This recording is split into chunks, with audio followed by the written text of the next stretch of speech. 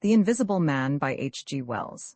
The strange man's arrival. The stranger came early in February, one wintry day, through a biting wind and a driving snow, the last snowfall of the year, over the down, walking from Bramblehurst railway station, and carrying a little black portmanteau in his thickly gloved hand. He was wrapped up from head to foot, and the brim of his soft felt hat hid every inch of his face but the shiny tip of his nose. The snow had piled itself against his shoulders and chest, and added a white crest to the burden he carried. He staggered into the coach and horses more dead than alive, and flung his portmanteau down. "A fire," he cried, "in the name of human charity? A room and a fire." He stamped and shook the snow from off himself in the bar, and followed Mrs. Hall into her guest parlor to strike his bargain. And with that much introduction, that and a couple of sovereigns flung upon the table, he took up his quarters in the inn. Mrs. Hall lit the fire and left him there, while she went to prepare him a meal with her own hands. A guest to stop at Iping in the winter-time was an unheard-of piece of luck, let alone a guest who was no haggler, and she was resolved to show herself worthy of her good fortune. As soon as the bacon was well under way, and Milly, her lymphatic maid, had been brisked up a bit by a few deftly chosen expressions of contempt, she carried the cloth, plates, and glasses into the parlor, and began to lay them with the utmost eclat. Although the fire was burning up briskly, she was surprised to see that her visitor still wore his hat and coat, standing with his back to her, and staring out of the window at the falling snow in the yard. His gloved hands were clasped behind him, and he seemed to be lost in thought. She noticed that the melting snow that still sprinkled his shoulders dripped upon her carpet. "Can I take your hat and coat, sir?" she said, "and give them a good dry in the kitchen?" "No," he said without turning. She was not sure she had heard him, and was about to repeat her question. He turned his head and looked at her over his shoulder. "I prefer to keep them on," he said with emphasis, and she noticed that he wore big blue spectacles with sidelights and had a bush side whisker over his coat collar that completely hid his cheeks and face. "Very well, sir," she said. "As you like. In a bit the room will be warmer." He made no answer, and had turned his face away from her again, and Mrs. Hall, feeling that her conversational advances were ill-timed, laid the rest of the table things in a quick staccato and whisked out of the room. When she returned, he was still standing there, like a man of stone, his back hunched, his collar turned up, his dripping hat brim turned down, hiding his face and ears completely. She put down the eggs and bacon with considerable emphasis, and called rather than said to him, "Your lunch is served, sir." "Thank you," he said at the same time, and did not stir until she was closing the door. Then he swung round and approached the table with a certain eager quickness. As she went behind the bar to the kitchen, she heard a sound repeated at regular intervals. Chirk, chirk, chirk it went, the sound of a spoon being rapidly whisked round a basin. "That girl," she said. "There, I clean forgot it, it's her being so long." And while she herself finished mixing the mustard, she gave Milly a few verbal stabs for her excessive slowness. She had cooked the ham and eggs, laid the table, and done everything, while Milly, help indeed, had only succeeded in delaying the mustard, and him a new guest and wanting to stay. Then she filled the mustard pot, and putting it with a certain stateliness upon a gold and black tea tray, carried it into the parlor. She rapped and entered promptly. As she did so, her visitor moved quickly, so that she got but a glimpse of a white object disappearing behind the table. It would seem he was picking something from the floor. She rapped down the mustard pot on the table, and then she noticed the overcoat and hat had been taken off and put over a chair in front of the fire, and a pair of wet boots threatened rust to her steel fender. She went to these things resolutely. "I suppose I may have them to dry now," she said in a voice that brooked no denial. "Leave the hat," said her visitor, in a muffled voice, and turning she saw he had raised his head and was sitting and looking at her. For a moment she stood gaping at him, too surprised to speak. He held a white cloth, it was a serviette he had brought with him, over the lower part of his face so that his mouth and jaws were completely hidden, and that was the reason of his muffled voice. But it was not that which startled Mrs. Hall. It was the fact that all his forehead above his blue glasses was covered by a white bandage, and that another covered his ears, leaving not a scrap of his face exposed excepting only his pink, peaked nose. It was bright, pink, and shiny, just as it had been at first. He wore a dark brown velvet jacket with a high, black, linen-lined collar turned up about his neck. The thick black hair, escaping as it could below and between the cross bandages, projected in curious tails and horns, giving him the strangest appearance conceivable. This muffled and bandaged head was so unlike what she had anticipated that for a moment she was rigid. He did not remove the serviette, but remained holding it, as she saw now, with a brown gloved hand, and regarding her with his inscrutable blue glasses. "Leave the hat," he said, speaking very distinctly through the white cloth. Her nerves began to recover from the shock they had received. She placed the hat on the chair again by the fire. "I didn't know, sir," she began, "that," and she stopped embarrassed. "Thank you," he said dryly, glancing from her to the door and then at her again. "I'll have them nicely dried, sir, at once," she said, and carried his clothes out of the room. She glanced at his white swathed head and blue goggles again as she was going out of the door, but his napkin was still in front of his face. She shivered a little as she closed the door behind her, and her face was eloquent of her surprise and perplexity. "I never," she whispered. "There?" She went quite softly to the kitchen and was too preoccupied to ask Milly what she was messing about with now, when she got there. The visitor sat and listened to her retreating feet. He glanced inquiringly at the window before he removed his serviette and resumed his meal. He took a mouthful, glanced suspiciously at the window, took another mouthful, then rose and, taking the serviette in his hand, walked across the room and pulled the blind down to the top of the white muslin that obscured the lower panes. This left the room in a twilight. This done, he returned with an easier air to the table and his meal. "The poor souls had an accident or an operation or something," said Mrs. Hall. "What a turn them bandages did give me, to be sure." She put on some more coal, unfolded the clothes horse, and extended the traveller's coat upon this. "And they goggles? Why, he looked more like a divine helmet than a human man." She hung his muffler on a corner of the horse, and holding that handkerchief over his mouth all the time, talking through it? Perhaps his mouth was hurt too, maybe. She turned round as one who suddenly remembers. "Bless my soul alive," she said, going off at a tangent.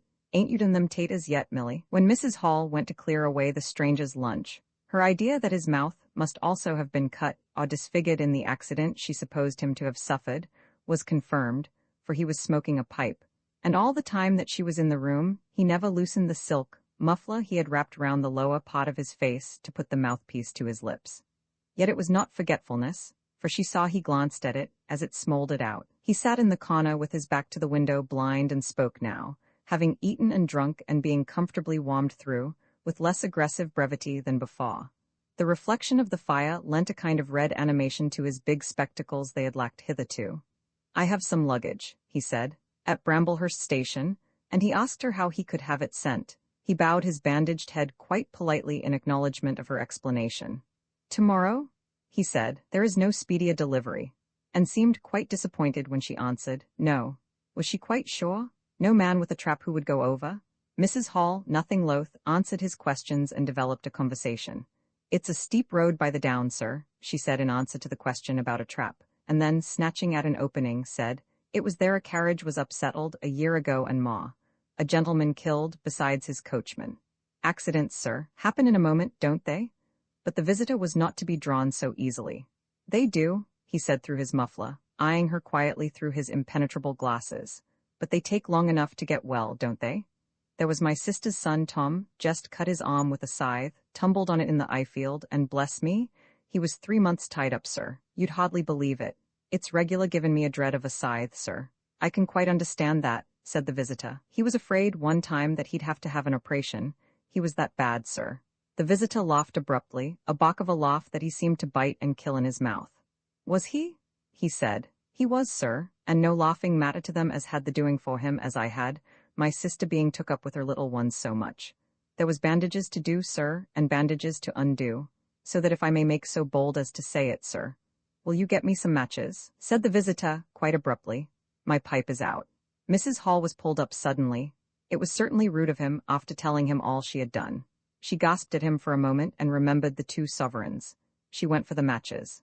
"Thanks," he said concisely, as she put them down, and turned his shoulder upon her and stared out of the window again. It was altogether too discouraging. Evidently he was sensitive on the topic of operations and bandages. She did not make so bold as to say, however, after all. But his snubbing way had irritated her, and Milly had a hot time of it that afternoon.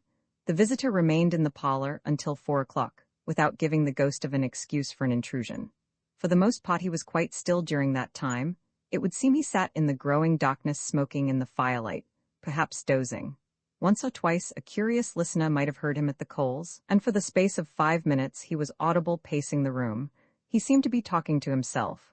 Then the armchair creaked as he sat down again. Mr. Marvel's visit to Iping after the first gusty panic had spent itself. Iping became argumentative. Skepticism suddenly reared its head. Rather nervous skepticism, not at all assured of its back, but skepticism nevertheless. It is so much easier not to believe in an invisible man, and those who had actually seen him dissolve into air, or felt the strength of his arm, could be counted on the fingers of two hands. And of these witnesses, Mr. Wodgers was presently missing, having retired impregnably behind the bolts and bars of his own house, and Jaffers was lying stunned in the parlor of the Coach and Horses. Great and strange ideas transcending experience often have less effect upon men and women than smaller, more tangible considerations. Iping was gay with bunting, and everybody was in gala dress. Whit Monday had been looked forward to for a month or more. By the afternoon, even those who believed in the unseen were beginning to resume their little amusements in a tentative fashion, on the supposition that he had quite gone away, and with the skeptics he was already a jest. But people, skeptics and believers alike, were remarkably sociable all that day. Haseman's Meadow was gay with a tent, in which Mrs. Bunting and other ladies were preparing tea, while, without, the Sunday school children ran races and played games under the noisy guidance of the curate and the Mrs. Cuss and Sackbut. No doubt there was a slight uneasiness in the air, but people for the most part had the sense to conceal whatever imaginative qualms they experienced. On the village green an inclined string, down which, clinging the while to a pulley-swung handle, one could be hurled violently against a sack at the other end, came in for considerable favor among the adolescents, as also did the swings and the coconut shies. There was also promenading, and the steam organ attached to a small roundabout filled the air with a pungent flavor of oil and with equally pungent music. Members of the club, who had attended church in the morning, were splendid in badges of pink and green, and some of the gayer-minded had also adorned their bowler hats with brilliant-colored favors of ribbon. Old Fletcher, whose conceptions of holiday-making were severe, was visible through the jasmine about his window or through the open door, whichever way you chose to look, poised delicately on a plank supported on two chairs and whitewashing the ceiling of his front room. About 4 o'clock, a stranger entered the village from the direction of the Downs. He was a short, stout person in an extraordinarily shabby top hat, and he appeared to be very much out of breath. His cheeks were alternately limp and tightly puffed. His mottled face was apprehensive, and he moved with a sort of reluctant alacrity. He turned the corner of the church and directed his way to the Coach and Horses. Among others, old Fletcher remembers seeing him, and indeed the old gentleman was so struck by his peculiar agitation that he inadvertently allowed a quantity of whitewash to run down the brush into the sleeve of his coat while regarding him. This stranger, to the perceptions of the proprietor of the coconut shy, appeared to be talking to himself, and Mr. Huxter remarked the same thing. He stopped at the foot of the Coach and Horses steps, and, according to Mr. Huxter, appeared to undergo a severe internal struggle before he could induce himself to enter the house. Finally, he marched up the steps, and was seen by Mr. Huxter to turn to the left and open the door of the parlor. Mr. Huxter heard voices from within the room, and from the bar apprising the man of his error. "That room's private?" said Hall, and the stranger shut the door clumsily and went into the bar. In the course of a few minutes he reappeared, wiping his lips with the back of his hand with an air of quiet satisfaction that somehow impressed Mr. Huxter as assumed. He stood looking about him for some moments, and then Mr. Huxter saw him walk in an oddly furtive manner towards the gates of the yard, upon which the parlor window opened. The stranger, after some hesitation, leant against one of the gateposts, produced a short clay pipe, and prepared to fill it. His fingers trembled while doing so. He lit it clumsily, and folding his arms began to smoke in a languid attitude, an attitude which his occasional glances up the yard altogether belied. All this Mr. Huxter saw over the canisters of the tobacco window, and the singularity of the man's behavior prompted him to maintain his observation. Presently the stranger stood up abruptly and put his pipe in his pocket. Then he vanished into the yard. Forthwith Mr. Huxter, conceiving he was witness of some petty larceny, leapt round his counter and ran out into the road to intercept the thief. As he did so, Mr. Marvel reappeared, his hat askew, a big bundle in a blue tablecloth in one hand, and 3 books tied together, as it proved afterwards with the vicar's braces, in the other. Directly he saw Huxter he gave a sort of gasp, and turning sharply to the left, began to run. "Stop, thief!" cried Huckster and set off after him. Mr. Huckster's sensations were vivid but brief. He saw the man just before him and spurting briskly for the church corner and the hill road. He saw the village flags and festivities beyond, and a face or so turned towards him. He bawled, "Stop!" again. He had hardly gone 10 strides before his shin was caught in some mysterious fashion, and he was no longer running, but flying with inconceivable rapidity through the air. He saw the ground suddenly close to his face. The world seemed to splash into a million whirling specks of light, and subsequent proceedings interested him no more. Roman 11 in the coach and horses now, in order clearly to understand what had happened in the inn. It is necessary to go back to the moment when Mr. Marvel first came into view of Mr. Huckster's window. At that precise moment, Mr. Cuss and Mr. Bunting were in the parlor.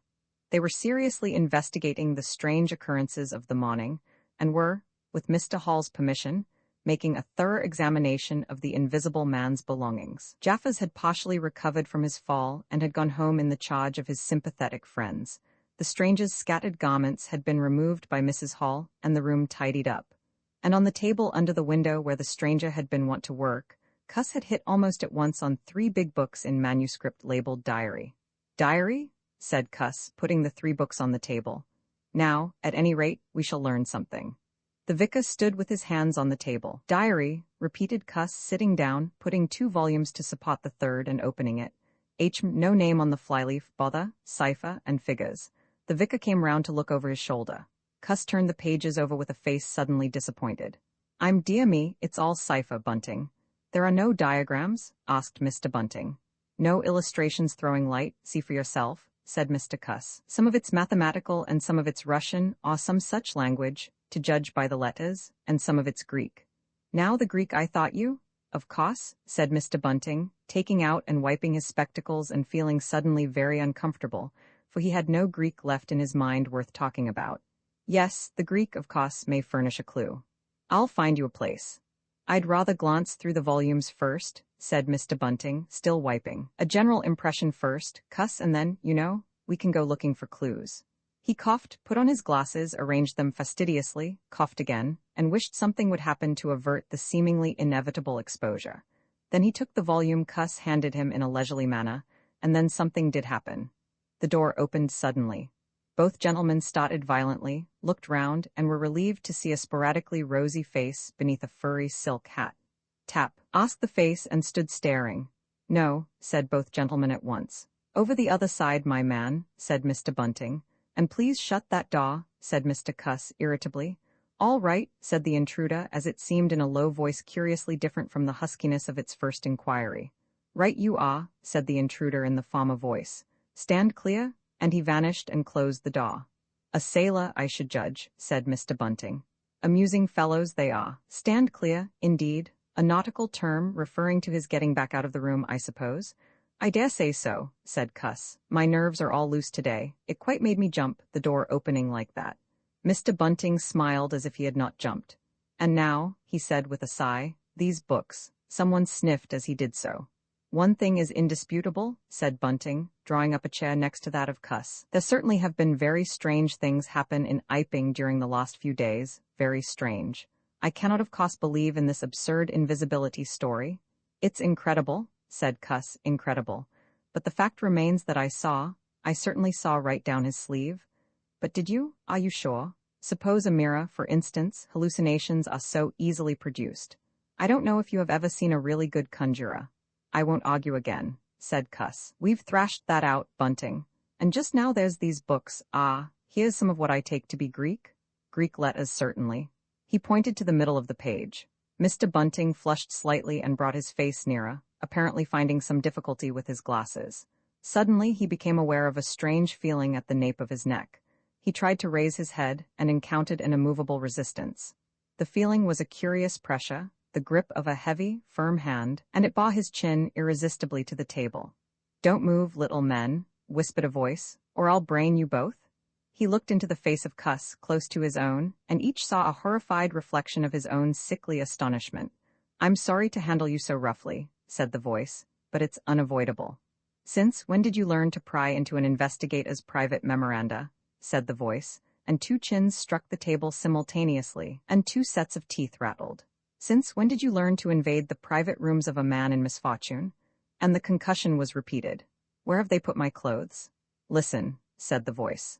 The windows are fastened and I've taken the key out of the door. I am a fairly strong man and I have the poker handy, besides being invisible. There's not the slightest doubt that I could kill you both and get away quite easily if I wanted to. Do you understand? Very well. If I let you go, will you promise not to try any nonsense and do what I tell you? The vicar and the doctor looked at one another, and the doctor pulled a face. Yes, said Mr. Bunting, and the doctor repeated it. Then the pressure on the necks relaxed, and the doctor and the vicar sat up, both very red in the face and wriggling their heads. Please keep sitting where you are, said the invisible man. Here's the poker, you see. When I came into this room, continued the invisible man, after presenting the poker to the tip of the nose of each of his visitors, I did not expect to find it occupied, and I expected to find, in addition to my books of memoranda, an outfit of clothing. Where is it? No, don't rise. I can see it's gone.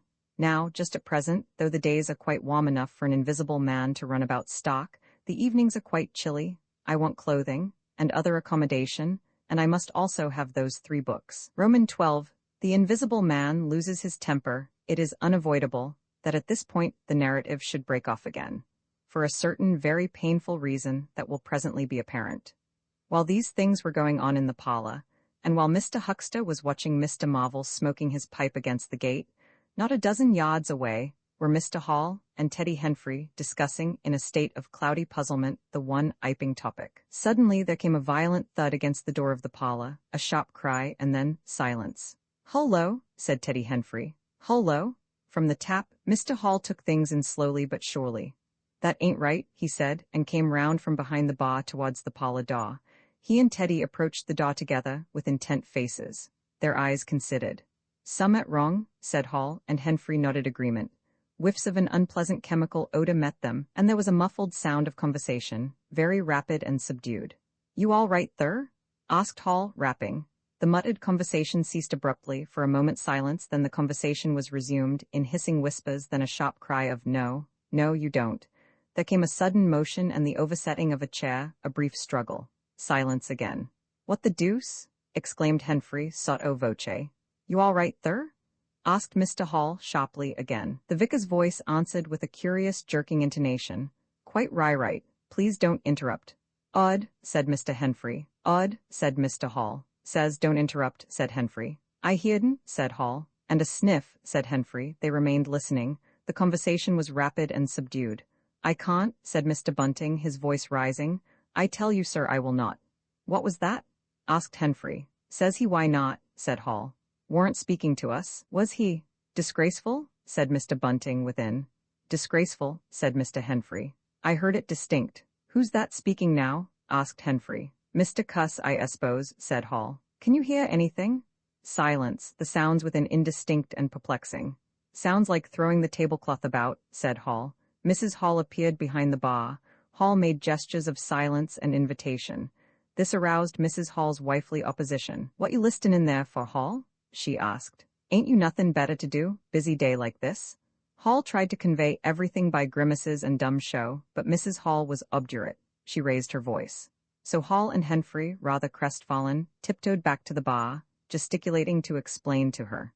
At first she refused to see anything in what they had heard at all. Then she insisted on Hall keeping silence while Henfrey told her his story. She was inclined to think the whole business nonsense. Perhaps they were just moving the furniture about. "I hear'dn't say disgraceful that I did," said Hall. "I heard that, Mrs. Hall," said Henfrey. "Like as not," began Mrs. Hall. "HSH," said Mr. Teddy Henfrey. "Didn't I hear the window?" "What window?" asked Mrs. Hall. "Parlor window," said Henfrey. Everyone stood listening intently.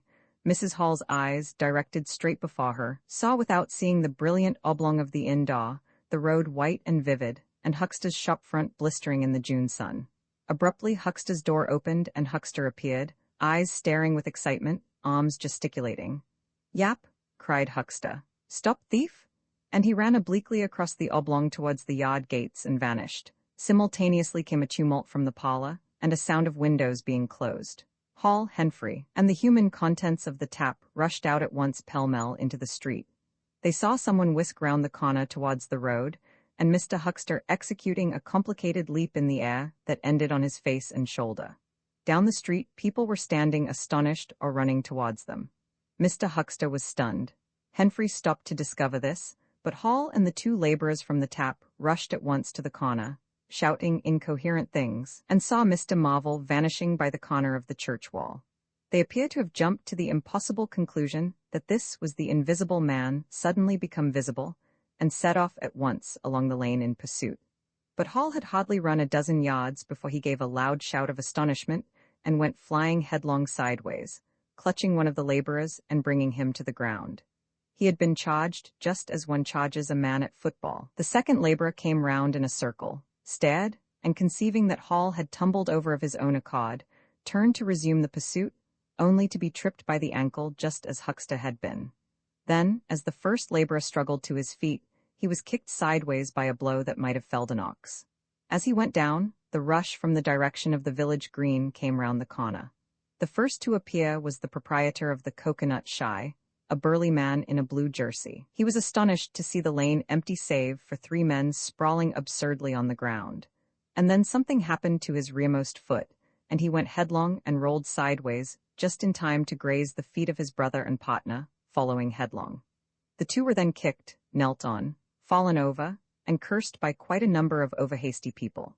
Now, when Hall and Henfrey and the laborers ran out of the house, Mrs. Hall, who had been disciplined by years of experience, remained in the bar next the till. And suddenly the parlor door was opened, and Mr. Cuss appeared, and without glancing at her rushed at once down the steps toward the corner. "Hold him!" he cried. "Don't let him drop that parcel." He knew nothing of the existence of Marvel, for the invisible man had handed over the books and bundle in the yard. The face of Mr. Cuss was angry and resolute, but his costume was defective, a sort of limp white kilt that could only have passed muster in Greece. "Hold him," he bawled. "He's got my trousers and every stitch of the vicar's clothes. Tend to him in a minute," he cried to Henfrey as he passed the prostrate Huckster, and coming round the corner to join the tumult, was promptly knocked off his feet into an indecorous sprawl. Somebody in full flight trod heavily on his finger. He yelled, struggled to regain his feet, was knocked against and thrown on all fours again, and became aware that he was involved not in a capture, but a rout. Everyone was running back to the village. He rose again and was hit severely behind the ear. He staggered and set off back to the coach and horses forthwith, leaping over the deserted Huckster, who was now sitting up on his way.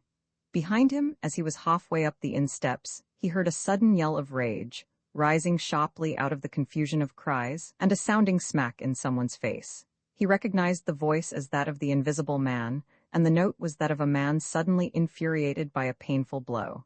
In another moment, Mr. Cuss was back in the parlor. "He's coming back, Bunting," he said, rushing in. "Save yourself." Mr. Bunting was standing in the window, engaged in an attempt to clothe himself in the hearthrug and a West Surrey Gazette. "Who's coming?" he said, so startled that his costume narrowly escaped disintegration. "Invisible man," said Cuss, and rushed on to the window. "We'd better clear out from here. He's fighting mad." In another moment he was out in the yard. "Good heavens," said Mr. Bunting, hesitating between two horrible alternatives. He heard a frightful struggle in the passage of the inn, and his decision was made. He clambered out of the window, adjusted his costume hastily, and fled up the village as fast as his fat little legs would carry him. From the moment when the invisible man screamed with rage and Mr. Bunting made his memorable flight up the village, it became impossible to give a consecutive account of affairs in Iping. Possibly, the invisible man's original intention was simply to cover Marvel's retreat with the clothes and books. But his temper, at no time very good, seems to have gone completely at some chance blow, and forthwith he set to smiting and overthrowing, for the mere satisfaction of hurting. You must figure the street full of running figures, of doors slamming and fights for hiding places. You must figure the tumult suddenly striking on the unstable equilibrium of old Fletcher's planks, and two chairs, with cataclysmic results. You must figure an appalled couple caught dismally in a swing. And then the whole tumultuous rush has passed, and the Iping street, with its gauds and flags, is deserted save for the still raging unseen, and littered with coconuts, overthrown canvas screens, and the scattered stock in trade of a sweetstuff stall. Everywhere there is a sound of closing shutters and shoving bolts, and the only visible humanity is an occasional flitting eye under a raised eyebrow in the corner of a window pane. The invisible man amused himself for a little while by breaking all the windows in the coach and horses, and then he thrust a street lamp through the parlor window of Mrs. Gribble. He it must have been who cut the telegraph wire to Adadian, just beyond Higgins' cottage on the Adadian road. And after that, as his peculiar qualities allowed, he passed out of human perceptions altogether, and he was neither heard, seen, nor felt in Iping any more. He vanished absolutely. But it was the best part of 2 hours before any human being ventured out again into the desolation of Iping Street. Roman 13. Mr. Marvel discusses his resignation when the dusk was gathering and Iping was just beginning to peep timorously forth again upon the shattered wreckage of its bank holiday. A short, thick-set man in a shabby silk hat was marching painfully through the twilight behind the beechwoods on the road to Bramblehurst. He carried 3 books bound together by some sort of ornamental elastic ligature, and a bundle wrapped in a blue tablecloth. His rubicund face expressed consternation and fatigue. He appeared to be in a spasmodic sort of hurry. He was accompanied by a voice other than his own, and ever and again he winced under the touch of unseen hands. "If you give me the slip again," said the voice, "if you attempt to give me the slip again, Lord," said Mr. Marvel, "that shoulder's a mass of bruises as it is." "On my honor," said the voice, "I will kill you." "I didn't try to give you the slip," said Marvel, in a voice that was not far remote from tears. "I swear I didn't. I didn't know the blessed turning, that was all. How the devil was I to know the blessed turning? As it is, I've been knocked about." "You'll get knocked about a great deal more if you don't mind," said the voice, and Mr. Marvel abruptly became silent. He blew out his cheeks, and his eyes were eloquent of despair.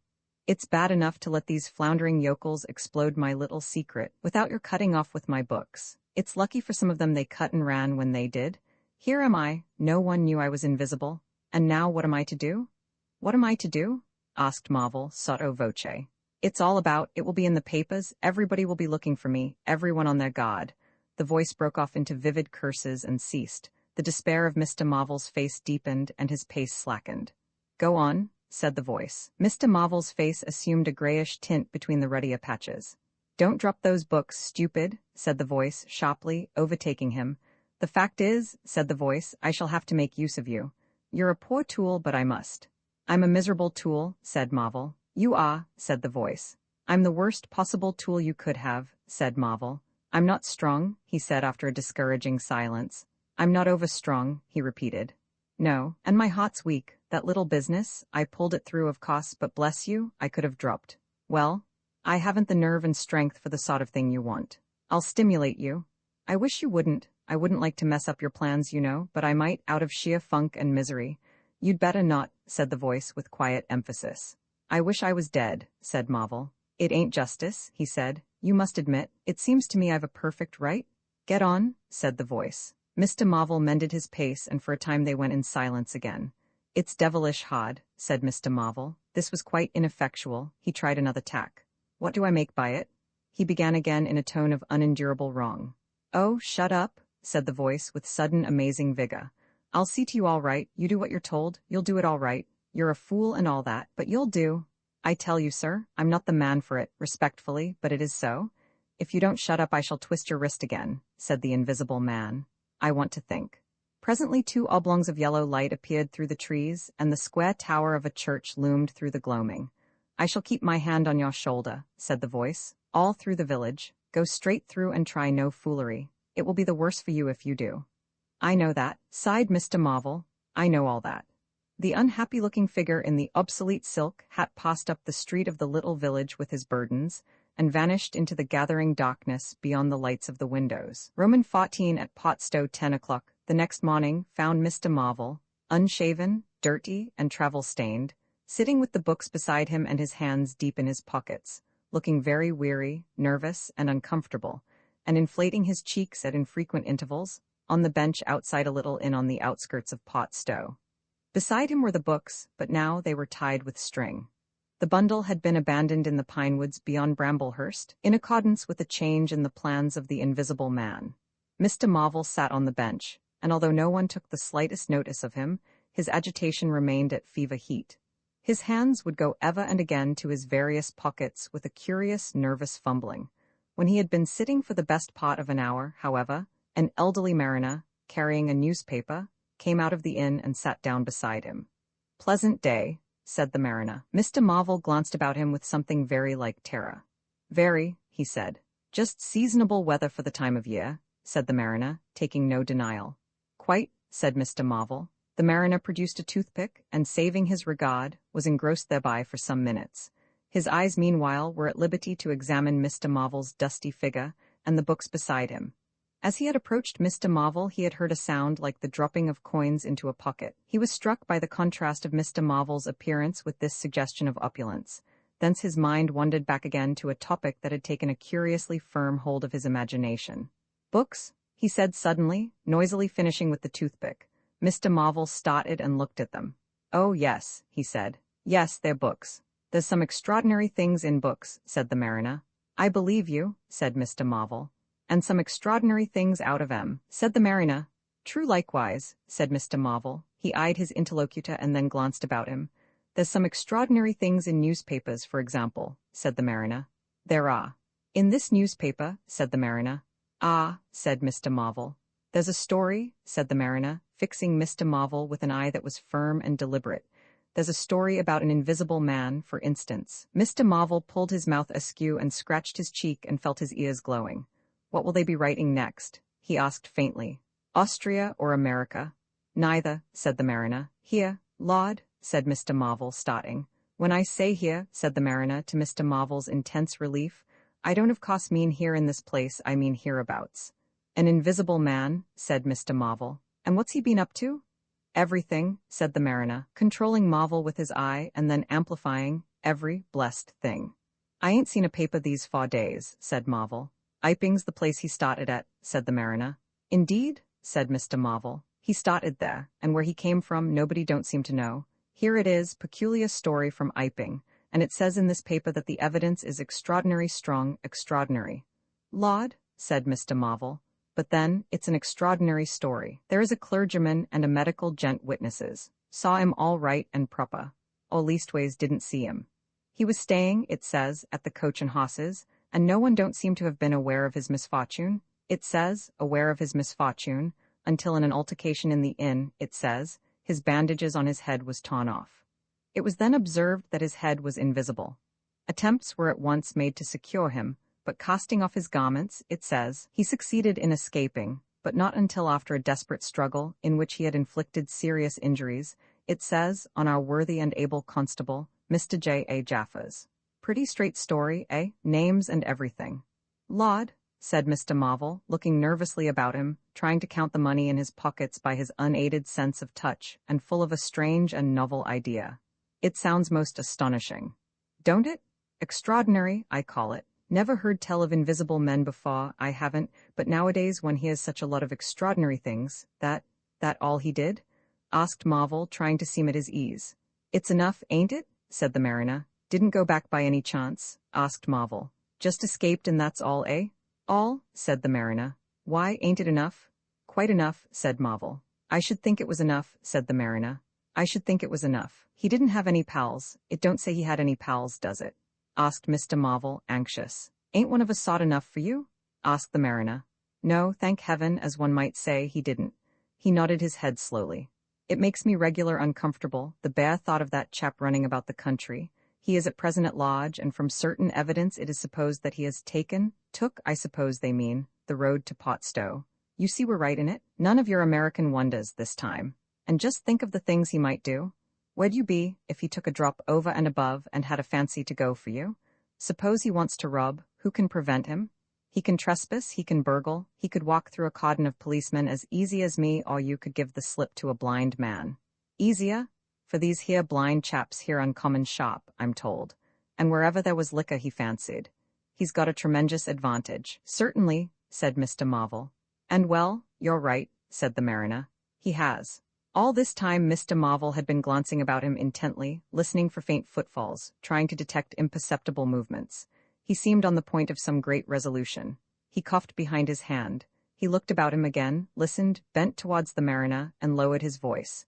The fact of it is, I happen to know just a thing or two about this invisible man, from private sources. Oh, said the mariner, interested. You? Yes, said Mr. Marvel. Me, indeed, said the mariner. And may I ask? You'll be astonished, said Mr. Marvel behind his hand. It's tremendous.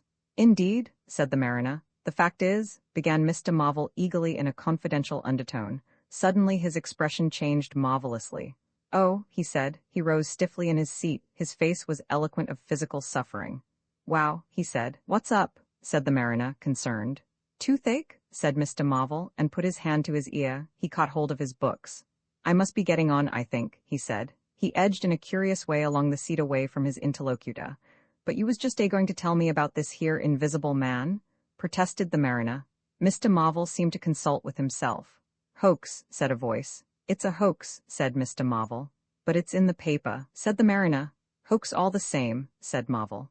"I know the chap that started the lie. There ain't no invisible man whatsoever, blimey. But how about this paper? Do you mean to say?" "Not a word of it," said Marvel stoutly. The mariner stared, paper in hand. Mr. Marvel jerkily faced about. "Wait a bit," said the mariner, rising and speaking slowly. "Do you mean to say?" "I do," said Mr. Marvel. "Then why did you let me go on and tell you all this blasted stuff, then? What do I mean by letting a man make a fool of himself like that for? Eh?" Mr. Marvel blew out his cheeks. The mariner was suddenly very red indeed. He clenched his hands. "I been talking here this 10 minutes," he said. "And you little pot-bellied, leathery-faced son of an old boot, couldn't have the elementary manners? Don't you come bandying words with me," said Mr. Marvel. "Bandying words? I'm a jolly good mind. Come up," said a voice, and Mr. Marvel was suddenly whirled about and started marching off in a curious, spasmodic manner. "You'd better move on," said the mariner. "Who's moving on?" said Mr. Marvel. He was receding obliquely with a curious hurrying gait with occasional violent jerks forward. Some way along the road he began a muttered monologue, protests and recriminations. "Silly devil," said the mariner, legs wide apart, elbows akimbo, watching the receding figure.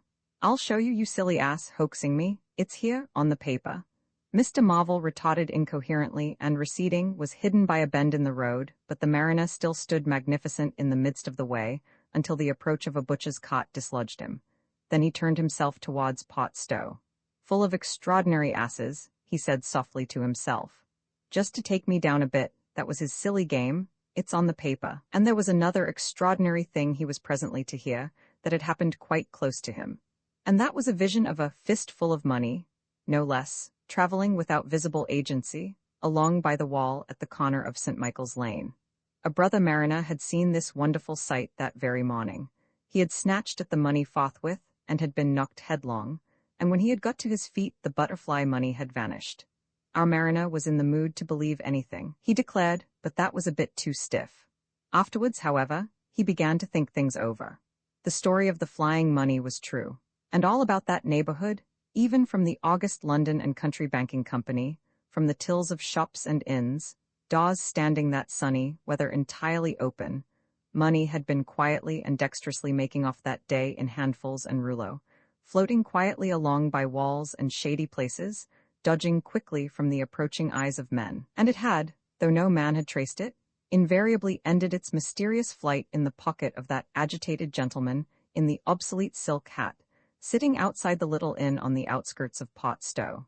It was 10 days after, and indeed only when the Burdock story was already old, that the mariner collated these facts and began to understand how near he had been to the wonderful invisible man. Roman 15. The man who was running in the early evening time, Dr. Kemp, was sitting in his study in the Belvedere on the hill overlooking Burdock. It was a pleasant little room with 3 windows, north, west, and south, and bookshelves covered with books and scientific publications, and a broad writing table, and under the north window, a microscope, glass slips, minute instruments, some cultures, and scattered bottles of reagents. Dr. Kemp's solar lamp was lit, albeit the sky was still bright with the sunset light, and his blinds were up because there was no offense of peering outsiders to require them pulled down. Dr. Kemp was a tall and slender young man, with flaxen hair and a mustache almost white, and the work he was upon would earn him, he hoped, the fellowship of the Royal Society, so highly did he think of it. And his eye, presently wandering from his work, caught the sunset blazing at the back of the hill that is over against his own. For a minute perhaps he sat, pen in mouth, admiring the rich golden color above the crest, and then his attention was attracted by the little figure of a man, ink-eye black, running over the hill brow towards him. He was a shortish little man, and he wore a high hat, and he was running so fast that his legs verily twinkled. "Another of those fools," said Dr. Kemp. "Like that ass who ran into me this morning round a corner," with the visible man a-coming, sir. I can't imagine what possesses people. One might think we were in the 13th century. He got up, went to the window, and stared at the dusky hillside, and the dark little figure tearing down it. He seems in a confounded hurry, said Dr. Kemp, but he doesn't seem to be getting on. If his pockets were full of lead, he couldn't run heavier. Spurted, sir, said Dr. Kemp. In another moment, the higher of the villas that had clambered up the hill from Burdock had occulted the running figure. He was visible again for a moment, and then again, 3 times between the 3 detached houses that came next, and then the terrace hid him. Asses, said Dr. Kemp, swinging round on his heel and walking back to his writing table. But those who saw the fugitive nearer, and perceived the abject terror on his perspiring face, being themselves in the open roadway, did not share in the doctor's contempt. By the man pounded, and as he ran he chinked like a well-filled purse that is tossed to and fro. He looked neither to the right nor the left, but his dilated eyes stared straight downhill to where the lamps were being lit, and the people were crowded in the street. And his ill-shaped mouth fell apart, and a glary foam lay on his lips, and his breath came hoarse and noisy. All he passed stopped and began staring up the road and down, and interrogating one another with an inkling of discomfort for the reason of his haste. And then presently, far up the hill, a dog playing in the road yelped and ran under a gate, and as they still wondered something, a wind, a pad, pad, pad, a sound like a panting breathing, rushed by. People screamed. People sprang off the pavement. It passed in shouts, it passed by instinct down the hill. They were shouting in the street before Marvel was halfway there. They were bolting into houses and slamming the doors behind them with the news. He heard it and made one last desperate spurt. Fear came striding by, rushed ahead of him, and in a moment had seized the town. The invisible man is coming, the invisible man. Roman 16 in the Jolly Cricketers. The Jolly Cricketers is just at the bottom of the hill, where the tram lines begin. The barman leant his fat red arms on the counter and talked of horses with an anemic cabman, while a black-bearded man in grey snapped up biscuit and cheese, drank Burton, and conversed in American with a policeman off duty. "What's the shouting about?" said the anemic cabman, going off at a tangent, trying to see up the hill over the dirty yellow blind in the low window of the inn. Somebody ran by outside. "Fire, perhaps," said the barman. Footsteps approached, running heavily. The door was pushed open violently, and Marvel, weeping and disheveled, his hat gone, the neck of his coat torn open, rushed in, made a convulsive turn, and attempted to shut the door.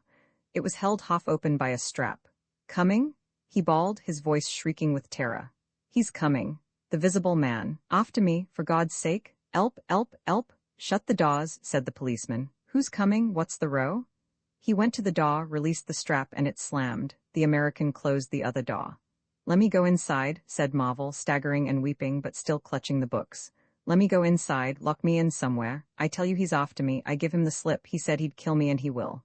"You're safe," said the man with the black beard. "The door's shut. What's it all about?" "Let me go inside," said Marvel, and shrieked aloud as a blow suddenly made the fastened door shiver, and was followed by a hurried rapping and a shouting outside. "Hullo," cried the policeman. "Who's there?" Mr. Marvel began to make frantic dives at panels that looked like doors. "He'll kill me. He's got a knife or something. For God's sake." "Here you are," said the barman. "Come in here." And he held up the flap of the bar. Mr. Marvel rushed behind the bar as the summons outside was repeated. "Don't open the door," he screamed. "Please don't open the door. Where shall I hide?" This invisible man, then?" asked the man with the black beard, with one hand behind him. "I guess it's about time we saw him." The window of the inn was suddenly smashed in, and there was a screaming and running to and fro in the street. The policeman had been standing on the settee staring out, craning to see who was at the door. He got down with raised eyebrows. "It's that," he said. The barman stood in front of the bar parlor door, which was now locked on Mr. Marvel, stared at the smashed window, and came round to the 2 other men. Everything was suddenly quiet. "I wish I had my truncheon," said the policeman, going irresolutely to the door. "Once we open and he comes, there's no stopping him."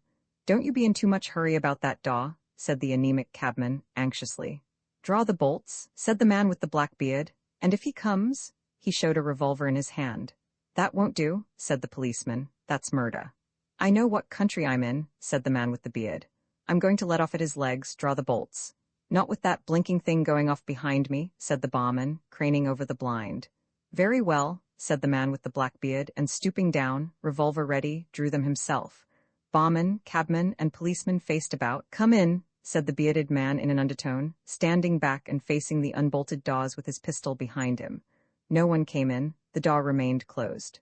5 minutes afterwards, when a second cabman pushed his head in cautiously, they were still waiting, and an anxious face peered out of the bar parlor and supplied information. "Are all the doors of the house shut?" asked Marvel. "He's going round, prowling round. He's as artful as the devil." "Good Lord," said the burly barman. "There's the back. Just watch them doors, I say." He looked about him helplessly. The bar parlor door slammed and they heard the key turn. "There's the yard door and the private door. The yard door." He rushed out of the bar. In a minute he reappeared with a carving knife in his hand. "The yard door was open," he said, and his fat underlip dropped. "He may be in the house now," said the first cabman. "He's not in the kitchen," said the barman. "There's 2 women there, and I've stabbed every inch of it with this little beef slicer. And they don't think he's come in." "They haven't noticed? Have you fastened it?" asked the first cabman. "I'm out of frocks," said the barman. The man with the beard replaced his revolver. And even as he did so, the flap of the bar was shut down and the bolt clicked, and then with a tremendous thud, the catch of the door snapped and the bar parlor door burst open. They heard Marvel squeal like a caught leveret, and forthwith they were clambering over the bar to his rescue. The bearded man's revolver cracked and the looking-glass at the back of the parlor starred and came smashing and tinkling down. As the barman entered the room, he saw Marvel, curiously crumpled up and struggling against the door that led to the yard and kitchen. The door flew open while the barman hesitated, and Marvel was dragged into the kitchen. There was a scream and a clatter of pans. Marvel, head down, and lugging back obstinately, was fast to the kitchen door, and the bolts were drawn. Then the policeman, who had been trying to pass the barman, rushed in, followed by one of the cabmen, gripped the wrist of the invisible hand that collared Marvel, was hit in the face and went reeling back. The door opened, and Marvel made a frantic effort to obtain a lodgment behind it. Then the cabman collared something. "I got him," said the cabman. The barman's red hands came clawing at the unseen. "Here he is," said the barman. Mr. Marvel, released, suddenly dropped to the ground and made an attempt to crawl behind the legs of the fighting men. The struggle blundered round the edge of the door. The voice of the invisible man was heard for the first time, yelling out sharply, as the policeman trod on his foot. Then he cried out passionately, and his fists flew round like flails. The cabman suddenly whooped and doubled up, kicked under the diaphragm. The door into the bar parlor from the kitchen slammed and covered Mr. Marvel's retreat. The men in the kitchen found themselves clutching at and struggling with empty air. "Where's he gone?" cried the man with the beard. "Out. This way," said the policeman, stepping into the yard and stopping. A piece of tile whizzed by his head and smashed among the crockery on the kitchen table. "I'll show him," shouted the man with the black beard, and suddenly a steel barrel shone over the policeman's shoulder, and 5 bullets had followed one another into the twilight whence the missile had come. As he fired, the man with the beard moved his hand in a horizontal curve so that his shots radiated out into the narrow yard like spokes from a wheel. A silence followed. 5 cartridges," said the man with the black beard. "That's the best of all. 4 aces and a joker. Get a lantern, someone, and come and feel about for his body." Roman 17. Dr. Kemp's visitor Dr. Kemp had continued writing in his study until the shots aroused him. Crack, crack, crack, they came one after the other. "Hullo," said Dr. Kemp, putting his pen into his mouth again and listening. "Who's letting off revolvers in Burdock? What are the asses at now?" He went to the south window, threw it up, and leaning out stared down on the network of windows, beaded gas lamps and shops, with its black interstices of roof and yard that made up the town at night. "Looks like a crowd down the hill," he said, "by the cricketers," and remained watching. Thence his eyes wandered over the town to far away where the ship's lights shone, and the pier glowed, a little illuminated, faceted pavilion like a gem of yellow light. The moon in its first quarter hung over the westward hill, and the stars were clear and almost tropically bright. After 5 minutes, during which his mind had traveled into a remote speculation of social conditions of the future, and lost itself at last over the time dimension, Dr. Kemp roused himself with a sigh, pulled down the window again, and returned to his writing desk. It must have been about an hour after this that the front door bell rang. He had been writing slackly, and with intervals of abstraction, since the shots. He sat listening. He heard the servant answer the door, and waited for her feet on the staircase, but she did not come. "Wonder what that was," said Dr. Kemp. He tried to resume his work, failed, got up, went downstairs from his study to the landing, rang, and called over the balustrade to the housemaid as she appeared in the hall below. "Was that a letter?" he asked. "Only a runaway ring, sir," she answered. "I'm restless tonight," he he said to himself. He went back to his study, and this time attacked his work resolutely. In a little while he was hard at work again, and the only sounds in the room were the ticking of the clock and the subdued shrillness of his quill, hurrying in the very center of the circle of light his lampshade threw on his table. It was 2 o'clock before Dr. Kemp had finished his work for the night. He rose, yawned, and went downstairs to bed.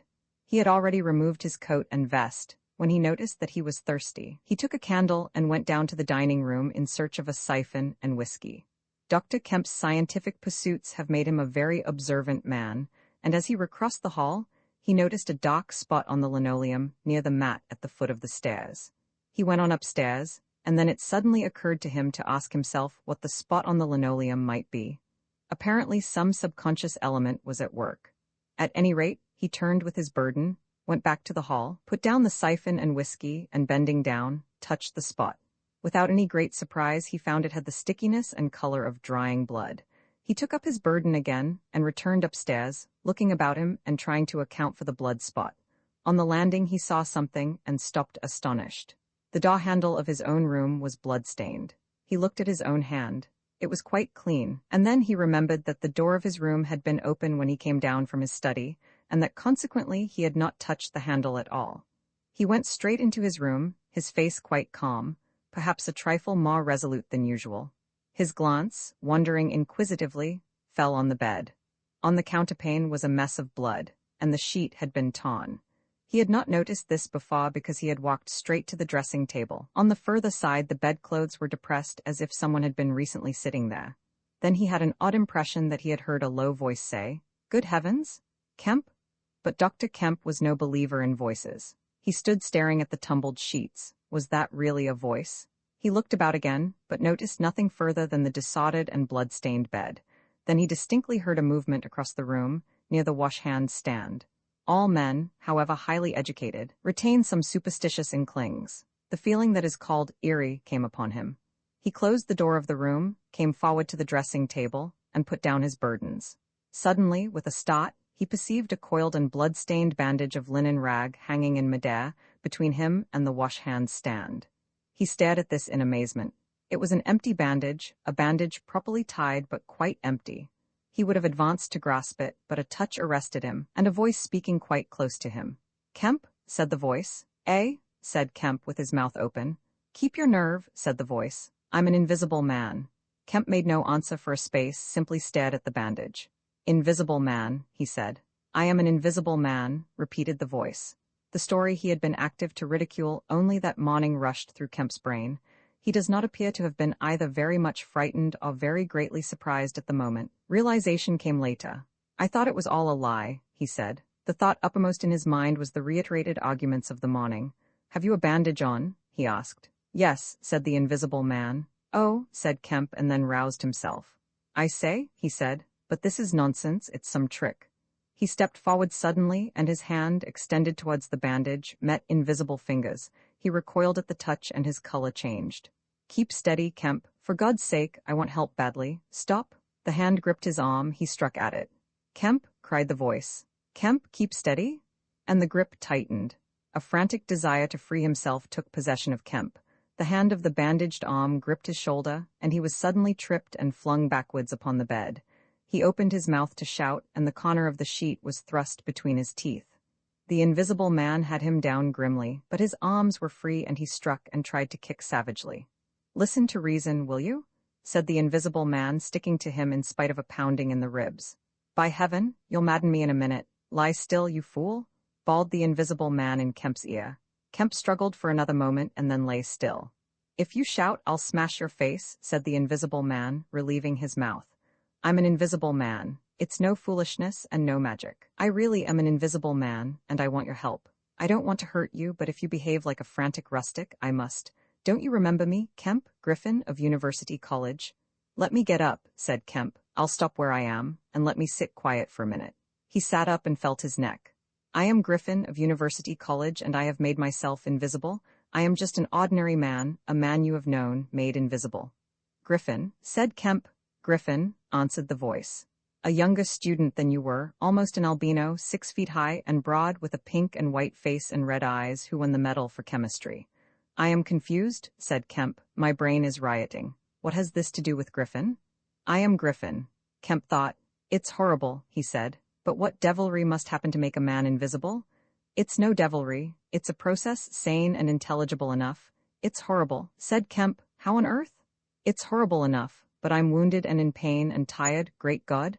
Kemp, you are a man. Take it steady. Give me some food and drink and let me sit down here.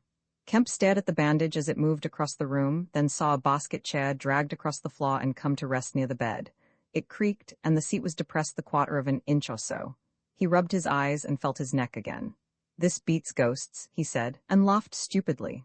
That's better. Thank heaven you're getting sensible. Aw, silly, said Kemp and knuckled his eyes. Give me some whiskey, I'm near dead.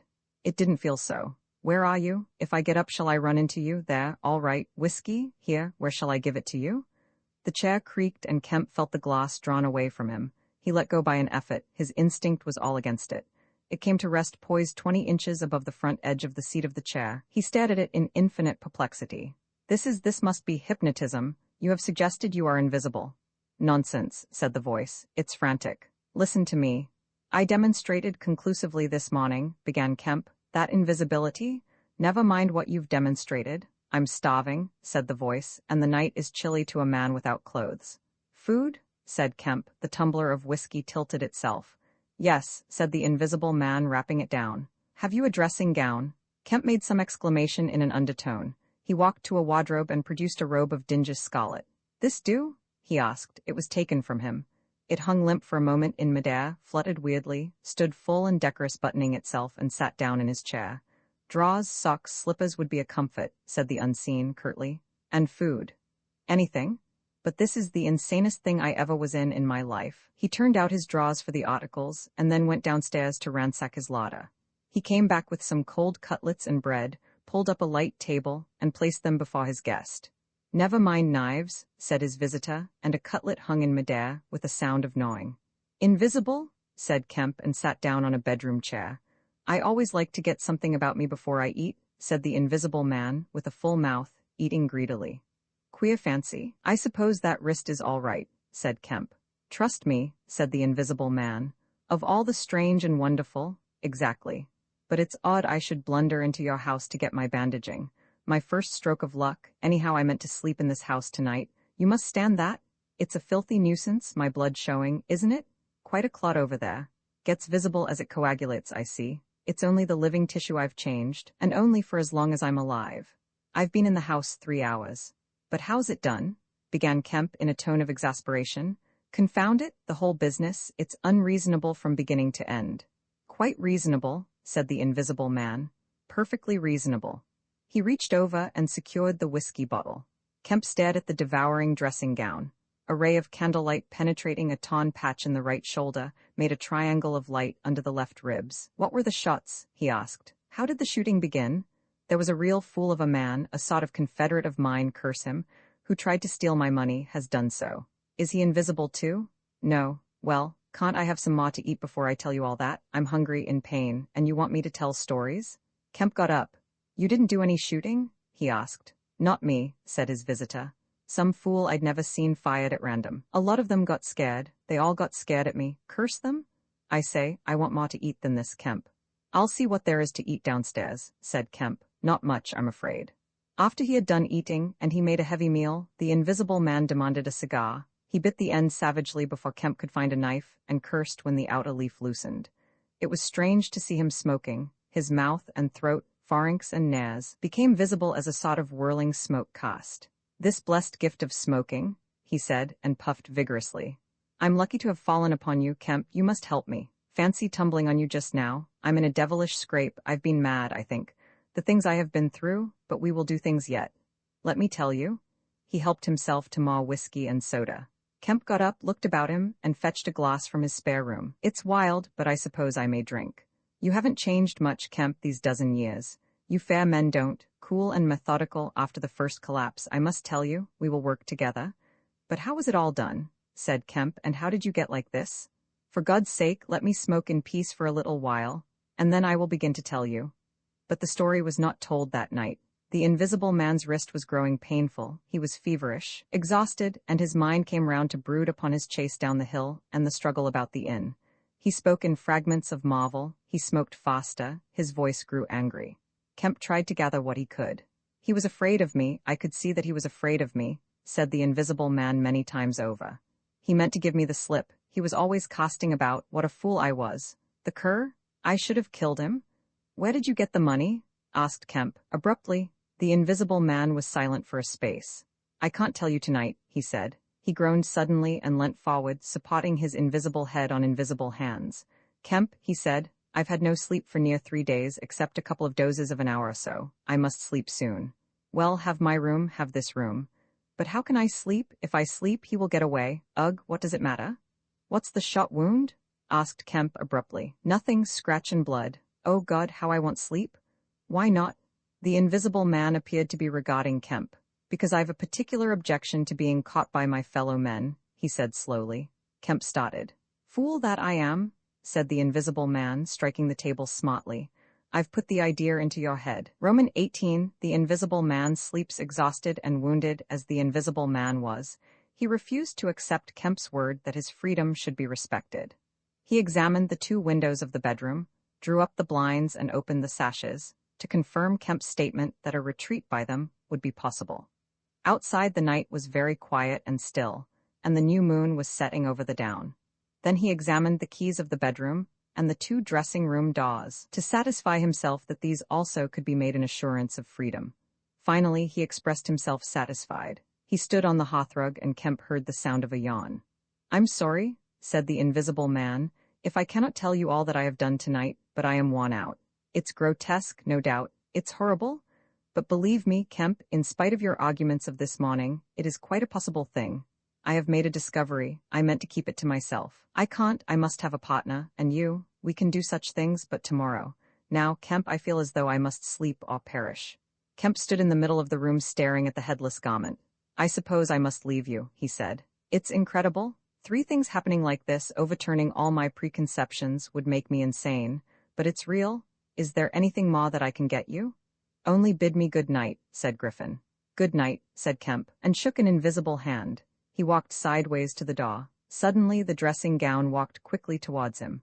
Understand me? Said the dressing gown. No attempts to hamper me or capture me? Kemp's face changed a little. I thought I gave you my word, he said. Kemp closed the door softly behind him, and the key was turned upon him forthwith. Then, as he stood with an expression of passive amazement on his face, the rapid feet came to the door of the dressing room and that too was locked. Kemp slapped his brow with his hand. Am I dreaming? Has the world gone mad, or have I? He laughed and put his hand to the locked door. Bought out of my own bedroom by a flagrant absurdity?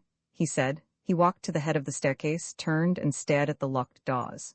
It's fact, he said. He put his fingers to his slightly bruised neck. Undeniable fact. But he shook his head hopelessly, turned, and went downstairs. He lit the dining room lamp, got out a cigar, and began pacing the room, ejaculating. Now and then he would argue with himself. Invisible? He said. Is there such a thing as an invisible animal? In the sea, yes, thousands, millions, all the larvae, all the little nauplii and tornarias, all the microscopic things, the jellyfish. In the sea there are more things invisible than visible? I never thought of that before. And in the ponds too? All those little pond life things, specks of colorless translucent jelly.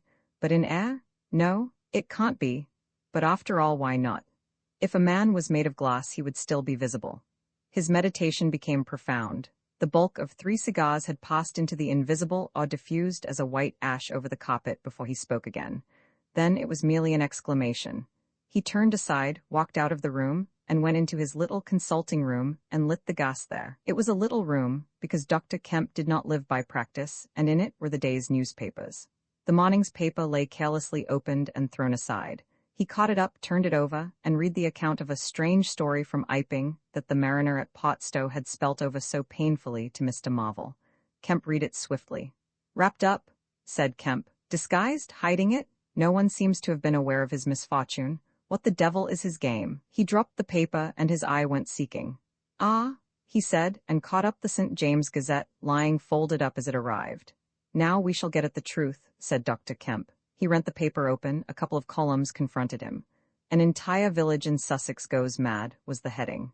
Good heavens, said Kemp, reading eagerly an incredulous account of the events in Iping of the previous afternoon that have already been described. Over the leaf the report in the morning paper had been reprinted. He reread it. Ran through the streets striking right and left. Jaffas insensible. Mr. Huckster in great pain, still unable to describe what he saw. Painful humiliation, vicar. Woman ill with terror. Windows smashed. This extraordinary story probably a fabrication. Too good not to print cum grano. He dropped the paper and stared blankly in front of him. Probably a fabrication. He caught up the paper again and reread the whole business. But when does the tramp come in? Why the deuce was he chasing a tramp? He sat down abruptly on the surgical bench. He's not only invisible, he said, but he's mad, homicidal? When dawn came to mingle its pallor with the lamplight and cigar smoke of the dining room, Kemp was still pacing up and down, trying to grasp the incredible. He was altogether too excited to sleep. His servants, descending sleepily, discovered him and were inclined to think that overstudy had worked this ill on him. He gave them extraordinary but quite explicit instructions to lay breakfast for two in the Belvedere study, and then to confine themselves to the basement and ground floor. Then he continued to pace the dining room until the morning's paper came. That had much to say and little to tell, beyond the confirmation of the evening before, and a very badly written account of another remarkable tale from Pot Burdock. This gave Kemp the essence of the happenings at the Jolly Cricketers and the name of Marvel. He has made me keep with him 24 hours, Marvel testified. Certain minor facts were added to the Iping story, notably the cutting of the village telegraph wire. But there was nothing to throw light on the connection between the Invisible Man and the tramp, for Mr. Marvel had supplied no information about the 3 books, or the money with which he was lined. The incredulous tone had vanished, and a shoal of reporters and inquirers were already at work elaborating the matter. Kemp read every scrap of the report and sent his housemaid out to get every one of the morning papers she could. These also he devoured. "He is invisible," he said, "and it reads like rage growing to mania. The things he may do, and he's upstairs free as the air. What on earth ought I to do? For instance, would it be a breach of faith if? No." He went to a little untidy desk in the corner and began a note. He tore this up half-written and wrote another. He read it over and considered it. Then he took an envelope and addressed it to Colonel Adai, Pot Burdock. The Invisible Man awoke even as Kemp was doing this. He awoke in an evil temper, and Kemp, alert for every sound, heard his pattering feet rush suddenly across the bedroom overhead. Then a chair was flung over, and the washhand stand tumbler smashed. Kemp hurried upstairs and rapped eagerly. "Roman 19 certain first principles, what's the matter?" asked Kemp when the Invisible Man admitted him. "Nothing," was the answer, "but confound it, the smash." "Fit of temper," said the Invisible Man. "Forgot this arm and its saw. You're rather liable to that sort of thing." "I am." Kemp walked across the room and picked up the fragments of broken glass. "All the facts are out about you," said Kemp, standing up with the glass in his hand. "All that happened in Iping, and down the hill. The world has become aware of its invisible citizen, but no one knows you are here." The Invisible Man swore. "The secret's out. I gather it was a secret. I don't know what your plans are, but of course I'm anxious to help you." The Invisible Man sat down on the bed. "There's breakfast upstairs," said Kemp, speaking as easily as possible, and he was delighted to find his strange guest rose willingly. Kemp led the way up the narrow staircase to the Belvedere. "Before we can do anything else," said Kemp, "I must understand a little more about this invisibility of yours." He had sat down, after one nervous glance out of the window, with the air of a man who is talking to do. His doubts of the sanity of the entire business flashed and vanished again as he looked across to where Griffin sat at the breakfast table, a headless, handless dressing gown, wiping unseen lips on a miraculously held serviette. "It's simple enough, and credible enough," said Griffin, putting the serviette aside and leaning the invisible head on an invisible hand. "No doubt to you, but—" Kemp laughed. "Well, yes, to me it seemed wonderful at first, no doubt. But now, great God, but we will do great things yet. I came on the stuff first at Chesilstowe." "Chesilstowe? I went there after I left London. You know I dropped medicine and took up physics? No, well, I did. Light fascinated me." "Ah, optical density. The whole subject is a network of riddles, a network with solutions glimmering elusively through. And being but 22 and full of enthusiasm, I said, I will devote my life to this. This is worthwhile. You know what fools we are at 22? "Fools then are fools now," said Kemp, as though knowing could be any satisfaction to a man. "But I went to work like a nigger, and I had hardly worked and thought about the matter 6 months before light came through one of the meshes suddenly, blindingly. I found a general principle of pigments and refraction, a formula, a geometrical expression involving 4 dimensions. Fools, common men, even common mathematicians, do not know anything of what some general expression may mean to the student of molecular physics. In the books that Tramp has hidden, there are marvels, miracles. But this was not a method, it was an idea that might lead to a method by which it would be possible, without changing any other property of matter, except in some instances colors, to lower the refractive index of a substance, solid or liquid, to that of air, so far as all practical purposes are concerned. Phew, said Kemp. That's odd, but still I don't see quite. I can understand that thereby you could spoil a valuable stone, but personal invisibility is a far cry. Precisely, said Griffin. But consider, visibility depends on the action of the visible bodies on light. Either a body absorbs light, or it reflects or refracts it, or does all these things. If it neither reflects nor refracts nor absorbs light, it cannot of itself be visible. You see an opaque red box, for instance, because the color absorbs some of the light and reflects the rest, all the red part of the light, to you.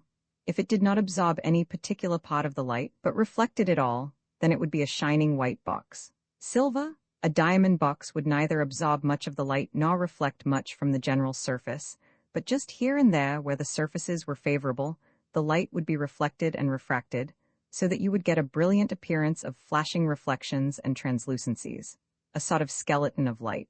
A glass box would not be so brilliant, nor so clearly visible, as a diamond box, because there would be less refraction and reflection. See that? From certain points of view, you would see quite clearly through it. Some kinds of glass would be more visible than others. A box of flint glass would be brighter than a box of ordinary window glass. A box of very thin common glass would be hard to see in a bad light, because it would absorb hardly any light and reflect very little. And if you put a sheet of common white glass in water, still more if you put it in some denser liquid than water, it would vanish almost altogether, because light passing from water to glass is only slightly refracted or reflected or indeed affected in any way. It is almost as invisible as a jet of coal gas or hydrogen is in air, and for precisely the same reason? Yes, said Kemp, that is pretty plain sailing. And here is another fact you will know to be true. If a sheet of glass is smashed, Kemp, and beaten into a powder, it becomes much more visible while it is in the air. It becomes at last an opaque white powder. This is because the powdering multiplies the surfaces of the glass at which refraction and reflection occur. In the sheet of glass, there are only 2 surfaces. In the powder, the light is reflected or refracted by each grain it passes through, and very little gets right through the powder. But if the white powdered glass is put into water, it forthwith vanishes. The powdered glass and water have much the same refractive index. That is, the light undergoes very little refraction or reflection in passing from one to the other. You make the glass invisible by putting it into a liquid of nearly the same refractive index. A transparent thing becomes invisible if it is put in any medium of almost the same refractive index.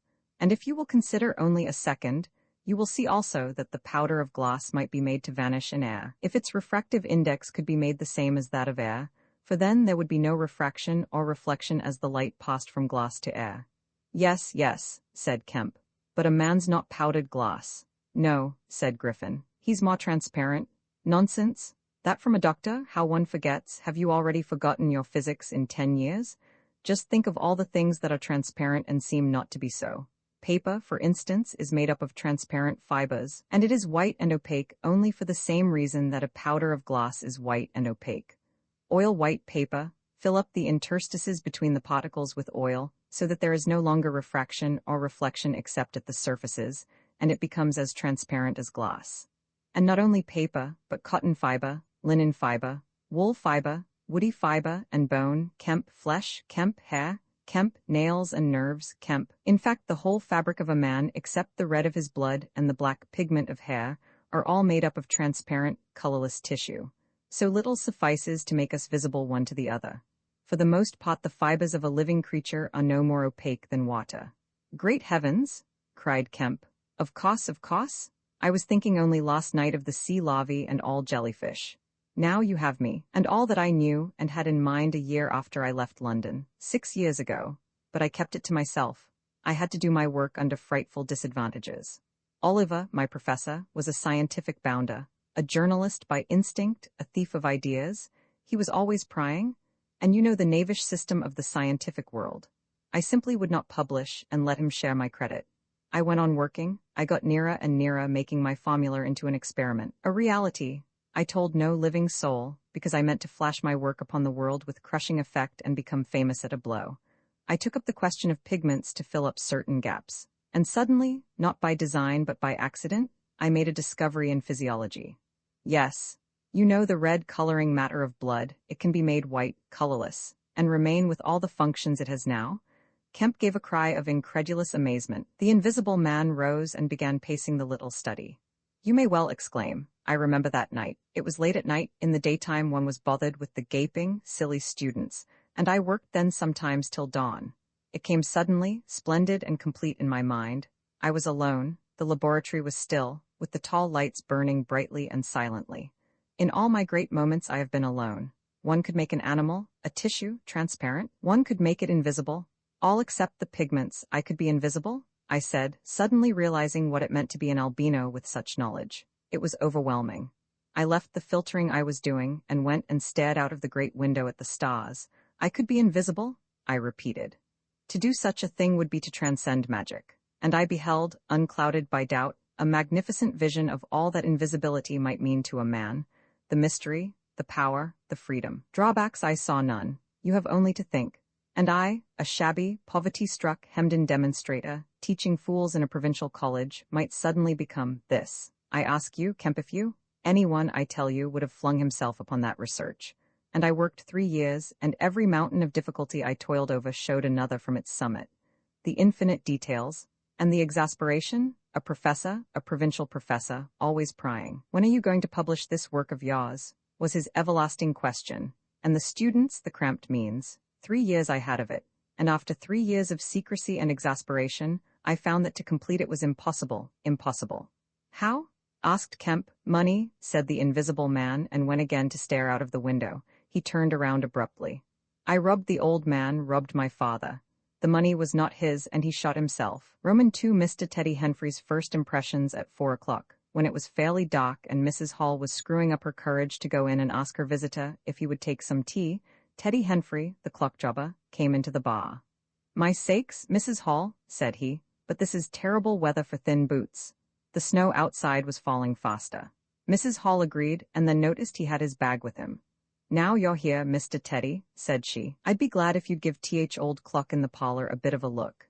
'Tis going, and it strikes well and hearty, but the hour hand won't do nothin' but point at 6.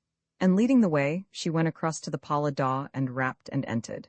Her visitor, she saw as she opened the door, was seated in the armchair before the fire, dozing it would seem, with his bandaged head drooping on one side. The only light in the room was the red glow from the fire, which lit his eyes like adverse railway signals, but left his downcast face in darkness, and the scanty vestiges of the day that came in through the open door.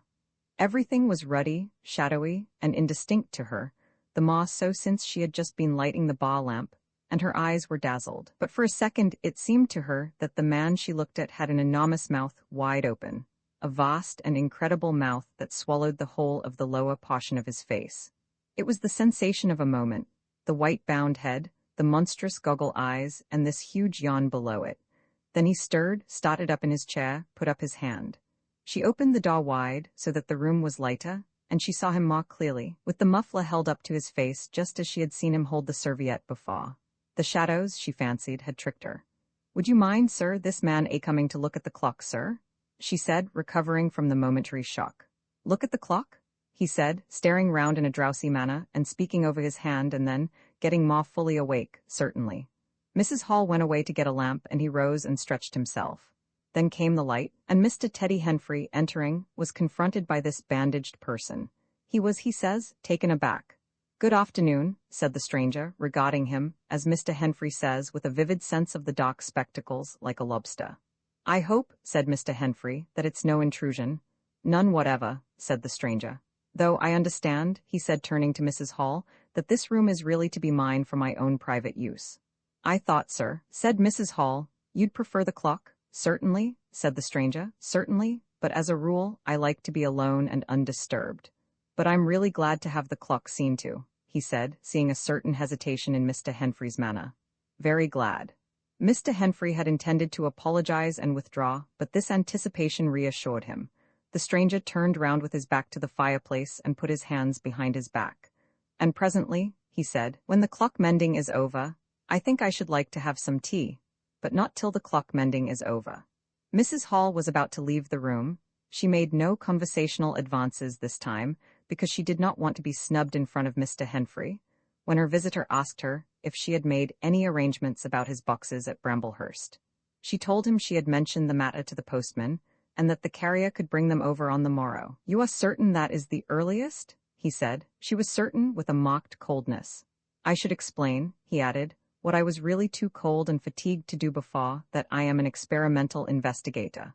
Indeed, sir, said Mrs. Hall, much impressed, and my baggage contains apparatus and appliances. Very useful things indeed they are, sir, said Mrs. Hall, and I'm very naturally anxious to get on with my inquiries. Of course, sir, my reason for coming to Iping, he proceeded, with a certain deliberation of manner, was a desire for solitude. I do not wish to be disturbed in my work. In addition to my work and accident? I thought as much, said Mrs. Hall to herself. Necessitates a certain retirement. My eyes are sometimes so weak and painful that I have to shut myself up in the dark for hours together. Lock myself up. Sometimes, now and then, not at present certainly. At such times the slightest disturbance, the entry of a stranger into the room, is a source of excruciating annoyance to me. It is well these things should be understood. Certainly, sir, said Mrs. Hall. And if I might make so bold as to ask, that I think is all, said the stranger, with that quietly irresistible air of finality he could assume at will. Mrs. Hall reserved her question and sympathy for a better occasion. After Mrs. Hall had left the room, he remained standing in front of the fire, glaring, so Mr. Henfrey puts it, at the clock mending. Mr. Henfrey not only took off the hands of the clock and the face, but extracted the works, and he tried to work in as slow and quiet and unassuming a manner as possible. He worked with the lamp close to him, and the green shade threw a brilliant light upon his hands and upon the frame and wheels, and left the rest of the room shadowy. When he looked up, colored patches swam in his eyes. Being constitutionally of a curious nature, he had removed the works, a quite unnecessary proceeding, with the idea of delaying his departure and perhaps falling into conversation with the stranger. But the stranger stood there, perfectly silent and still. So still, it got on Henfrey's nerves. He felt alone in the room and looked up, and there, gray and dim, was the bandaged head and huge blue lenses staring fixedly, with a mist of green spots drifting in front of them. It was so uncanny to Henfrey that for a minute they remained staring blankly at one another. Then Henfrey looked down again. Very uncomfortable position. One would like to say something. Should he remark that the weather was very cold for the time of year? He looked up as if to take aim with that introductory shot. The weather, he began. Why don't you finish and go? Said the rigid figure, evidently in a state of painfully suppressed rage. All you've got to do is to fix the hour hand on its axle. You're simply humbugging. Certainly, sir. 1 minute more. I overlooked. And Mr. Henfrey finished and went. But he went feeling excessively annoyed. Damn it, said Mr. Henfrey to himself, trudging down the village through the thawing snow. A man must do a clock at times, surely. And again, can't a man look at you? Ugly? And yet again, seemingly not. If the police was wanting you, you couldn't be more wrapped and bandaged. At Gleason's corner he saw Hall, who had recently married the stranger's hostess at the Coach and Horses, and who now drove the Iping conveyance, when occasional people required it, to Sidderbridge Junction, coming towards him on his return from that place. Hall had evidently been stopping a bit at Sidderbridge, to judge by his driving. "Oh, do, Teddy," he said, passing. "You got a rum on up home?" said Teddy. Hall very sociably pulled up. "What's that?" he asked. "Rum-looking customer stopping at the Coach and Horses," said Teddy. "My sakes," and he proceeded to give Hall a vivid description of his grotesque guest. "Looks a bit like a disguise, don't it? I'd like to see a man's face if I had him stopping in my place," said Henfrey. "But women are that trustful, where strangers are concerned. He's took your rooms and he ain't even given a name, Hall." "You don't say so," said Hall, who was a man of sluggish apprehension. "Yes," said Teddy, "by the week. Whatever he is, you can't get rid of him under the week. And he's got a lot of luggage coming tomorrow, so he says. Let's hope it won't be stones in boxes, Hall." He told Hall how his aunt at Hastings had been swindled by a stranger with empty portmanteau. Altogether, he left Hall vaguely suspicious. "Get up, old girl," said Hall. "I suppose I must see about this." Teddy trudged on his way with his mind considerably relieved. Instead of seeing about it, however, Hall on his return was severely rated by his wife on the length of time he had spent in Sidderbridge, and his mild inquiries were answered snappishly, and in a manner not to the point. But the seed of suspicion Teddy had sown germinated in the mind of Mr. Hall, in spite of these discouragements. "You women don't know everything," said Mr. Hall, resolved to ascertain more about the personality of his guest at the earliest possible opportunity. And after the stranger had gone to bed, which he did about 9:30, Mr. Hall went very aggressively into the parlor and looked very hard at his wife's furniture, just to show that the stranger wasn't master there, and scrutinized closely and a little contemptuously a sheet of mathematical computations the stranger had left. When retiring for the night, he instructed Mrs. Hall to look very closely at the stranger's luggage when it came next day. "You mind your own business, Hall," said Mrs. Hall, "and I'll mind mine." She was all the more inclined to snap at Hall because the stranger was undoubtedly an unusually strange sort of stranger, and she was by no means assured about him in her own mind. In the middle of the night she woke up dreaming of huge white heads like turnips that came trailing after her at the end of interminable necks, and with vast black eyes. But being a sensible woman, she subdued her terrors and turned over and went to sleep again. Room 20 at the house in Great Portland Street. For a moment Kemp sat in silence, staring at the back of the headless figure at the window. Then he started, struck by a thought, rose, took the invisible man's arm, and turned him away from the outlook. "You are tired," he said, "and while I sit you walk about, have my chair." He placed himself between Griffin and the nearest window. For a space Griffin sat silent, and then he resumed abruptly. "I had left the Chesilstowe cottage already," he said, "when that happened. It was last December. I had taken a room in London, a large, unfurnished room in a big, ill-managed lodging house in a slum near Great Portland Street. The room was soon full of the appliances I had bought with his money. The work was going on steadily, successfully, drawing near an end. I was like a man emerging from a thicket and suddenly coming on some unmeaning tragedy. I went to bury him. My mind was still on this research, and I did not lift a finger to save his character.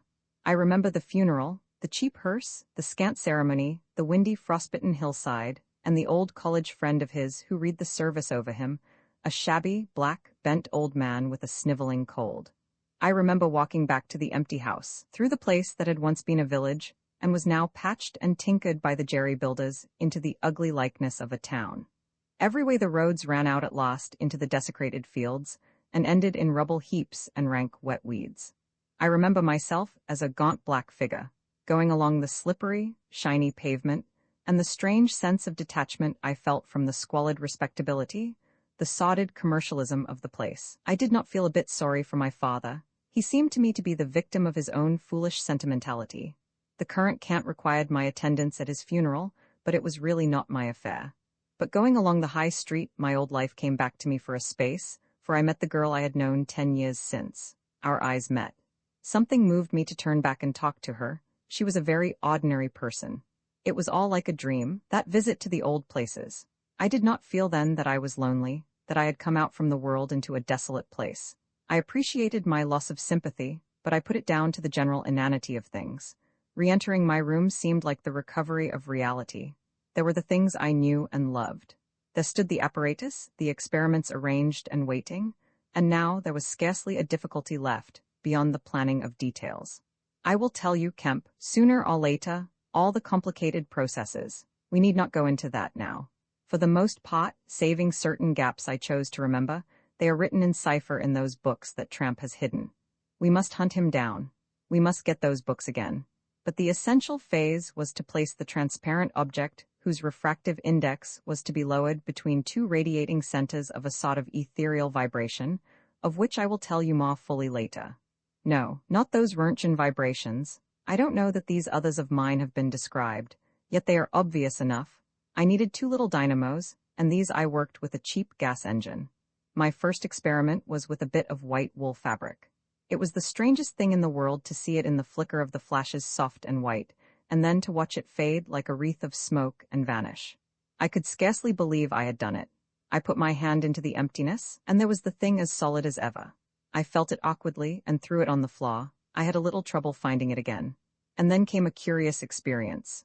I heard a meow behind me and turning, saw a lean white cat, very dirty, on the cistern cover outside the window. A thought came into my head. Everything ready for you, I said, and went to the window, opened it, and called softly. She came in, purring. The poor beast was starving, and I gave her some milk. All my food was in a cupboard in the corner of the room. After that she went smelling round the room, evidently with the idea of making herself at home. The invisible rag upset her a bit. You should have seen her spit at it. But I made her comfortable on the pillow of my truckle bed, and I gave her butter to get her to wash. And you processed her? I processed her, but giving drugs to a cat is no joke, Kemp, and the process failed. Failed? In two particulars. These were the claws and the pigment stuff. What is it? At the back of the eye in a cat, you know? Tapetum. Yes, the tapetum. It didn't go. After I'd given the stuff to bleach the blood and done certain other things to her, I gave the beast opium and put her and the pillow she was sleeping on the apparatus. And after all the rest had faded and vanished, there remained two little ghosts of her eyes. Odd. I can't explain it. She was bandaged and clamped. Of course, so I had her safe. But she woke while she was still misty and meowed dismally, and someone came knocking. It was an old woman from downstairs who suspected me of vivisecting, a drink-sodden old creature with only a white cat to care for in all the world. I whipped out some chloroform, applied it, and answered the door. Did I hear a cat? She asked. My cat? Not here, said I, very politely. She was a little doubtful and tried to peer past me into the room, strange enough to her no doubt. Bare walls, uncurtained windows, truckle bed with the gas engine vibrating, and the seethe of the radiant points and that faint ghastly stinging of chloroform in the air. She had to be satisfied at last and went away again. How long did it take? Asked Kemp. 3 or 4 hours, the cat. The bones and sinews and the fat were the last to go, and the tips of the colored hairs. And as I say, the back part of the eye, tough, iridescent stuff it is, wouldn't go at all. It was night outside long before the business was over, and nothing was to be seen but the dim eyes and the claws. I stopped the gas engine, felt for and stroked the beast, which was still insensible, and then, being tired, left it sleeping on the invisible pillow and went to bed. I found it hard to sleep. I lay awake thinking weak, aimless stuff, going over the experiment over and over again, all dreaming feverishly of things growing misty and vanishing about me, until everything, the ground I stood on, vanished, and so I came to that sickly falling nightmare one gets. About 2, the cat began meowing about the room. I tried to hush it by talking to it, and then I decided to turn it out.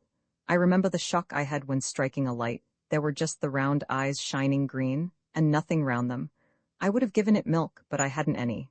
It wouldn't be quiet. It just sat down and meowed at the door. I tried to catch it with an idea of putting it out of the window, but it wouldn't be caught. It vanished. Then it began meowing in different parts of the room. At last I opened the window and made a bustle. I suppose it went out at last. I never saw any more of it. Then, heaven knows why, I fell thinking of my father's funeral again, and the dismal windy hillside, until the day had come.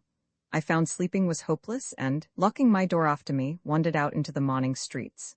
You don't mean to say there's an invisible cat at large? Said Kemp. If it hasn't been killed, said the invisible man. Why not? Why not? Said Kemp. I didn't mean to interrupt. It's very probably been killed, said the invisible man. It was alive for days after, I know, and down a grating in Great Titchfield Street, because I saw a crowd round the place, trying to see whence the meowing came. He was silent for the best part of a minute. Then he resumed abruptly. I remember that morning before the change very vividly. I must have gone up Great Portland Street. I remember the barracks in Albany Street, and the hoss soldiers coming out, and at last I found the summit of Primrose Hill. It was a sunny day in January, one of those sunny, frosty days that came before the snow this year. My weary brain tried to formulate the position, to plot out a plan of action. I was surprised to find, now that my prize was within my grasp, how inconclusive its attainment seemed. As a matter of fact, I was worked out. The intense stress of nearly 4 years' continuous work left me incapable of any strength of feeling. I was apathetic, and I tried in vain to recover the enthusiasm of my first inquiries, the passion of discovery that had enabled me to compass even the downfall of my father's gray hairs. Nothing seemed to matter. I saw pretty clearly this was a transient mood, due to overwork and want of sleep, and that either by drugs or rest it would be possible to recover my energies. All I could think clearly was that the thing had to be carried through. The fixed idea still ruled me, and soon, for the money I had was almost exhausted. I looked about me at the hillside, with children playing and girls watching them, and tried to think of all the fantastic advantages an invisible man would have in the world. After a time I crawled home, took some food and a strong dose of strychnine, and went to sleep in my clothes on my unmade bed. Strychnine is a grand tonic, Kemp, to take the flabbiness out of a man. It's the devil, said Kemp. It's the Paleolithic in a bottle. I awoke vastly invigorated and rather irritable. You know? I know the stuff. And there was someone rapping at the door. It was my landlord with threats and inquiries, an old Polish Jew in a long grey coat and greasy slippers. I had been tormenting a cat in the night, he was sure. The old woman's tongue had been busy. He insisted on knowing all about it. The laws in this country against vivisection were very severe. He might be liable. I denied the cat. Then the vibration of the little gas engine could be felt all over the house, he said. That was true, certainly. He edged round me into the room, peering about over his German silver spectacles, and a sudden dread came into my mind that he might carry away something of my secret. I tried to keep between him and the concentrating apparatus I had arranged, and that only made him more curious. What was I doing? Why was I always alone and secretive?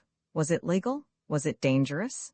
I paid nothing but the usual rent. His had always been a most respectable house, in a disreputable neighborhood. Suddenly my temper gave way. I told him to get out. He began to protest, to jabber of his right of entry. In a moment I had him by the collar, something ripped, and he went spinning out into his own passage. I slammed and locked the door and sat down quivering. He made a fuss outside, which I disregarded, and after a time he went away. But this brought matters to a crisis. I did not know what he would do, nor even what he had the power to do. To move to fresh apartments would have meant delay. Altogether, I had barely £20 left in the world, for the most part in a bank, and I could not afford that. Vanish? It was irresistible. Then there would be an inquiry, the sacking of my room. At the thought of the possibility of my work being exposed or interrupted at its very climax, I became very angry and active. I hurried out with my 3 books of notes, my checkbook, the tramp has them now, and directed them from the nearest post office to a house of call for letters and parcels in Great Portland Street. I tried to go out noiselessly. Coming in, I found my landlord going quietly upstairs. He had heard the door close, I suppose. You would have laughed to see him jump aside on the landing as I came tearing after him. He glared at me as I went by him, and I made the house quiver with the slamming of my door. I heard him come shuffling up to my floor, hesitate, and go down. I set to work upon my preparations forthwith. It was all done that evening and night. While I was still sitting under the sickly, drowsy influence of the drugs that decolorize blood, there came a repeated knocking at the door. It ceased, footsteps went away and returned, and the knocking was resumed. There was an attempt to push something under the door, a blue paper. Then in a fit of irritation, I rose and went and flung the door wide open. Now then, said I. It was my landlord, with a notice of ejectment or something. He held it out to me, saw something odd about my hands, I expect, and lifted his eyes to my face. For a moment he gaped, then he gave a sort of inarticulate cry, dropped candle and writ together, and went blundering down the dark passage to the stairs. I shut the door, locked it, and went to the looking-glass. Then I understood his terror. My face was white, like white stone. But it was all horrible. I had not expected the suffering, a night of racking anguish, sickness, and fainting. I set my teeth, though my skin was presently afire, all my body afire, but I lay there like grim death. I understood now how it was the cat had howled until I chloroformed it. Lucky it was I lived alone and untended in my room. There were times when I sobbed and groaned and talked, but I stuck to it. I became insensible and woke languid in the darkness. The pain had passed. I thought I was killing myself, and I did not care. I shall never forget that dawn, and the strange horror of seeing that my hands had become as clouded glass, and watching them grow clearer and thinner as the day went by, until at last I could see the sickly disorder of my room through them, though I closed my transparent eyelids. My limbs became glossy, the bones and arteries faded, vanished, and the little white nerves went lost. I gritted my teeth and stayed there to the end. At last only the dead tips of the fingernails remained, pallid and white, and the brown stain of some acid upon my fingers. I struggled up. At first I was as incapable as a swathed infant, stepping with limbs I could not see. I was weak and very hungry. I went and stared at nothing in my shaving glass, at nothing save where an attenuated pigment still remained behind the retina of my eyes, fainter than mist. I had to hang onto the table and press my forehead against the glass. It was only by a frantic effort of will that I dragged myself back to the apparatus and completed the process. I slept during the forenoon, pulling the sheet over my eyes to shut out the light, and about midday I was awakened again by a knocking. My strength had returned. I sat up and listened and heard a whispering. I sprang to my feet and as noiselessly as possible began to detach the connections of my apparatus and to distribute it about the room so as to destroy the suggestions of its arrangement. Presently the knocking was renewed and voices called, first my landlord's, and then two others. To gain time, I answered them. The invisible rag and pillow came to hand, and I opened the window and pitched them out on to the cistern cover. As the window opened, a heavy crash came at the door. Someone had charged it with the idea of smashing the lock, but the stout bolts I had screwed up some days before stopped him. That startled me, made me angry. I began to tremble and do things hurriedly. I tossed together some loose paper, straw, packing paper, and so forth in the middle of the room and turned on the gas. Heavy blows began to rain upon the door. I could not find the matches. I beat my hands on the wall with rage. I turned down the gas again, stepped out of the window on the cistern cover, very softly lowered the sash, and sat down, secure and invisible, but quivering with anger, to watch events. They split a panel, I saw, and in another moment they had broken away the staples of the bolts and stood in the open doorway. It was the landlord and his two stepsons, sturdy young men of 23 or 24. Behind them fluttered the old hag of a woman from downstairs. You may imagine their astonishment to find the room empty. One of the younger men rushed to the window at once, flung it up, and stared out.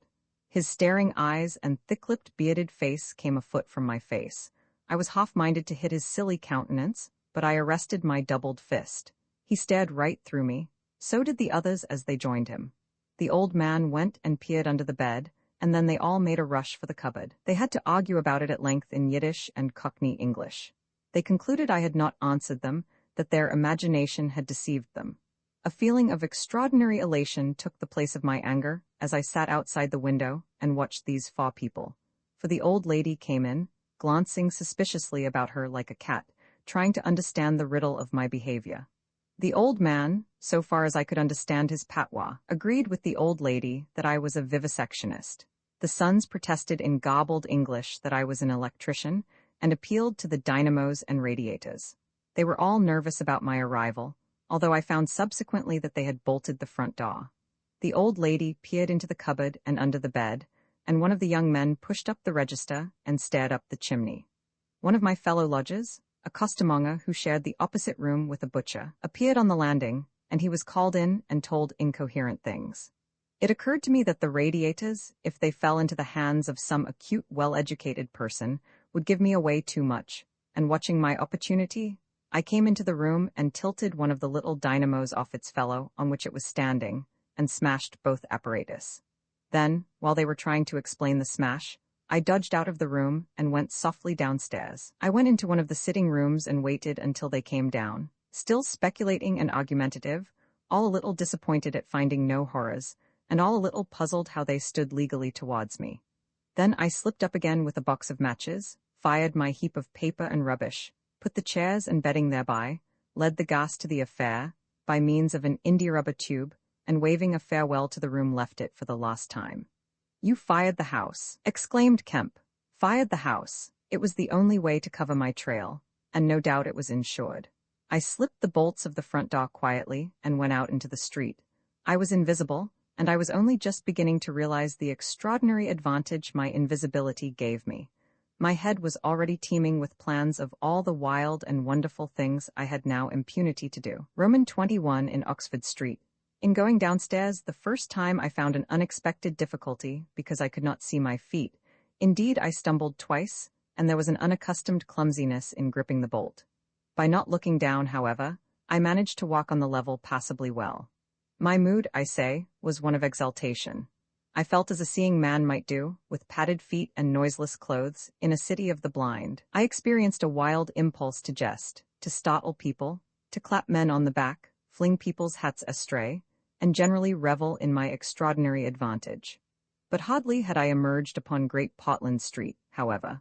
My lodging was close to the big draper's shop there, when I heard a clashing concussion and was hit violently behind, and turning saw a man carrying a basket of soda-water siphons and looking in amazement at his burden. Although the blow had really hurt me, I found something so irresistible in his astonishment that I laughed aloud. "The devil's in the basket," I said, and suddenly twisted it out of his hand. He let go incontinently, and I swung the whole weight into the air. But a fool of a cabman, standing outside a public house, made a sudden rush for this, and his extending fingers took me with excruciating violence under the ear. I let the hole down with a smash on the cabman, and then, with shouts and the clatter of feet about me, people coming out of shops, vehicles pulling up, I realized what I had done for myself, and cursing my folly, backed against a shop window and prepared to dodge out of the confusion. In a moment, I should be wedged into a crowd and inevitably discovered. I pushed by a butcher boy, who luckily did not turn to see the nothingness that shoved him aside, and dodged behind the cabman's four-wheeler. I do not know how they settled the business. I hurried straight across the road, which was happily clear, and hardly heeding which way I went. In the fright of detection the incident had given me, plunged into the afternoon throng of Oxford Street. I tried to get into the stream of people, but they were too thick for me, and in a moment my heels were being trodden upon. I took to the gutter, the roughness of which I found painful to my feet, and forthwith the shaft of a crawling hansom dug me forcibly under the shoulder blade, reminding me that I was already bruised severely. I staggered out of the way of the cab, avoided a perambulator by a convulsive movement, and found myself behind the hansom. A happy thought saved me, and as this drove slowly along I followed in its immediate wake, trembling and astonished at the turn of my adventure. And not only trembling, but shivering. It was a bright day in January, and I was stark naked, and the thin slime of mud that covered the road was freezing. Foolish as it seems to me now, I had not reckoned that, transparent or not, I was still amenable to the weather and all its consequences. Then suddenly, a bright idea came into my head. I ran round and got into the cab. And so, shivering, scared, and sniffing with the first intimations of a cold, and with the bruises in the small of my back growing upon my attention, I drove slowly along Oxford Street and past Tottenham Court Road. My mood was as different from that in which I had sallied forth 10 minutes ago as it is possible to imagine. This invisibility indeed, the one thought that possessed me was, how was I to get out of the scrape I was in? We crawled past Muties, and there a tall woman with 5 or 6 yellow-labeled books hailed my cab, and I sprang out just in time to escape her, shaving a railway van narrowly in my flight. I made off up the roadway to Bloomsbury Square, intending to strike north past the museum, and so get into the quiet district. I was now cruelly chilled, and the strangeness of my situation so unnerved me that I whimpered as I ran. At the northward corner of the square, a little white dog ran out of the Pharmaceutical Society's offices, and incontinently made for me, nose down.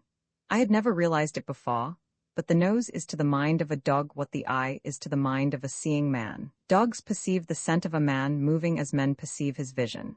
This brute began barking and leaping, showing, as it seemed to me, only too plainly that he was aware of me. I crossed Great Russell Street, glancing over my shoulder as I did so, and went some way along Montague Street, before I realized what I was running towards. Then I became aware of a blare of music, and looking along the street saw a number of people advancing out of Russell Square, red shirts, and the banner of the Salvation Army to the fore.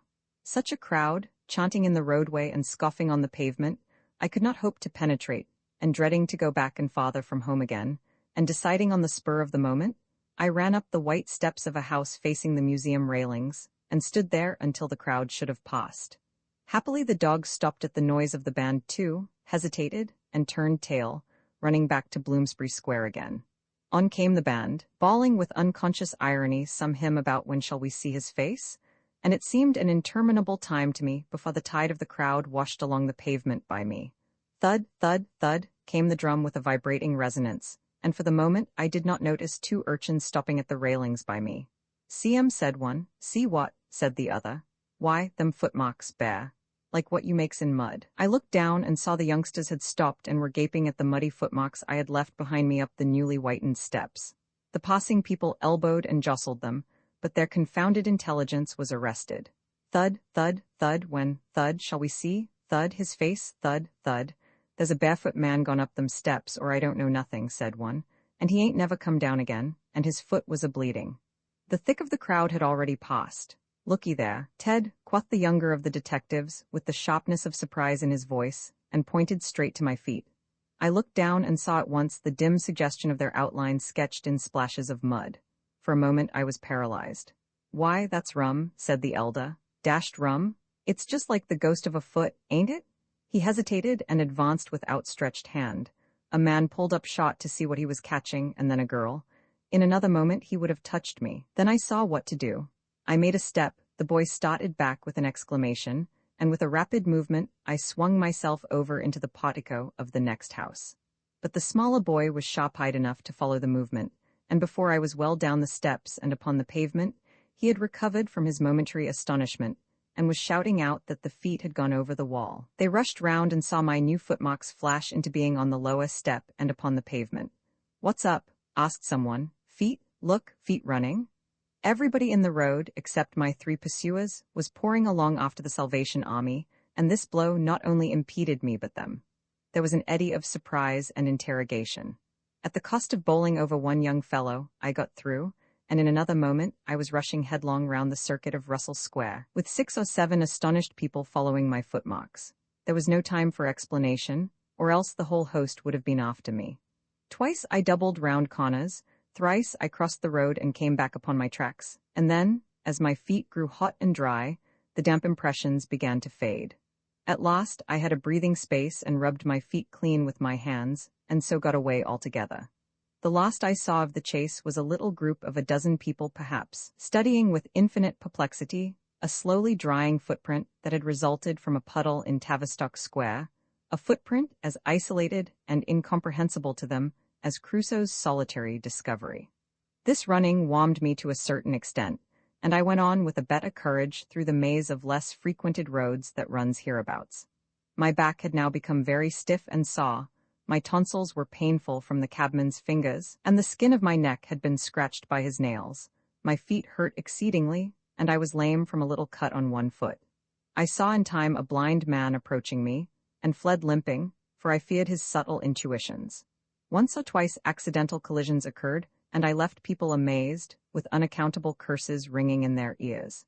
Then came something silent and quiet against my face, and across the square fell a thin veil of slowly falling flakes of snow. I had caught a cold, and do as I would I could not avoid an occasional sneeze, and every dog that came in sight, with its pointing nose and curious sniffing, was a terror to me. Then came men and boys running, first one and then others, and shouting as they ran. It was a fire. They ran in the direction of my lodging, and looking back down a street, I saw a mass of black smoke streaming up above the roofs and telephone wires. It was my lodging burning, my clothes, my apparatus, all my resources indeed, except my checkbook, and the 3 volumes of memoranda that awaited me in Great Portland Street were there. Burning, I had burnt my boats if ever a man did. The place was blazing. The invisible man paused and thought. Kemp glanced nervously out of the window. "Yes," he said, "go on. Roman 22 in the Emporium so last January, with the beginning of a snowstorm in the air about me, and if it settled on me it would betray me. Weary, cold, painful, inexpressibly wretched, and still but half convinced of my invisible quality, I began this new life to which I am committed.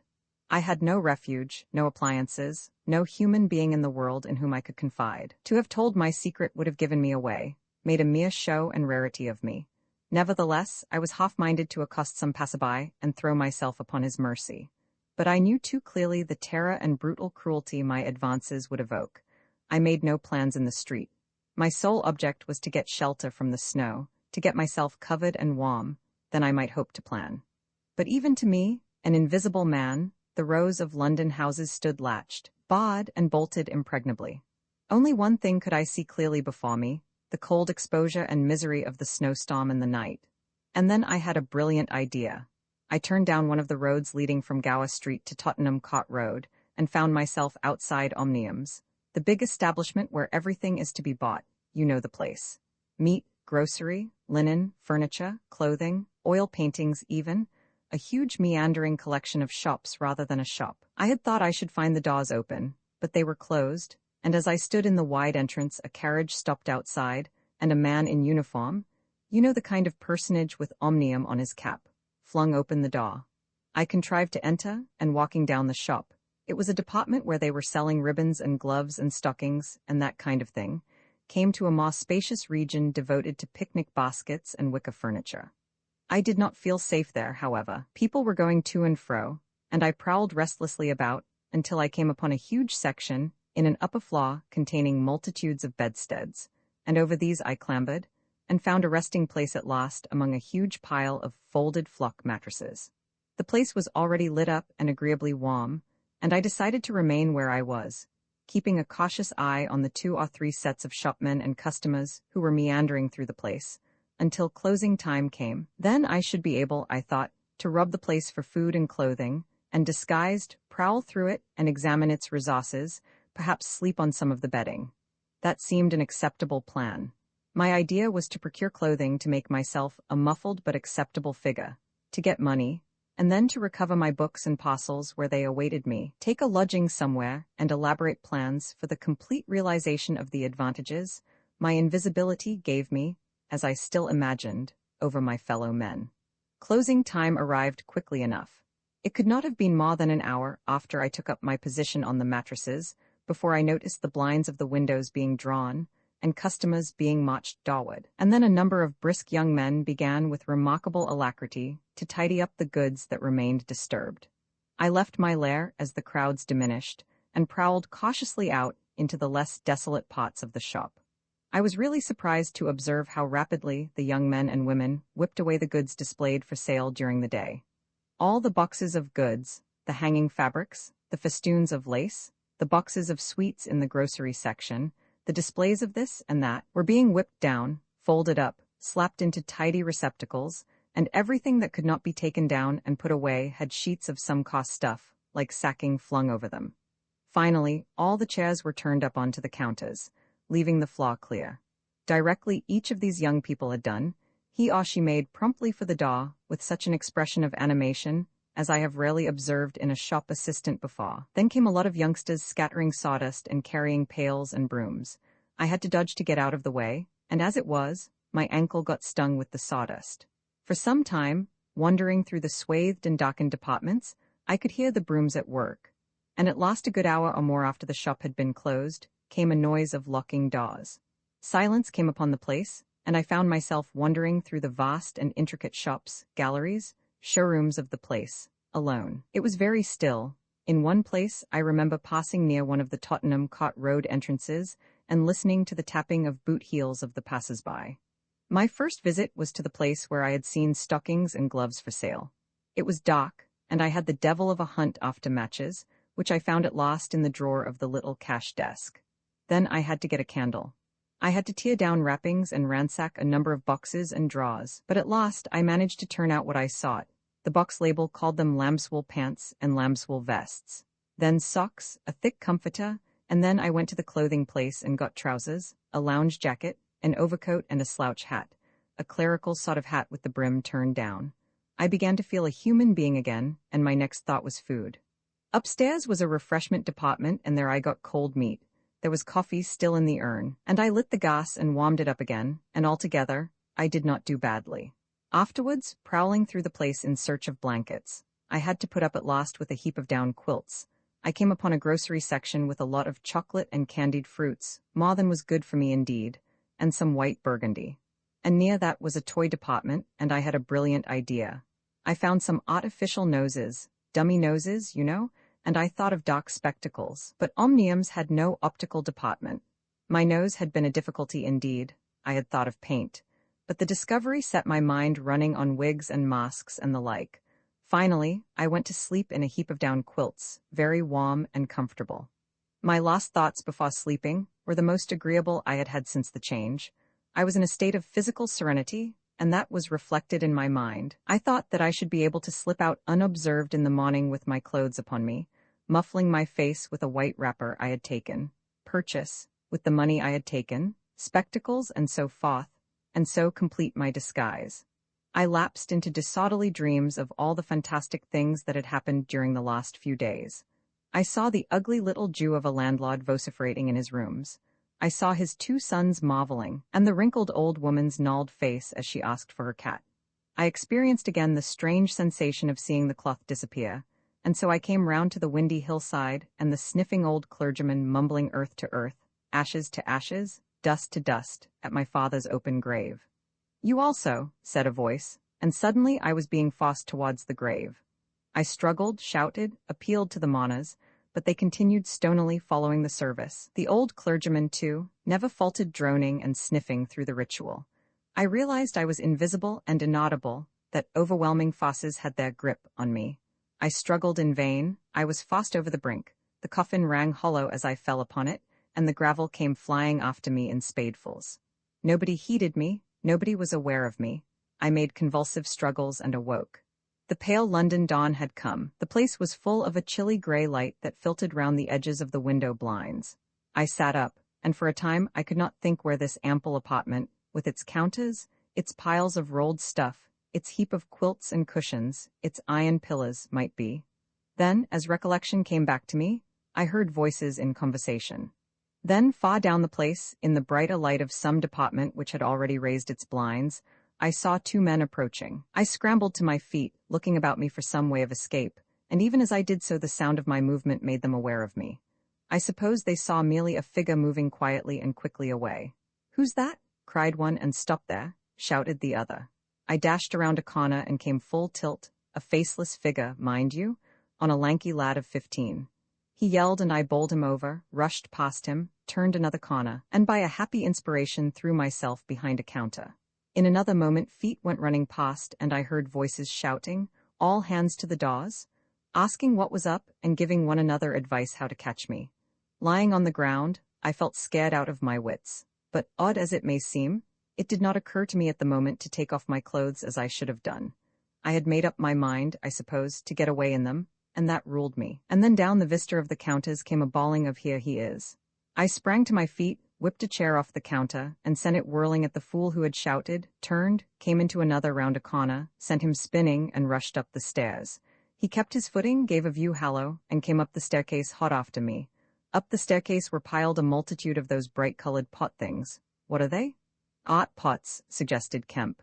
That's it, art pots. Well, I turned at the top step and swung round, plucked one out of a pile and smashed it on his silly head as he came at me. The whole pile of pots went headlong, and I heard shouting and footsteps running from all pots. I made a mad rush for the refreshment place, and there was a man in white like a man cook, who took up the chase. I made one last desperate turn and found myself among lamps and ironmongery. I went behind the counter of this, and waited for my cook, and as he bolted in at the head of the chase, I doubled him up with a lamp. Down he went, and I crouched down behind the counter and began whipping off my clothes as fast as I could. Coat, jacket, trousers, shoes were all right, but a lambswool vest fits a man like a skin. I heard more men coming. My cook was lying quiet on the other side of the counter, stunned or scared, speechless, and I had to make another dash for it, like a rabbit hunted out of a woodpile. "This way, policeman," I heard someone shouting. I found myself in my bedstead storeroom again, and at the end of a wilderness of wardrobes. I rushed among them, went flat, got rid of my vest after infinite wriggling, and stood a free man again, panting and scared, as the policeman and 3 of the shopmen came round the corner. They made a rush for the vest and pants and collared the trousers. "He's dropping his plunder," said one of the young men. "He must be somewhere here." But they did not find me all the same. I stood watching them hunt for me for a time, and cursing my ill luck in losing the clothes. Then I went into the refreshment room, drank a little milk I found there, and sat down by the fire to consider my position. In a little while 2 assistants came in and began to talk over the business very excitedly, and like the fools they were. I heard a magnified account of my depredations, and other speculations as to my whereabouts. Then I fell to scheming again. The insurmountable difficulty of the place, especially now it was alarmed, was to get any plunder out of it. I went down into the warehouse to see if there was any chance of packing and addressing a parcel, but I could not understand the system of checking. About 11 o'clock, the snow having thawed as it fell, and the day being finer and a little warmer than the previous one, I decided that the emporium was hopeless, and went out again, exasperated at my want of success, with only the vaguest plans of action in my mind. "Roman 23 in Drury Lane, but you begin now to realize," said the invisible man, "the full disadvantage of my condition. I had no shelter, no covering. To get clothing was to forego all my advantage to make myself a strange and terrible thing. I was fasting, for to eat, to fill myself with unassimilated matter, would be to become grotesquely visible again." "I never thought of that," said Kemp. "Nor had I, and the snow had warned me of other dangers. I could not go abroad in snow, it would settle on me and expose me. Rain, too, would make me a watery outline, a glistening surface of a man, a bubble. And fog, I should be like a fainted bubble in a fog, a surface, a greasy glimmer of humanity. Moreover, as I went abroad, in the London air, I gathered dirt about my ankles, floating smuts and dust upon my skin. I did not know how long it would be before I should become visible from that cause also, but I saw clearly it could not be for long. Not in London at any rate. I went into the slums towards Great Portland Street, and found myself at the end of the street in which I had lodged. I did not go that way, because of the crowd halfway down it opposite to the still smoking ruins of the house I had fired. My most immediate problem was to get clothing. What to do with my face puzzled me. Then I saw in one of those little miscellaneous shops news, sweets, toys, stationery, belated Christmas tomfoolery, and so forth, an array of masks and noses. I realized that problem was solved. In a flash I saw my cause. I turned about, no longer aimless, and went, circuitously in order to avoid the busy ways, towards the back streets north of the Strand, for I remembered, though not very distinctly where, that some theatrical costumiers had shops in that district. The day was cold, with a nipping wind down the northward running streets. I walked fast to avoid being overtaken. Every crossing was a danger, every passenger a thing to watch alertly. One man, as I was about to pass him at the top of Bedford Street, turned upon me abruptly and came into me, sending me into the road and almost under the wheel of a passing hansom. The verdict of the cab rank was that he had had some sort of stroke. I was so unnerved by this encounter that I went into Covent Garden Market and sat down for some time in a quiet corner by a stall of violets, panting and trembling. I found I had caught a fresh cold and had to turn out after a time lest my sneezes should attract attention. At last I reached the object of my quest, a dirty, fly-blown little shop in a byway near Drury Lane, with a window full of tinsel robes, sham jewels, wigs, slippers, dominoes, and theatrical photographs. The shop was old-fashioned and low and dark, and the house rose above it for 4 stories, dark and dismal. I peered through the window and, seeing no one within, entered. The opening of the door set a clanking bell ringing. I left it open and walked round a bare costume stand into a corner behind a cheval glass. For a minute or so no one came. Then I heard heavy feet striding across a room, and a man appeared down the shop. My plans were now perfectly definite. I proposed to make my way into the house, secrete myself upstairs, watch my opportunity, and when everything was quiet, rummage out a wig, mask, spectacles, and costume, and go into the world, perhaps a grotesque but still a credible figure. And incidentally, of course, I could rob the house of any available money. The man who had just entered the shop was a short, slight, hunched, beetle-browed man, with long arms and very short, bandy legs. Apparently I had interrupted a meal. He stared about the shop with an expression of expectation. This gave way to surprise, and then to anger, as he saw the shop empty. "Damn the boys," he said. He went to stare up and down the street. He came in again in a minute, kicked the door to with his foot spitefully, and went muttering back to the house door. I came forward to follow him, and at the noise of my movement he stopped dead. I did so too. Startled by his quickness of ear, he slammed the house door in my face. I stood hesitating. Suddenly I heard his quick footsteps returning, and the door reopened. He stood looking about the shop like one who was still not satisfied. Then, murmuring to himself, he examined the back of the counter and peered behind some fixtures. Then he stood doubtful. He had left the house door open, and I slipped into the inner room. It was a queer little room, poorly furnished and with a number of big masks in the corner. On the table was his belated breakfast, and it was a confoundedly exasperating thing for me, Kemp, to have to sniff his coffee and stand watching while he came in and resumed his meal. And his table manners were irritating. 3 doors opened into the little room, one going upstairs and one down, but they were all shut. I could not get out of the room while he was there. I could scarcely move because of his alertness, and there was a draught down my back. Twice I strangled a sneeze just in time. The spectacular quality of my sensations was curious and novel, but for all that I was hotly tired and angry long before he had done his eating. But at last he made an end, and putting his beggarly crockery on the black tin tray upon which he had had his teapot, and gathering all the crumbs up on the mustard-stained cloth, he took the whole lot of things after him. His burden prevented his shutting the door behind him, as he would have done.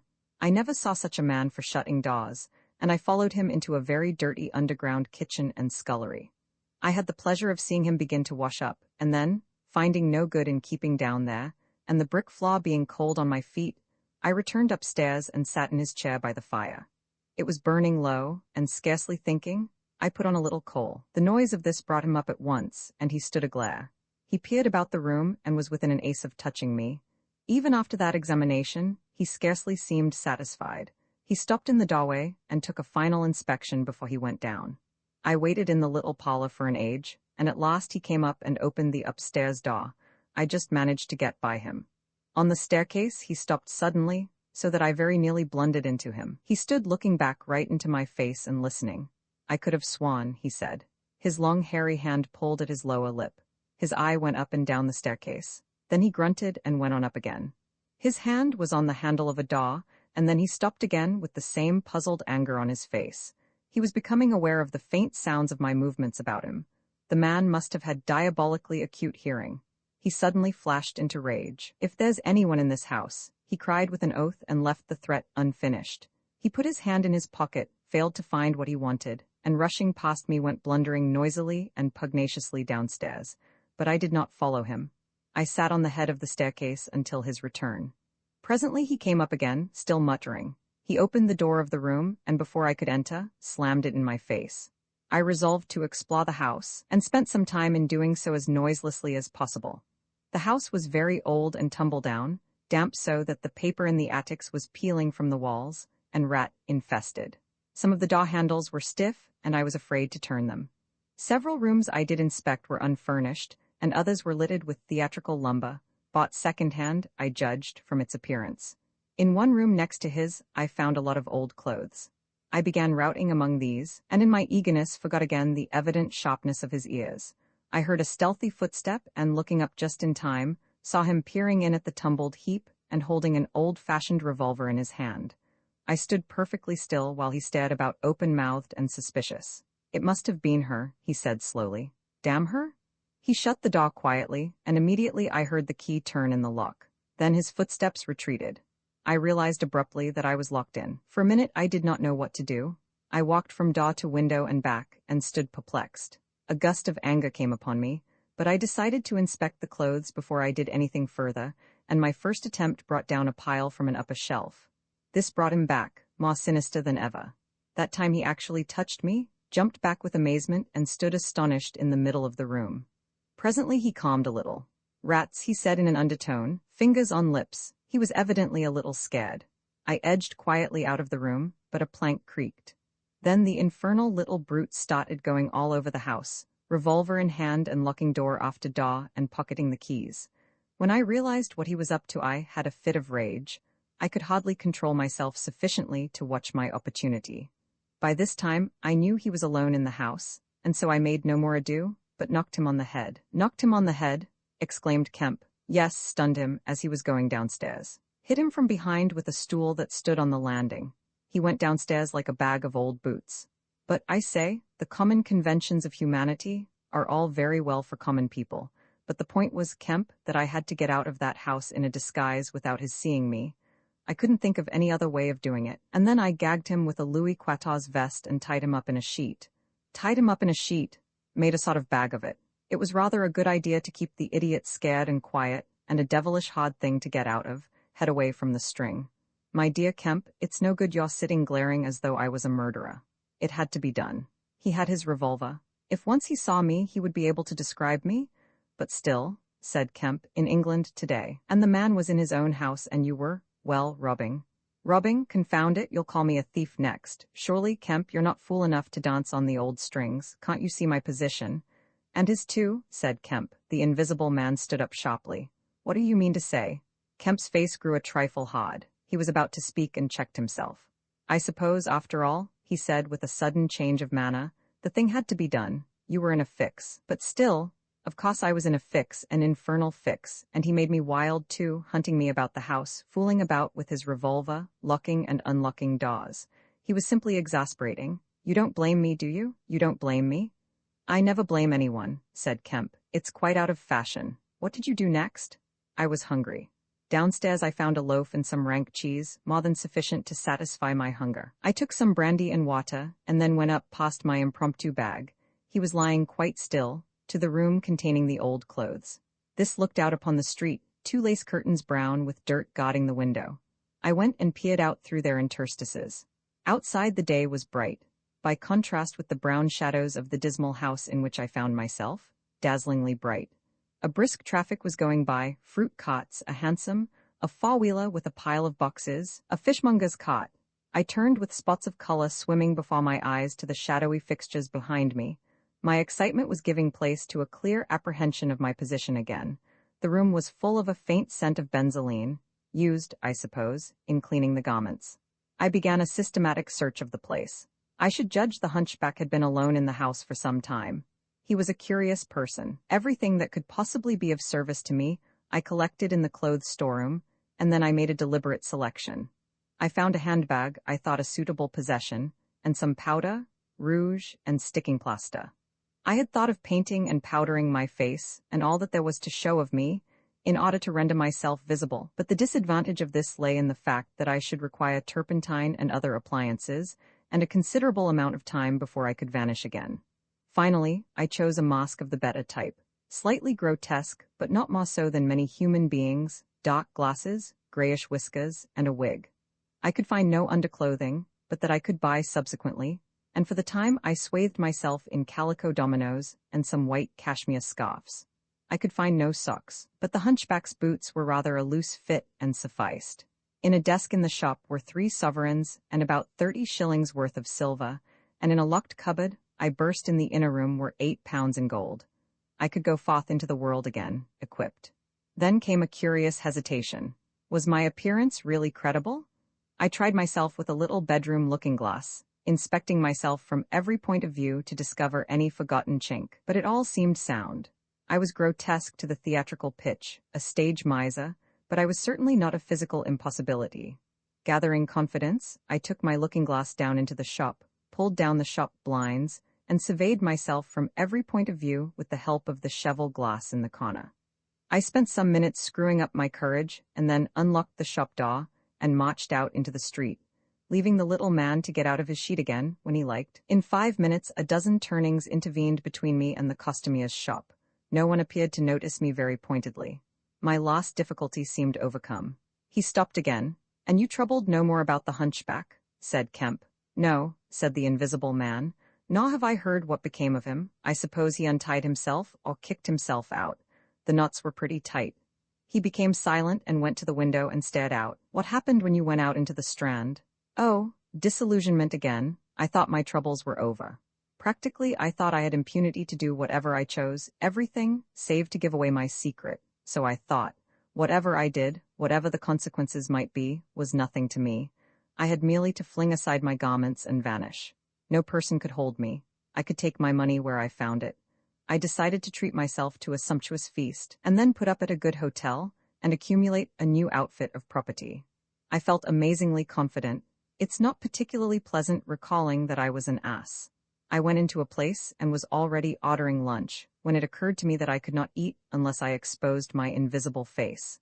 I finished ordering the lunch, told the man I should be back in 10 minutes, and went out exasperated. "I don't know if you have ever been disappointed in your appetite." "Not quite so badly," said Kemp, "but I can imagine it. I could have smashed the silly devils." At last, faint with the desire for tasteful food, I went into another place and demanded a private room. "I am disfigured," I said, badly. They looked at me curiously, but of course it was not their affair. And so at last I got my lunch. It was not particularly well served, but it sufficed, and when I had it, I sat over a cigar, trying to plan my line of action. And outside, a snowstorm was beginning. The more I thought it over, Kemp, the more I realized what a helpless absurdity an invisible man was in a cold and dirty climate and a crowded civilized city. Before I made this mad experiment, I had dreamt of 1,000 advantages. That afternoon, it seemed all disappointment. I went over the heads of the things a man reckons desirable. No doubt invisibility made it possible to get them, but it made it impossible to enjoy them when they are got. Ambition. What is the good of pride of place when you cannot appear there? What is the good of the love of woman when her name must needs be Delilah? I have no taste for politics, for the blackguardisms of fame, for philanthropy, for sport. What was I to do? And for this I had become a wrapped-up mystery, a swathed and bandaged caricature of a man. He paused, and his attitude suggested a roving glance at the window. "But how did you get to Iping?" said Kemp, anxious to keep his guest busy talking. "I went there to work. I had one hope. It was a half idea. I have it still. It is a full-blown idea now, a way of getting back, of restoring what I have done. When I choose. When I have done all I mean to do invisibly. And that is what I chiefly want to talk to you about now." "You went straight to Iping?"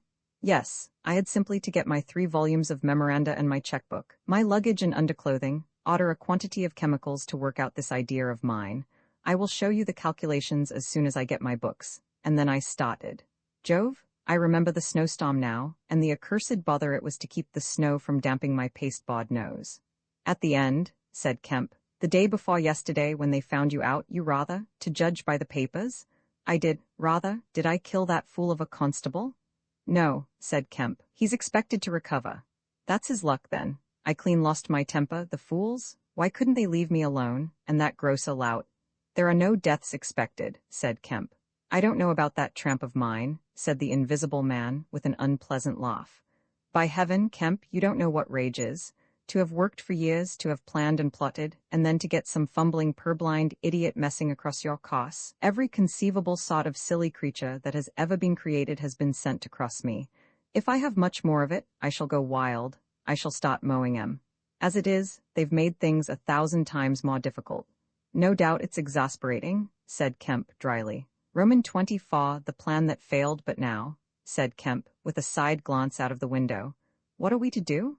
He moved nearer his guest as he spoke in such a manner as to prevent the possibility of a sudden glimpse of the 3 men who were advancing up the hill road, with an intolerable slowness, as it seemed to Kemp. What were you planning to do when you were heading for Pot Burdock?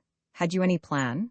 I was going to clear out of the country, but I have altered that plan rather since seeing you. I thought it would be wise, now the weather is hot and invisibility possible, to make for the south. Especially as my secret was known, and everyone would be on the lookout for a masked and muffled man. You have a line of steamers from here to France.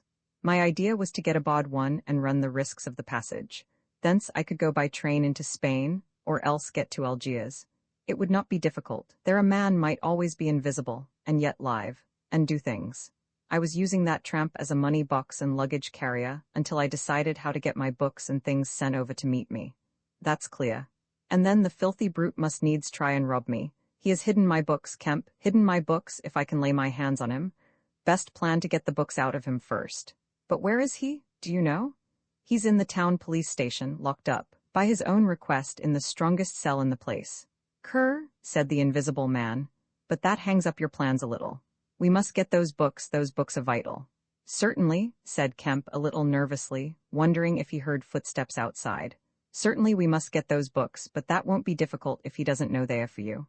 No, said the invisible man and thought. Kemp tried to think of something to keep the talk going, but the invisible man resumed of his own accord. Blundering into your house, Kemp, he said, changes all my plans, for you are a man that can understand. In spite of all that has happened, in spite of this publicity, of the loss of my books, of what I have suffered, there still remain great possibilities, huge possibilities. You have told no one I am here? He asked abruptly. Kemp hesitated. That was implied, he said. No one? Insisted Griffin. Not a soul. Ah, now. The invisible man stood up and sticking his arms akimbo began to pace the study. I made a mistake, Kemp, a huge mistake in carrying this thing through alone. I have wasted strength, time, opportunities. Alone, it is wonderful how little a man can do alone, to rub a little, to hurt a little, and there is the end. What I want, Kemp, is a goalkeeper, a helper, and a hiding place, an arrangement whereby I can sleep and eat and rest in peace, and unsuspected. I must have a confederate with food and rest. 1,000 things are possible. Hitherto I have gone on vague lines. We have to consider all that invisibility means, all that it does not mean. It means little advantage for eavesdropping and so forth. One makes sounds. It's of little help, a little help perhaps in housebreaking and so forth. Once you've caught me, you could easily imprison me. But on the other hand, I am hard to catch. This invisibility, in fact, is only good in 2 cases. It's useful in getting away, it's useful in approaching. It's particularly useful, therefore, in killing. I can walk round a man, whatever weapon he has, choose my point, strike as I like, dodge as I like, escape as I like. Kemp's hand went to his mustache. Was that a movement downstairs? And it is killing we must do, Kemp. It is killing we must do, repeated Kemp. I'm listening to your plan, Griffin, but I'm not agreeing, mind. Why killing? Not wanton killing, but a judicious slaying. The point is, they know there is an invisible man, as well as we know there is an invisible man. And that invisible man, Kemp, must now establish a reign of terror. Yes, no doubt it's startling. But I mean it, a reign of terror. He must take some town like your Burdock and terrify and dominate it. He must issue his orders. He can do that in 1,000 ways. Scraps of paper thrust under doors would suffice, and all who disobey his orders he must kill, and kill all who would defend them. Humph, said Kemp, no longer listening to Griffin but to the sound of his front door opening and closing. It seems to me, Griffin, he said, to cover his wandering attention, that your Confederate would be in a difficult position. No one would know he was a Confederate, said the Invisible Man, eagerly. And then suddenly, hush, what's that downstairs? Nothing, said Kemp, and suddenly began to speak loud and fast. I don't agree to this, Griffin, he said. Understand me, I don't agree to this. Why dream of playing a game against the race? How can you hope to gain happiness? Don't be a lone wolf. Publish your results, take the world, take the nation at least into your confidence. Think what you might do with 1,000,000 helpers. The Invisible Man interrupted, arm extended. There are footsteps coming upstairs, he said in a low voice. Nonsense, said Kemp. Let me see, said the Invisible Man, and advanced, arm extended, to the door. And then things happened very swiftly. Kemp hesitated for a second and then moved to intercept him. The Invisible Man started and stood still. Traitor? Cried the voice, and suddenly the dressing gown opened, and sitting down the unseen began to disrobe. Kemp made 3 swift steps to the door, and forthwith the Invisible Man, his legs had vanished, sprang to his feet with a shout. Kemp flung the door open.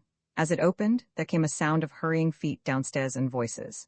With a quick movement, Kemp thrust the Invisible Man back, sprang aside, and slammed the door. The key was outside and ready. In another moment, Griffin would have been alone in the Belvedere study, a prisoner, save for one little thing. The key had been slipped in hastily that morning. As Kemp slammed the door, it fell noisily upon the carpet. Kemp's face became white. He tried to grip the door handle with both hands. For a moment he stood lugging. Then the door gave 6 inches, but he got it closed again. The second time it was jerked a foot wide, and the dressing gown came wedging itself into the opening. His throat was gripped by invisible fingers, and he left his hold on the handle to defend himself. He was forced back, tripped, and pitched heavily into the corner of the landing.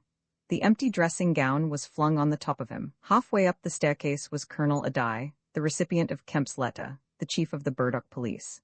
He was staring aghast at the sudden appearance of Kemp, followed by the extraordinary sight of clothing tossing empty in the air.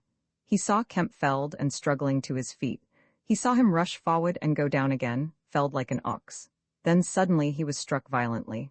By nothing, a vast weight, it seemed, leapt upon him, and he was hurled headlong down the staircase, with a grip on his throat and a knee in his groin.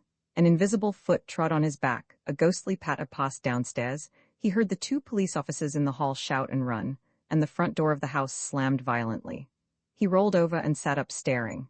He saw, staggering down the staircase, Kemp, dusty and disheveled, one side of his face white from a blow, his lip bleeding, and a pink dressing gown and some underclothing held in his arms. My God, cried Kemp. The game's up, he's gone. Roman 25, the hunting of the Invisible Man. For a space Kemp was too inarticulate to make Adai understand the swift things that had just happened. They stood on the landing, Kemp speaking swiftly, the grotesque swathings of Griffin still on his arm. But presently Adai began to grasp something of the situation. He is mad, said Kemp. Inhuman. He is pure selfishness. He thinks of nothing but his own advantage, his own safety. I have listened to such a story this morning of brutal self-seeking. He has wounded men. He will kill them unless we can prevent him. He will create a panic. Nothing can stop him. He is going out now, furious. He must be caught, said Adai. That is certain. But how? Cried Kemp, and suddenly became full of ideas. You must begin at once. You must set every available man to work. You must prevent his leaving this district. Once he gets away, he may go through the countryside as he wills, killing and maiming. He dreams of a reign of terror. A reign of terror, I tell you. You must set a watch on trains and roads and shipping. The garrison must help. You must wire for help. The only thing that may keep him here is the thought of recovering some books of notes he counts of value. I will tell you of that. There is a man in your police station, Marvel. I know, said Adai. I know, those books, yes, but the tramp says he hasn't them, but he thinks the tramp has. And you must prevent him from eating or sleeping. Day and night the country must be astir for him. Food must be locked up and secured, all food, so that he will have to break his way to it. The houses everywhere must be barred against him. Heaven send us cold nights and rain. The whole countryside must begin hunting and keep hunting. I tell you, Adai, he is a danger, a disaster. Unless he is pinned and secured, it is frightful to think of the things that may happen. What else can we do? Said Adai. I must go down at once and begin organizing, but why not come? Yes, you come too, come, and we must hold a sort of council of war, get Hops to help and the railway managers. By Jove, it's urgent, come along, tell me as we go. What else is there we can do? Put that stuff down. In another moment, Adai was leading the way downstairs. They found the front door open and the policeman standing outside staring at empty air. He's got away, sir, said one. We must go to the central station at once, said Adai. One of you go on down and get a cab to come up and meet us, quickly. And now, Kemp, what else? Dogs, said Kemp. Get dogs, they don't see him but they wind him. Get dogs. Good, said Adai. It's not generally known, but the prison officials over at Halstead know a man with bloodhounds. Dogs, what else? Bear in mind, said Kemp, his food shows. After eating, his food shows until it is assimilated, so that he has to hide after eating. You must keep on beating, every thicket, every quiet corner, and put all weapons, all implements that might be weapons away. He can't carry such things for long, and what he can snatch up and strike men with must be hidden away. Good again, said Adai. We shall have him yet. And on the roads, said Kemp, and hesitated. Yes, said Adai. Powdered glass, said Kemp. It's cruel, I know, but think of what he may do. Adai drew the air in sharply between his teeth. It's unsportsmanlike, I don't know, but I'll have powdered glass got ready, if he goes too far. The man's become inhuman, I tell you, said Kemp. I am as sure he will establish a reign of terror, so soon as he has got over the emotions of this escape, as I am sure I am talking to you. Our only chance is to be ahead. He has cut himself off from his kind, his blood be upon his own head. Roman 26, the Wicksteed murder, the invisible man seems to have rushed out of Kemp's house in a state of blind fury. A little child playing near Kemp's gateway was violently caught up and thrown aside, so that its ankle was broken, and thereafter, for some hours, the invisible man passed out of human perceptions. No one knows where he went nor what he did, but one can imagine him hurrying through the hot June forenoon, up the hill and on to the open downland behind Pot Burdock, raging and despairing at his intolerable fate, and sheltering at last, heated and weary, amid the thickets of Hintondian, to piece together again his shattered schemes against his species. That seems the most probable refuge for him, for there it was he reasserted himself in a grimly tragical manner about 2 in the afternoon. One wonders what his state of mind may have been during that time, and what plans he devised. No doubt he was almost ecstatically exasperated by Kemp's treachery, and though we may be able to understand the motives that led to that deceit, we may still imagine, and even sympathize a little, with the fury the attempted surprise must have occasioned. Perhaps something of the stunned astonishment of his Oxford Street experiences may have returned to him, for he had evidently counted on Kemp's cooperation in his brutal dream of a terrorized world. At any rate, he vanished from human ken about midday, and no living witness can tell what he did until about 2:30. It was a fortunate thing, perhaps, for humanity, but for him it was a fatal inaction. During that time, a growing multitude of men scattered over the countryside were busy. In the morning he had still been simply a legend, a terror. In the afternoon, by virtue chiefly of Kemp's dryly worded proclamation, he was presented as a tangible antagonist, to be wounded, captured, or overcome, and the countryside began organizing itself with inconceivable rapidity. By 2 o'clock, even he might still have removed himself out of the district by getting aboard a train, but after 2 that became impossible. Every passenger train along the lines on a great parallelogram between Southampton, Manchester, Brighton and Horsham traveled with locked doors, and the goods traffic was almost entirely suspended. And in a great circle of 20 miles round Pot Burdock, men armed with guns and bludgeons were presently setting out in groups of 3 and 4, with dogs, to beat the roads and fields.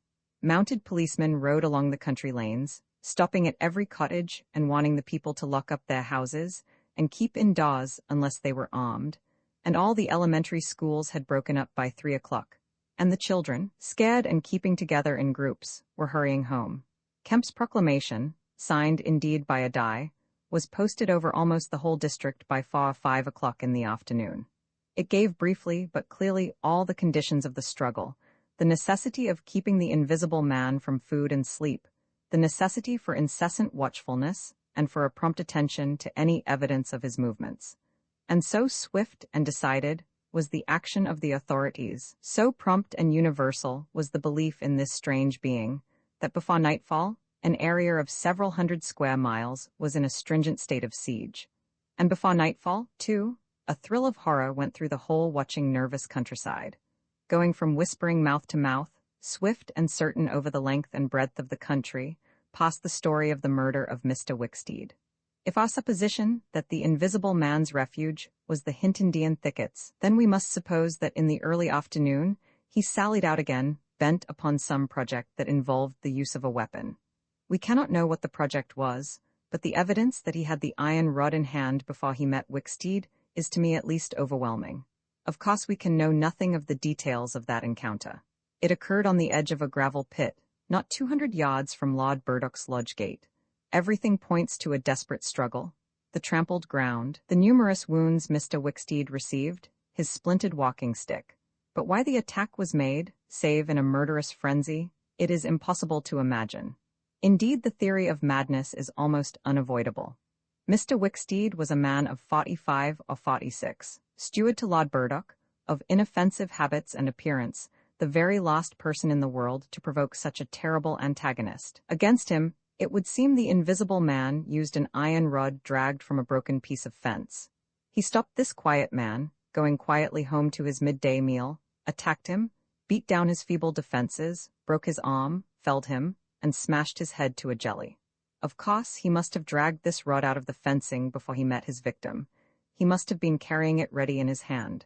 Only two details beyond what has already been stated seem to bear on the matter. One is the circumstance that the gravel pit was not in Mr. Wicksteed's direct path home, but nearly a couple of 100 yards out of his way. The other is the assertion of a little girl to the effect that, going to her afternoon school, she saw the murdered man trotting in a peculiar manner across a field towards the gravel pit. Her pantomime of his action suggests a man pursuing something on the ground before him and striking at it ever and again with his walking stick. She was the last person to see him alive. He passed out of her sight to his death, the struggle being hidden from her only by a clump of beech trees and a slight depression in the ground. Now this, to the present writer's mind at least, lifts the murder out of the realm of the absolutely wanton. We may imagine that Griffin had taken the rod as a weapon indeed, but without any deliberate intention of using it in murder. Wicksteed may then have come by and noticed this rod inexplicably moving through the air. Without any thought of the invisible man, for Pot Burdock is 10 miles away, he may have pursued it. It is quite conceivable that he may not even have heard of the invisible man. One can then imagine the invisible man making off, quietly in order to avoid discovering his presence in the neighborhood, and Wicksteed, excited and curious, pursuing this unaccountably locomotive object, finally striking at it. No doubt the invisible man could easily have distanced his middle-aged pursuer under ordinary circumstances, but the position in which Wicksteed's body was found suggests that he had the ill luck to drive his quarry into a corner between a drift of stinging nettles and the gravel pit. To those who appreciate the extraordinary irascibility of the invisible man, the rest of the encounter will be easy to imagine. But this is pure hypothesis. The only undeniable facts, for stories of children are often unreliable, are the discovery of Wicksteed's body, done to death, and of the blood-stained iron rod flung among the nettles. The abandonment of the rod by Griffin suggests that in the emotional excitement of the affair, the purpose for which he took it, if he had a purpose, was abandoned. He was certainly an intensely egotistical and unfeeling man, but the sight of his victim, his first victim, bloody and pitiful at his feet, may have released some long-pent fountain of remorse, which for a time may have flooded whatever scheme of action he had contrived. After the murder of Mr. Wicksteed, he would seem to have struck across the country towards the downland. There is a story of a voice heard about sunset by a couple of men in a field near Fern Bottom. It was wailing and laughing, sobbing and groaning, and ever and again it shouted. It must have been queer hearing. It drove up across the middle of a clover field and died away towards the hills. That afternoon, the invisible man must have learnt something of the rapid use Kemp had made of his confidences. He must have found houses locked and secured. He may have loitered about railway stations and prowled about inns, and no doubt he read the proclamations and realized something of the nature of the campaign against him. And as the evening advanced, the fields became dotted here and there with groups of 3 or 4 men, and noisy with the yelping of dogs. These men-hunters had particular instructions in the case of an encounter as to the way they should support one another. But he avoided them all. We may understand something of his exasperation, and it could have been none the less because he himself had supplied the information that was being used so remorselessly against him. For that day at least he lost heart. For nearly 24 hours, save when he turned on Wicksteed, he was a hunted man. In the night he must have eaten and slept, for in the morning he was himself again, active, powerful, angry, and malignant, prepared for his last great struggle against the world. Roman 27, the siege of Kemp's house. Kemp read a strange missive, written in pencil on a greasy sheet of paper. You have been amazingly energetic and clever, this letter ran, though what you stand to gain by it I cannot imagine. You are against me. For a whole day you have chased me, you have tried to rob me of a night's rest. But I have had food in spite of you, I have slept in spite of you, and the game is only beginning. The game is only beginning. There is nothing for it but to start the terror. This announces the first day of the terror. Pop Burdock is no longer under the Queen, tell your colonel of police and the rest of them. It is under me, the terror? This is day 1 of year 1 of the new epoch, the epoch of the Invisible Man. I am Invisible Man the first. To begin with, the rule will be easy. The first day there will be one execution for the sake of example, a man named Kemp. Death starts for him today. He may lock himself away, hide himself away, get guards about him, put on armor if he likes. Death, the unseen death, is coming. Let him take precautions, it will impress my people. Death starts from the pillar box by midday. The letter will fall in as the postman comes along, then off. The game begins. Death starts. Help him not, my people, lest death fall upon you also. Today Kemp is to die. Kemp read this letter twice. It's no hoax, he said. That's his voice, and he means it. He turned the folded sheet over and saw on the addressed side of it the postmark Hintondian and the prosaic detail 2D, to pay. He got up slowly, leaving his lunch unfinished, the letter had come by the 1 o'clock post, and went into his study. He rang for his housekeeper and told her to go round the house at once, examine all the fastenings of the windows, and close all the shutters. He closed the shutters of his study himself. From a locked drawer in his bedroom he took a little revolver, examined it carefully, and put it into the pocket of his lounge jacket. He wrote a number of brief notes, one to Colonel Adai, gave them to his servant to take, with explicit instructions as to her way of leaving the house. There is no danger, he said, and added a mental reservation, to you? He remained meditative for a space after doing this, and then returned to his cooling lunch. He ate with gaps of thought. Finally he struck the table sharply. We will have him, he said, and I am the bait, he will come too far. He went up to the belvedere, carefully shutting every door after him. It's a game, he said, an odd game, but the chances are all for me, Mr. Griffin, in spite of your invisibility. Griffin contra mundum with a vengeance. He stood at the window staring at the hot hillside. He must get food every day, and I don't envy him. Did he really sleep last night? Out in the open somewhere, secure from collisions. I wish we could get some good cold, wet weather instead of the heat. He may be watching me now. He went close to the window. Something rapped smartly against the brickwork over the frame and made him start violently back. I'm getting nervous, said Kemp, but it was 5 minutes before he went to the window again. It must have been a sparrow, he said. Presently he heard the front door bell ringing and hurried downstairs. He unbolted and unlocked the door, examined the chain, put it up and opened cautiously without showing himself. A familiar voice hailed him. It was Adai. Your servant's been assaulted, Kemp, he said round the door. What? Exclaimed Kemp. Had that note of yours taken away from her, he's close about here. Let me in. Kemp released the chain, and Adai entered through as narrow an opening as possible. He stood in the hall, looking with infinite relief at Kemp refastening the door. Note was snatched out of her hand, scared her horribly. She's down at the station, hysterics, he's close here. What was it about? Kemp swore. What a fool I was, said Kemp. I might have known. It's not an hour's walk from Hintondian, already?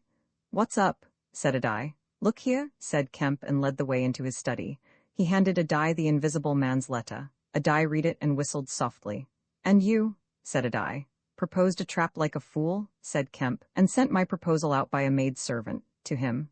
Adai followed Kemp's profanity. He'll clear out, said Adai. Not he, said Kemp. A resounding smash of glass came from upstairs. Adai had a silvery glimpse of a little revolver half out of Kemp's pocket. It's a window upstairs, said Kemp and led the way up. There came a second smash while they were still on the staircase. When they reached the study they found 2 of the 3 windows smashed, half the room littered with splintered glass and one big flint lying on the writing table. The 2 men stopped in the doorway, contemplating the wreckage. Kemp swore again, and as he did so the 3rd window went with a snap like a pistol, hung starred for a moment, and collapsed in jagged, shivering triangles into the room. "What's this for?" said Adai. "It's a beginning," said Kemp. "There's no way of climbing up here?" "Not for a cat," said Kemp. "No shutters?" "Not here." All the downstairs rooms, hullo. Smash, and then whack of boards hit hard came from downstairs. "Confound him," said Kemp. "That must be, yes, it's one of the bedrooms. He's going to do all the house, but he's a fool. The shutters are up and the glass will fall outside. He'll cut his feet."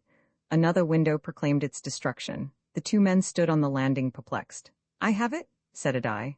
"Let me have a stick or something, and I'll go down to the station and get the bloodhounds put on. That ought to settle him. They're hard by, not 10 minutes. Another window went the way of its fellows. "You haven't a revolver?" asked Adai. Kemp's hand went to his pocket, then he hesitated. "I haven't one, at least to spare."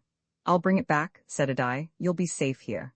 Kemp, ashamed of his momentary lapse from truthfulness, handed him the weapon. "Now for the door," said Adai. As they stood hesitating in the hall, they heard one of the first-floor bedroom windows crack and clash. Kemp went to the door and began to slip the bolts as silently as possible. His face was a little paler than usual. "You must step straight out," said Kemp. In another moment, Adai was on the doorstep, and the bolts were dropping back into the staples. He hesitated for a moment, feeling more comfortable with his back against the door. Then he marched, upright and square, down the steps. He crossed the lawn and approached the gate. A little breeze seemed to ripple over the grass. Something moved near him. "Stop a bit," said a voice, and Adai stopped dead and his hand tightened on the revolver. "Well?" said Adai, white and grim and every nerve tense. "Oblige me by going back to the house," said the voice, as tense and grim as Adai's. "Sorry," said Adai a little hoarsely, and moistened his lips with his tongue. The voice was on his left front, he thought. Suppose he were to take his luck with a shot. "What are you going for?" said the voice, and there was a quick movement of the two, and a flash of sunlight from the open lip of Adai's pocket. Adai desisted and thought. "Where I go," he said slowly, "is my own business." The words were still on his lips when an arm came round his neck, his back felt a knee, and he was sprawling backward. He drew clumsily and fired absurdly, and in another moment he was struck in the mouth and the revolver wrested from his grip. He made a vain clutch at a slippery limb, tried to struggle up and fell back. "Damn," said Adai, the voice laughed. "I'd kill you now if it wasn't the waste of a bullet," it said. He saw the revolver in midair 6 feet off, covering him. "Well," said Adai, sitting up. "Get up," said the voice. Adai stood up. "Attention," said the voice, and then fiercely, "Don't try any games. Remember, I can see your face if you can't see mine. You've got to go back to the house." "He won't let me in," said Adai. "That's a pity," said the invisible man. "I've got no quarrel with you." Adai moistened his lips again. He glanced away from the barrel of the revolver and saw the sea far off, very blue and dark under the midday sun, the smooth green down, the white cliff of the head, and the multitudinous town, and suddenly he knew that life was very sweet. His eyes came back to this little metal thing hanging between heaven and earth, 6 yards away. "What am I to do?" he said sullenly. "What am I to do?" asked the invisible man. "You will get help. The only thing is for you to go back." "I will try. If he lets me in, will you promise not to rush the door?" "I've got no quarrel with you," said the voice. Kemp had hurried upstairs after letting Adai out, and now crouching among the broken glass and peering cautiously over the edge of the study window sill, he saw Adai stand parleying with the unseen. "Why doesn't he fire?" whispered Kemp to himself. Then the revolver moved a little, and the glint of the sunlight flashed in Kemp's eyes. He shaded his eyes and tried to see the source of the blinding beam. "Surely," he said, "Adai has given up the revolver. Promise not to rush the door," Adai was saying. "Don't push a winning game too far. Give a man a chance. You go back to the house. I tell you flatly I will not promise anything." Adai's decision seemed suddenly made. He turned towards the house, walking slowly with his hands behind him. Kemp watched him, puzzled. The revolver vanished, flashed again into sight, vanished again, and became evident on a closer scrutiny as a little dark object following Adai. Then things happened very quickly. Adai leapt backwards, swung around, clutched at this little object, missed it, threw up his hands and fell forward on his face, leaving a little puff of blue in the air. Kemp did not hear the sound of the shot. Adai writhed, raised himself on one arm, fell forward, and lay still. For a space, Kemp remained staring at the quiet carelessness of Adai's attitude. The afternoon was very hot and still. Nothing seemed stirring in all the world, save a couple of yellow butterflies chasing each other through the shrubbery between the house and the road gate. Adai lay on the lawn near the gate. The blinds of all the villas down the hill road were drawn, but in one little green summer house was a white figure, apparently an old man asleep. Kemp scrutinized the surroundings of the house for a glimpse of the revolver, but it had vanished. His eyes came back to a die. The game was opening well. Then came a ringing and knocking at the front door that grew at last tumultuous, but pursuant to Kemp's instructions, the servants had locked themselves into their rooms. This was followed by a silence. Kemp sat listening, and then began peering cautiously out of the 3 windows, one after another. He went to the staircase head and stood listening uneasily. He armed himself with his bedroom poker and went to examine the interior fastenings of the ground floor windows again. Everything was safe and quiet. He returned to the belvedere. A die lay motionless over the edge of the gravel just as he had fallen. Coming along the road by the villas were the housemaid and 2 policemen. Everything was deadly still. The 3 people seemed very slow in approaching. He wondered what his antagonist was doing. He started. There was a smash from below. He hesitated and went downstairs again. Suddenly the house resounded with heavy blows and the splintering of wood. He heard a smash and the destructive clang of the iron fastenings of the shutters. He turned the key and opened the kitchen door. As he did so, the shutters, split and splintering, came flying inward. He stood aghast. The window frame, save for one crossbar, was still intact, but only little teeth of glass remained in the frame. The shutters had been driven in with an axe, and now the axe was descending in sweeping blows upon the window frame and the iron bars defending it. Then suddenly it leapt aside and vanished. He saw the revolver lying on the path outside, and then the little weapon sprang into the air. He dodged back. The revolver cracked just too late, and a splinter from the edge of the closing door flashed over his head. He slammed and locked the door, and as he stood outside he heard Griffin shouting and laughing. Then the blows of the axe with its splitting and smashing consequences were resumed. Kemp stood in the passage trying to think. In a moment the invisible man would be in the kitchen. This door would not keep him a moment, and then a ringing came at the front door again. It would be the policeman. He ran into the hall, put up the chain, and drew the bolts. He made the girl speak before he dropped the chain, and the 3 people blundered into the house in a heap, and Kemp slammed the door again. "The invisible man," said Kemp. "He has a revolver with 2 shots left. He's killed a die, shot him anyhow. Didn't you see him on the lawn? He's lying there." "Who?" said one of the policemen. "A die," said Kemp. "We came in the back way," said the girl. "What's that smashing?" asked one of the policemen. "He's in the kitchen, or will be. He has found an axe." Suddenly the house was full of the invisible man's resounding blows on the kitchen door. The girl stared towards the kitchen, shuddered, and retreated into the dining room. Kemp tried to explain in broken sentences. They heard the kitchen door give. "This way," said Kemp, starting into activity, and bundled the policeman into the dining room doorway. "Poker," said Kemp, and rushed to the fender. He handed the poker he had carried to the policeman and the dining room one to the other. He suddenly flung himself backward. "Whup," said one policeman, ducked, and caught the axe on his poker. The pistol snapped its penultimate shot and ripped a valuable Sidney Cooper. The second policeman brought his poker down on the little weapon, as one might knock down a wasp, and sent it rattling to the floor. At the first clash the girl screamed, stood screaming for a moment by the fireplace, and then ran to open the shutters, possibly with an idea of escaping by the shattered window. The axe receded into the passage and fell to a position about 2 feet from the ground. They could hear the invisible man breathing. "Stand away, you 2, he said. "I want that man, Kemp." "We want you," said the first policeman, making a quick step forward and wiping with his poker at the voice. The invisible man must have started back, and he blundered into the umbrella stand. Then, as the policeman staggered with the swing of the blow he had aimed, the invisible man countered with the axe. The helmet crumpled like paper, and the blow sent the man spinning to the floor at the head of the kitchen stairs. But the second policeman, aiming behind the axe with his poker, hit something soft that snapped. There was a sharp exclamation of pain, and then the axe fell to the ground. The policeman wiped again at vacancy and hit nothing. He put his foot on the axe and struck again. Then he stood, poker clubbed, listening intent for the slightest movement. He heard the dining room window open and a quick rush of feet within. His companion rolled over and sat up, with the blood running down between his eye and ear. "Where is he?" asked the man on the floor.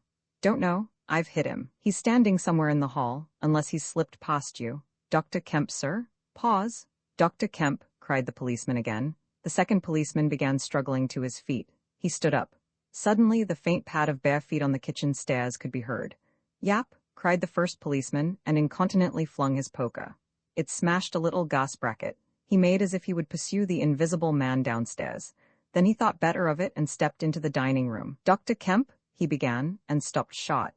"Dr. Kemp's a hero," he said, as his companion looked over his shoulder. The dining room window was wide open, and neither housemaid nor Kemp was to be seen. The second policeman's opinion of Kemp was terse and vivid. Roman 28, the hunter hunted Mr. Healers.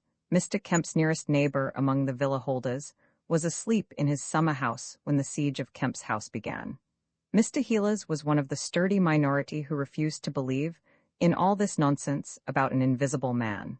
His wife, however, as he was subsequently to be reminded, did. He insisted upon walking about his garden just as if nothing was the matter, and he went to sleep in the afternoon in accordance with the custom of years. He slept through the smashing of the windows, and then woke up suddenly with a curious persuasion of something wrong. He looked across at Kemp's house, rubbed his eyes and looked again. Then he put his feet to the ground and sat listening.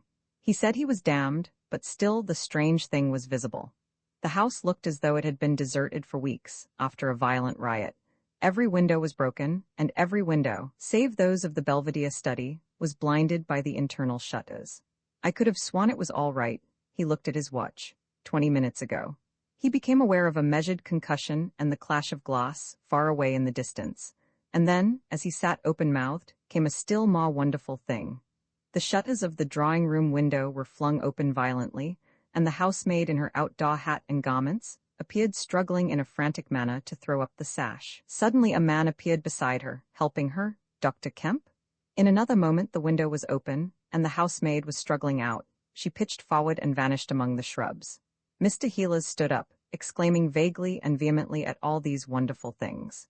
He saw Kemp stand on the sill, spring from the window, and reappear almost instantaneously running along a path in the shrubbery and stooping as he ran, like a man who evades observation. He vanished behind a laburnum, and appeared again clambering over a fence that abutted on the open down. In a second he had tumbled over, and was running at a tremendous pace down the slope towards Mr. Healers. "Lord," cried Mr. Healers, struck with an idea, "it's that invisible man brute, it's right after all." With Mr. Healers, to think things like that was to act, and his cook watching him from the top window was amazed to see him come pelting towards the house at a good 9 miles an hour. There was a slamming of doors, a ringing of bells, and the voice of Mr. Healers bellowing like a bull. "Shut the doors, shut the windows, shut everything. The invisible man is coming." Instantly the house was full of screams and directions and scurrying feet. He ran himself to shut the French windows that opened on the veranda. As he did so, Kemp's head and shoulders and knee appeared over the edge of the garden fence. In another moment, Kemp had plowed through the asparagus and was running across the tennis lawn to the house. "You can't come in," said Mr. Healers, shutting the bolts. "I'm very sorry if he's after you, but you can't come in." Kemp appeared with a face of terror close to the glass, rapping and then shaking frantically at the French window. Then, seeing his efforts were useless, he ran along the veranda, vaulted the end, and went to hammer at the side door. Then he ran round by the side gate to the front of the house, and so into the hill road. And Mr. Healers, staring from his window, a face of horror, had scarcely witnessed Kemp vanish, ere the asparagus was being trampled this way, and that by feet unseen. At that, Mr. Healers fled precipitately upstairs, and the rest of the chase is beyond his purview. But as he passed the staircase window, he heard the side gate slam. Emerging into the hill road, Kemp naturally took the downward direction, and so it was he came to run in his own person the very race he had watched with such a critical eye from the Belvedere study only 4 days ago. He ran it well, for a man out of training, and though his face was white and wet, his wits were cool to the last. He ran with wide strides, and wherever a patch of rough ground intervened, wherever there came a patch of raw flints, or a bit of broken glass shone dazzling, he crossed it and left the bare invisible feet that followed to take what line they would. For the first time in his life, Kemp discovered that the hill road was indescribably vast and desolate, and that the beginnings of the town far below at the hill foot were strangely remote. Never had there been a slower or more painful method of progression than running. All the gaunt villas, sleeping in the afternoon sun, looked locked and barred. No doubt they were locked and barred by his own orders. But at any rate, they might have kept a lookout for an eventuality like this. The town was rising up now, the sea had dropped out of sight behind it, and people down below were stirring. A tram was just arriving at the hill foot. Beyond that was the police station. Was that footsteps he heard behind him? Spurt. The people below were staring at him, one or two were running, and his breath was beginning to saw in his throat. The tram was quite near now, and the Jolly Cricketers was noisily barring its doors. Beyond the tram were posts and heaps of gravel, the drainage works. He had a transitory idea of jumping into the tram and slamming the doors, and then he resolved to go for the police station. In another moment, he had passed the door of the Jolly Cricketers and was in the blistering fag end of the street, with human beings about him. The tram driver and his helper, arrested by the sight of his furious haste, stood staring with the tram horses unhitched. Further on, the astonished features of Navas appeared above the mounds of gravel.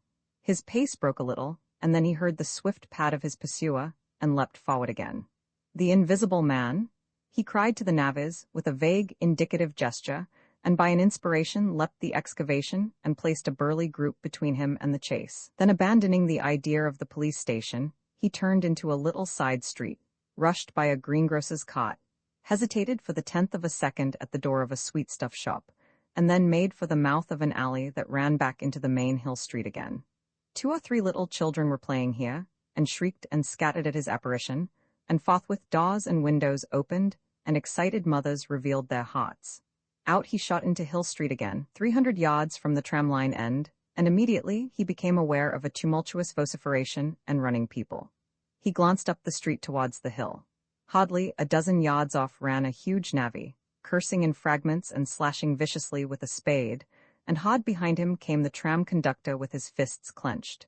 Up the street others followed these two, striking and shouting. Down towards the town, men and women were running, and he noticed clearly one man coming out of a shop door with a stick in his hand. Spread out, cried someone. Kemp suddenly grasped the altered condition of the chase. He stopped and looked round, panting. "He's close here?" he cried. Form a line across, he was hit hard under the ear and went reeling, trying to face round towards his unseen antagonist. He just managed to keep his feet, and he struck a vain counter in the air. Then he was hit again under the jaw and sprawled headlong on the ground. In another moment, a knee compressed his diaphragm, and a couple of eager hands gripped his throat, but the grip of one was weaker than the other. He grasped the wrists, heard a cry of pain from his assailant, and then the spade of the navvy came whirling through the air above him and struck something with a dull thud. He felt a drop of moisture on his face. The grip at his throat suddenly relaxed, and with a convulsive effort, Kemp loosed himself, grasped a limp shoulder, and rolled uppermost. He gripped the unseen elbows near the ground. "I've got him," screamed Kemp. "Help, hold, he's down, hold his feet." In another second there was a simultaneous rush upon the struggle, and a stranger coming into the road suddenly might have thought an exceptionally savage game of rugby football was in progress. And there was no shouting after Kemp's cry, only a sound of blows and feet and heavy breathing. Then came a mighty effort, and the invisible man threw off a couple of his antagonists and rose to his knees. Kemp clung to him in front like a hound to a stag, and a dozen hands gripped, clutched, and tore at the unseen. The tram conductor suddenly got the neck and shoulders and lugged him back. Down went the heap of struggling men again and rolled over. There was, I am afraid, some savage kicking. Then suddenly a wild scream of "Mercy, mercy," that died down swiftly to a sound like choking. "Get back, you fools!" cried the muffled voice of Kemp, and there was a vigorous shoving back of stalwart forms. "He's hurt, I tell you. Stand back." There was a brief struggle to clear a space, and then the circle of eager faces saw the doctor kneeling, as it seemed, 15 inches in the air, and holding invisible arms to the ground. Behind him, a constable gripped invisible ankles. "Don't you leave go of N," cried the big navvy, holding a blood-stained spade. "He's shamming." "He's not shamming," said the doctor, cautiously raising his knee, "and I'll hold him." His face was bruised and already going red. He spoke thickly because of a bleeding lip. He released one hand and seemed to be feeling at the face. "The mouth's all wet," he said. And then, good God! He stood up abruptly and then knelt down on the ground by the side of the thing unseen. There was a pushing and shuffling, a sound of heavy feet as fresh people turned up to increase the pressure of the crowd. People now were coming out of the houses. The doors of the Jolly Cricketers stood suddenly wide open. Very little was said. Kemp felt about, his hand seemed to pass through empty air. "He's not breathing," he said, and then, "I can't feel his heart." His side, ugh. Suddenly an old woman, peering under the arm of the big navvy, screamed sharply.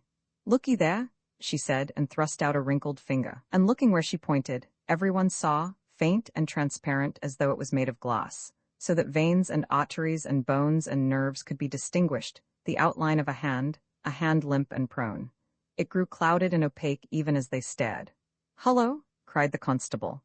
"Here's his feet showing." And so slowly, beginning at his hands and feet and creeping along his limbs to the vital centers of his body, that strange change continued. It was like the slow spreading of a poison.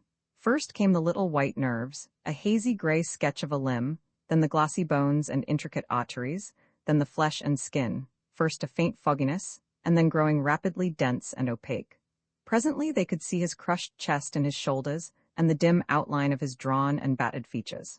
When at last the crowd made way for Kemp to stand erect, there lay, naked and pitiful on the ground, the bruised and broken body of a young man about 30.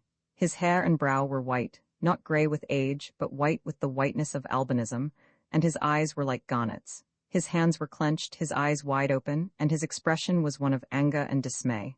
"Cover his face?" said a man. "For God's sake, cover that face."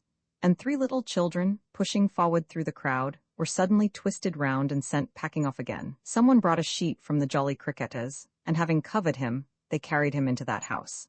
And there it was, on a shabby bed in a tawdry, ill-lighted bedroom, surrounded by a crowd of ignorant and excited people, broken and wounded, betrayed and unpitied, that Griffin, the first of all men to make himself invisible, Griffin, the most gifted physicist the world has ever seen, ended in infinite disaster his strange and terrible career. Roman 3, the 1001 bottles, so it was that on the 29th day of February, at the beginning of the thaw, this singular person fell out of infinity into Iping village.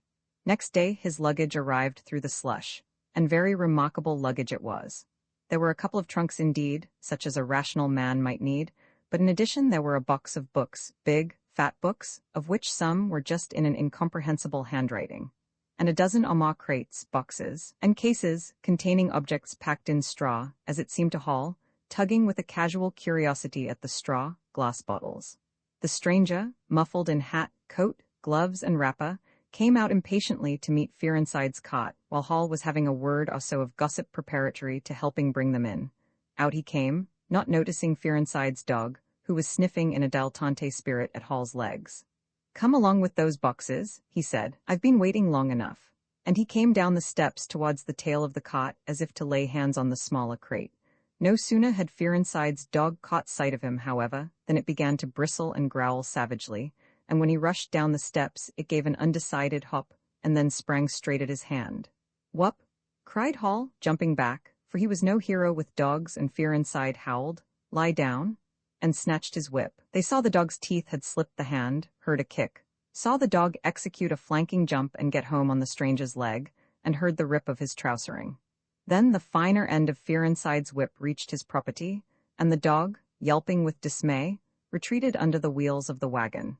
It was all the business of a swift half-minute. No one spoke, everyone shouted. The stranger glanced swiftly at his torn glove and at his leg, made as if he would stoop to the latter, then turned and rushed swiftly up the steps into the inn. They heard him go headlong across the passage and up the uncarpeted stairs to his bedroom. "You brute, you," said Fearenside, climbing off the wagon with his whip in his hand, while the dog watched him through the wheel. "Come here," said Fearenside. "You'd better." Hall had stood gaping. "He was bit," said Hall. "I'd better go and see to N," and he trotted after the stranger. He met Mrs. Hall in the passage. "Carrier's dog," he said, "bit N." He went straight upstairs, and the stranger's door being ajar, he pushed it open and was entering without any ceremony, being of a naturally sympathetic turn of mind. The blind was down and the room dim. He caught a glimpse of a most singular thing, what seemed a handless arm waving towards him, and a face of 3 huge indeterminate spots on white, very like the face of a pale pansy. Then he was struck violently in the chest, hurled back, and the door slammed in his face and locked. It was so rapid that it gave him no time to observe. A waving of indecipherable shapes, a blow, and a concussion. There he stood on the dark little landing, wondering what it might be that he had seen. A couple of minutes after, he rejoined the little group that had formed outside the coach and horses. There was Fearenside telling about it all over again for the second time. There was Mrs. Hall saying his dog didn't have no business to bite her guests. There was Huckster, the general dealer from over the road, interrogative, and Sandy Wudges from the Forge, judicial, besides women and children, all of them saying fatuities. "Wouldn't let N bite me, I knows. Tasn't right have such dogs. What'd he bite N for then?" And so forth. Mr. Hall, staring at them from the steps and listening, found it incredible that he had seen anything so very remarkable happen upstairs. Besides, his vocabulary was altogether too limited to express his impressions. "He don't want no help, he said in answer to his wife's inquiry. "We'd better be a-tackin' of his luggage in." "He ought to have it cauterized at once," said Mr. Huxter, "especially if it's at all inflamed." "I'd shoot en, that's what I'd do," said a lady in the group. Suddenly the dog began growling again. "Come along," cried an angry voice in the doorway, and there stood the muffled stranger with his collar turned up and his hat brim bent down. "The sooner you get those things in the better, I'll be pleased." It is stated by an anonymous bystander that his trousers and gloves had been changed. "Was you hurt, sir?" said Fear inside. "I'm rare sorry the dog." "Not a bit," said the stranger. "Never broke the skin, hurry up with those things." He then swore to himself, so Mr. Hall asserts.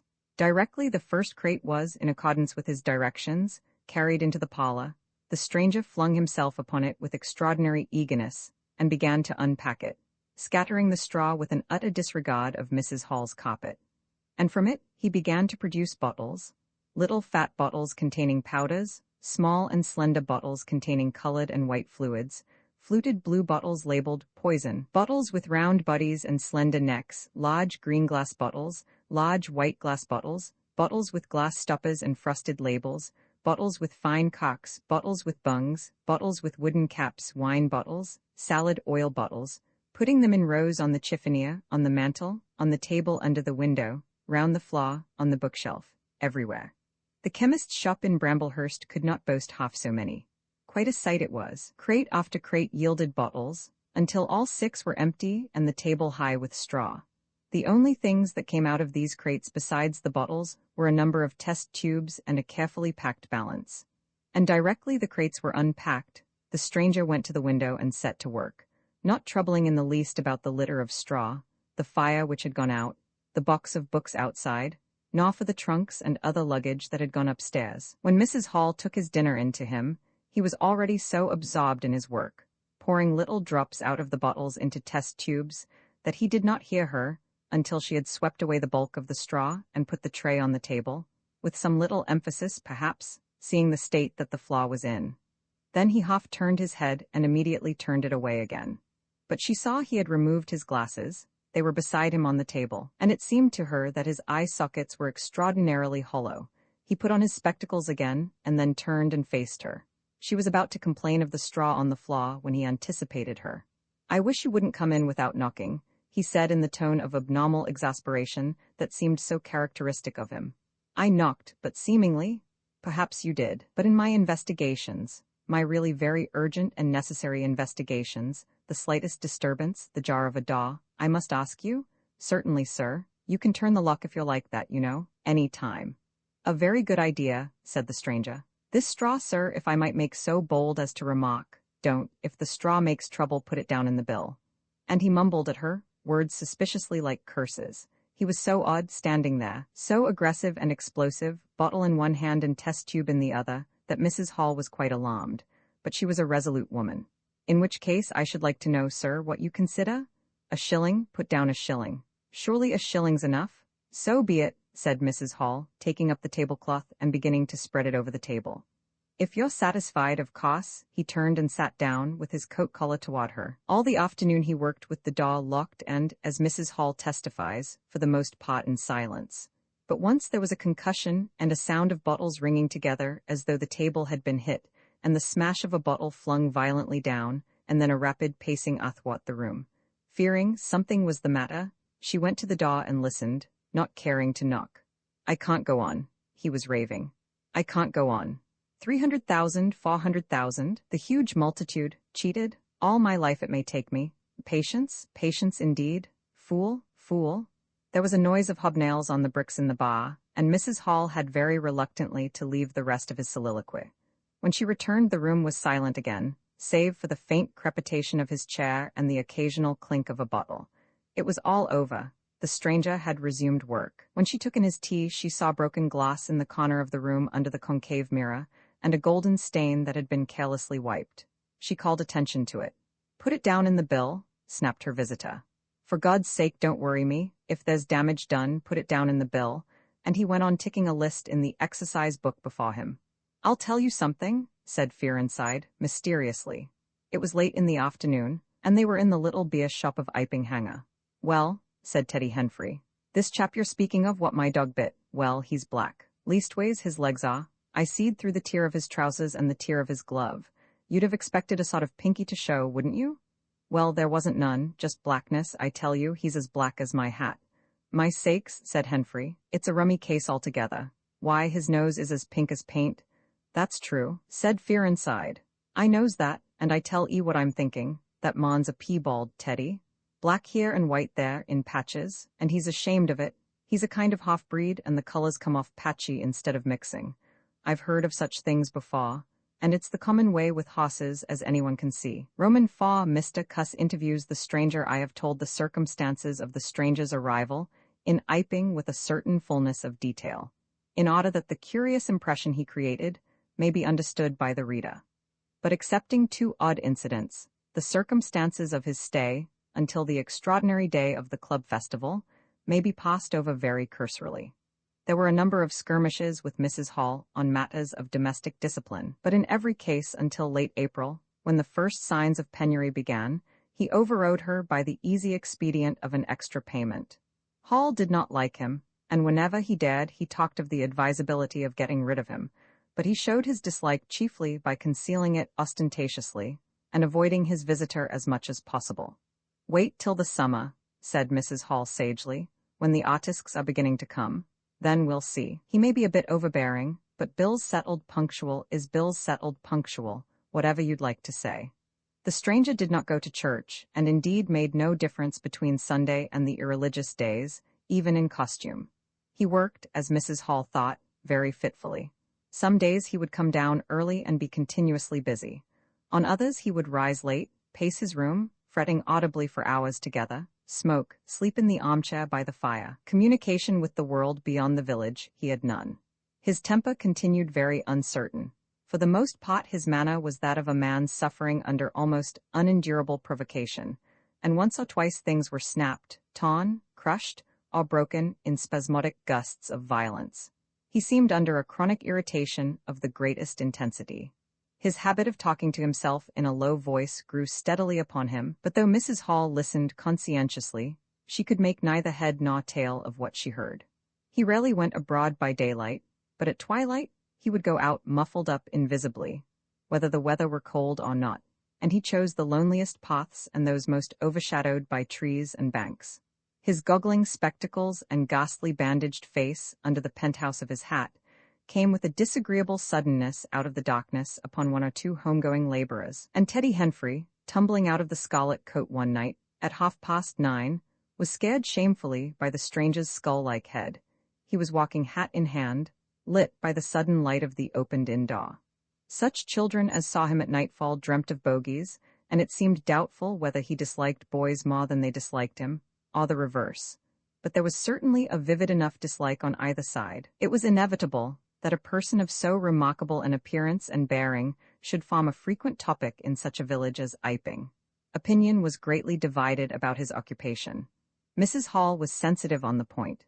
When questioned, she explained very carefully that he was an experimental investigator, going gingerly over the syllables as one who dreads pitfalls. When asked what an experimental investigator was, she would say with a touch of superiority that most educated people knew such things as that, and would thus explain that he'd discovered things. Her visitor had had an accident, she said, which temporarily discolored his face and hands, and being of a sensitive disposition, he was averse to any public notice of the fact. Out of her hearing, there was a view largely entertained that he was a criminal trying to escape from justice by wrapping himself up so as to conceal himself altogether from the eye of the police. This idea sprang from the brain of Mr. Teddy Henfrey. No crime of any magnitude dating from the middle or end of February was known to have occurred. Elaborated in the imagination of Mr. Good, the probationary assistant in the National School, this theory took the form that the stranger was an anarchist in disguise, preparing explosives, and he resolved to undertake such detective operations as his time permitted.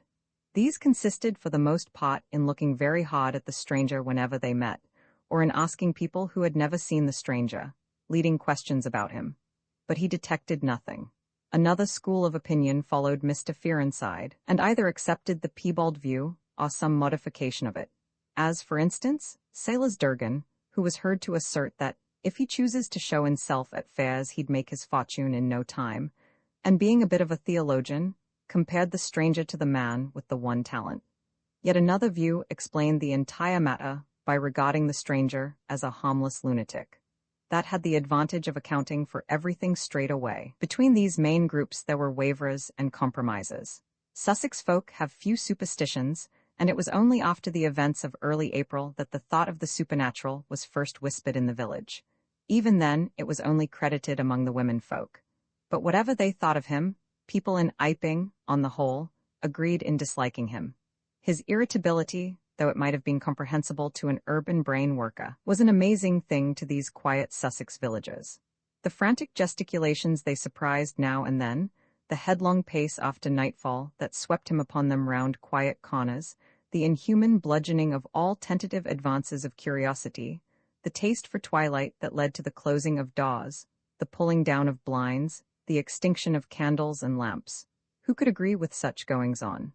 They drew aside as he passed down the village, and when he had gone by, young humorists would up with coat collars and down with hat brims, and go pacing nervously after him in imitation of his occult bearing.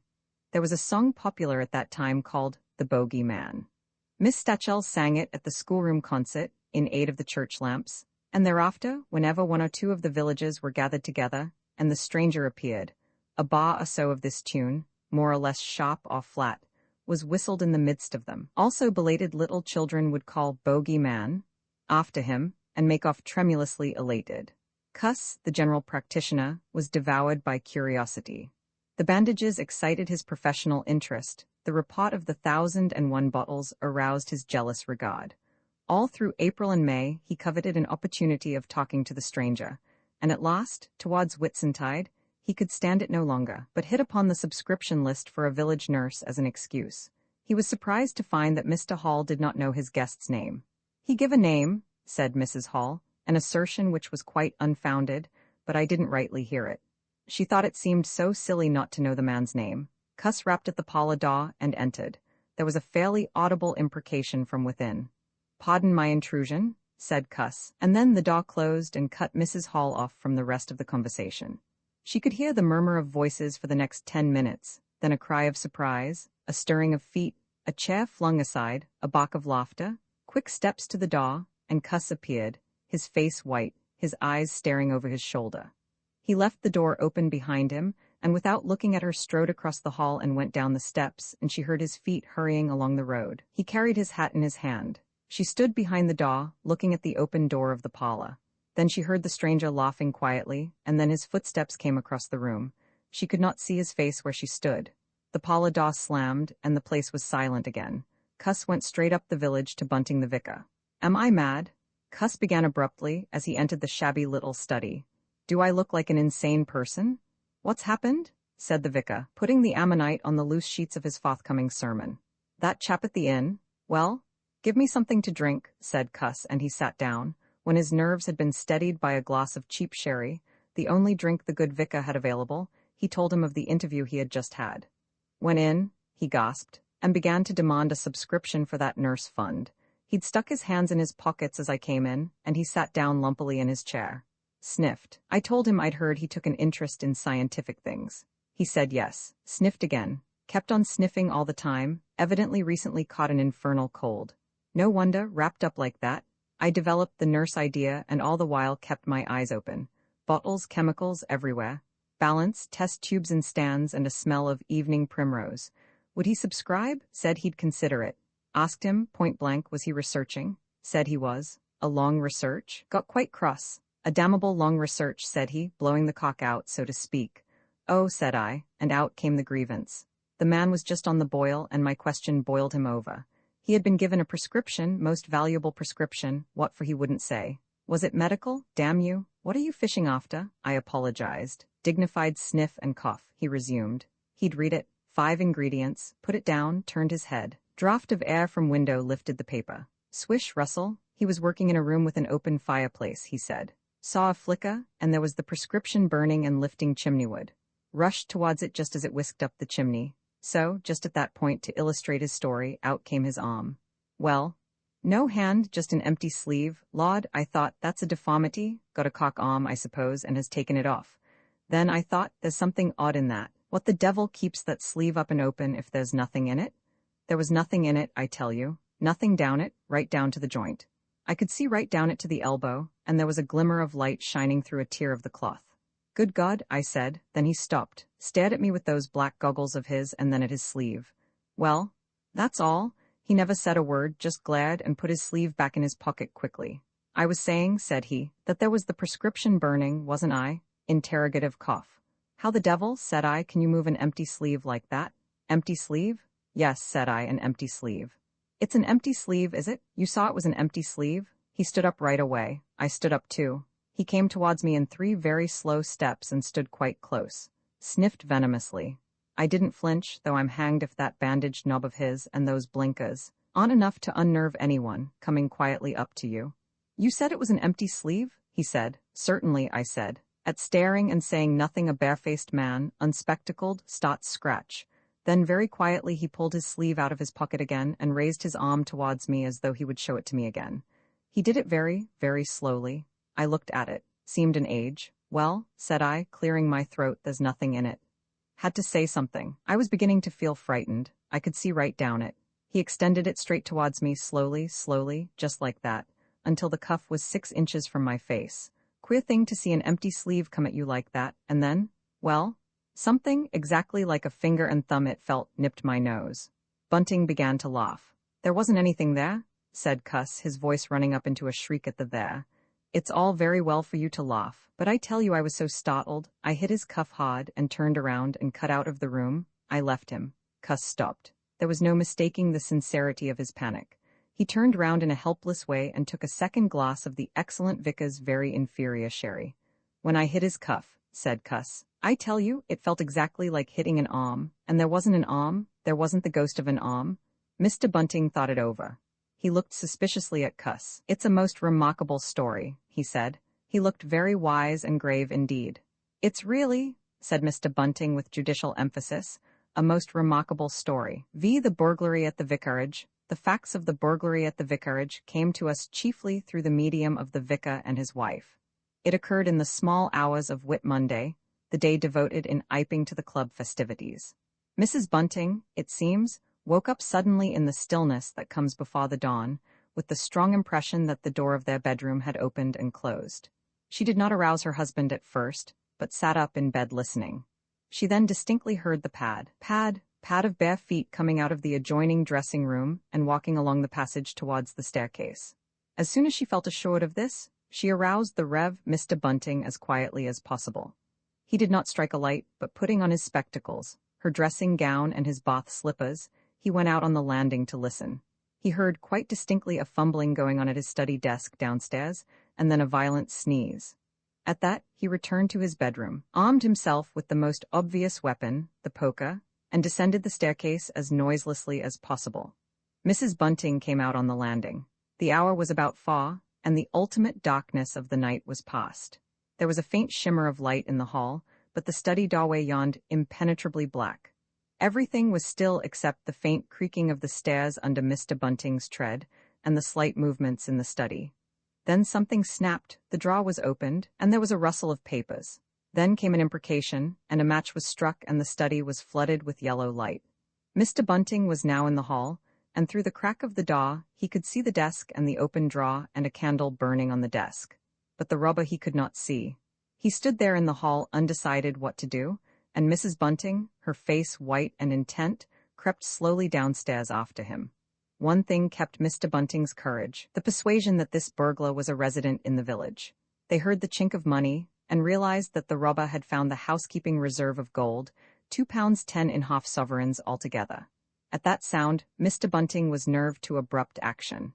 Gripping the poker firmly, he rushed into the room, closely followed by Mrs. Bunting. "Surrender?" cried Mr. Bunting fiercely, and then stooped amazed. Apparently the room was perfectly empty.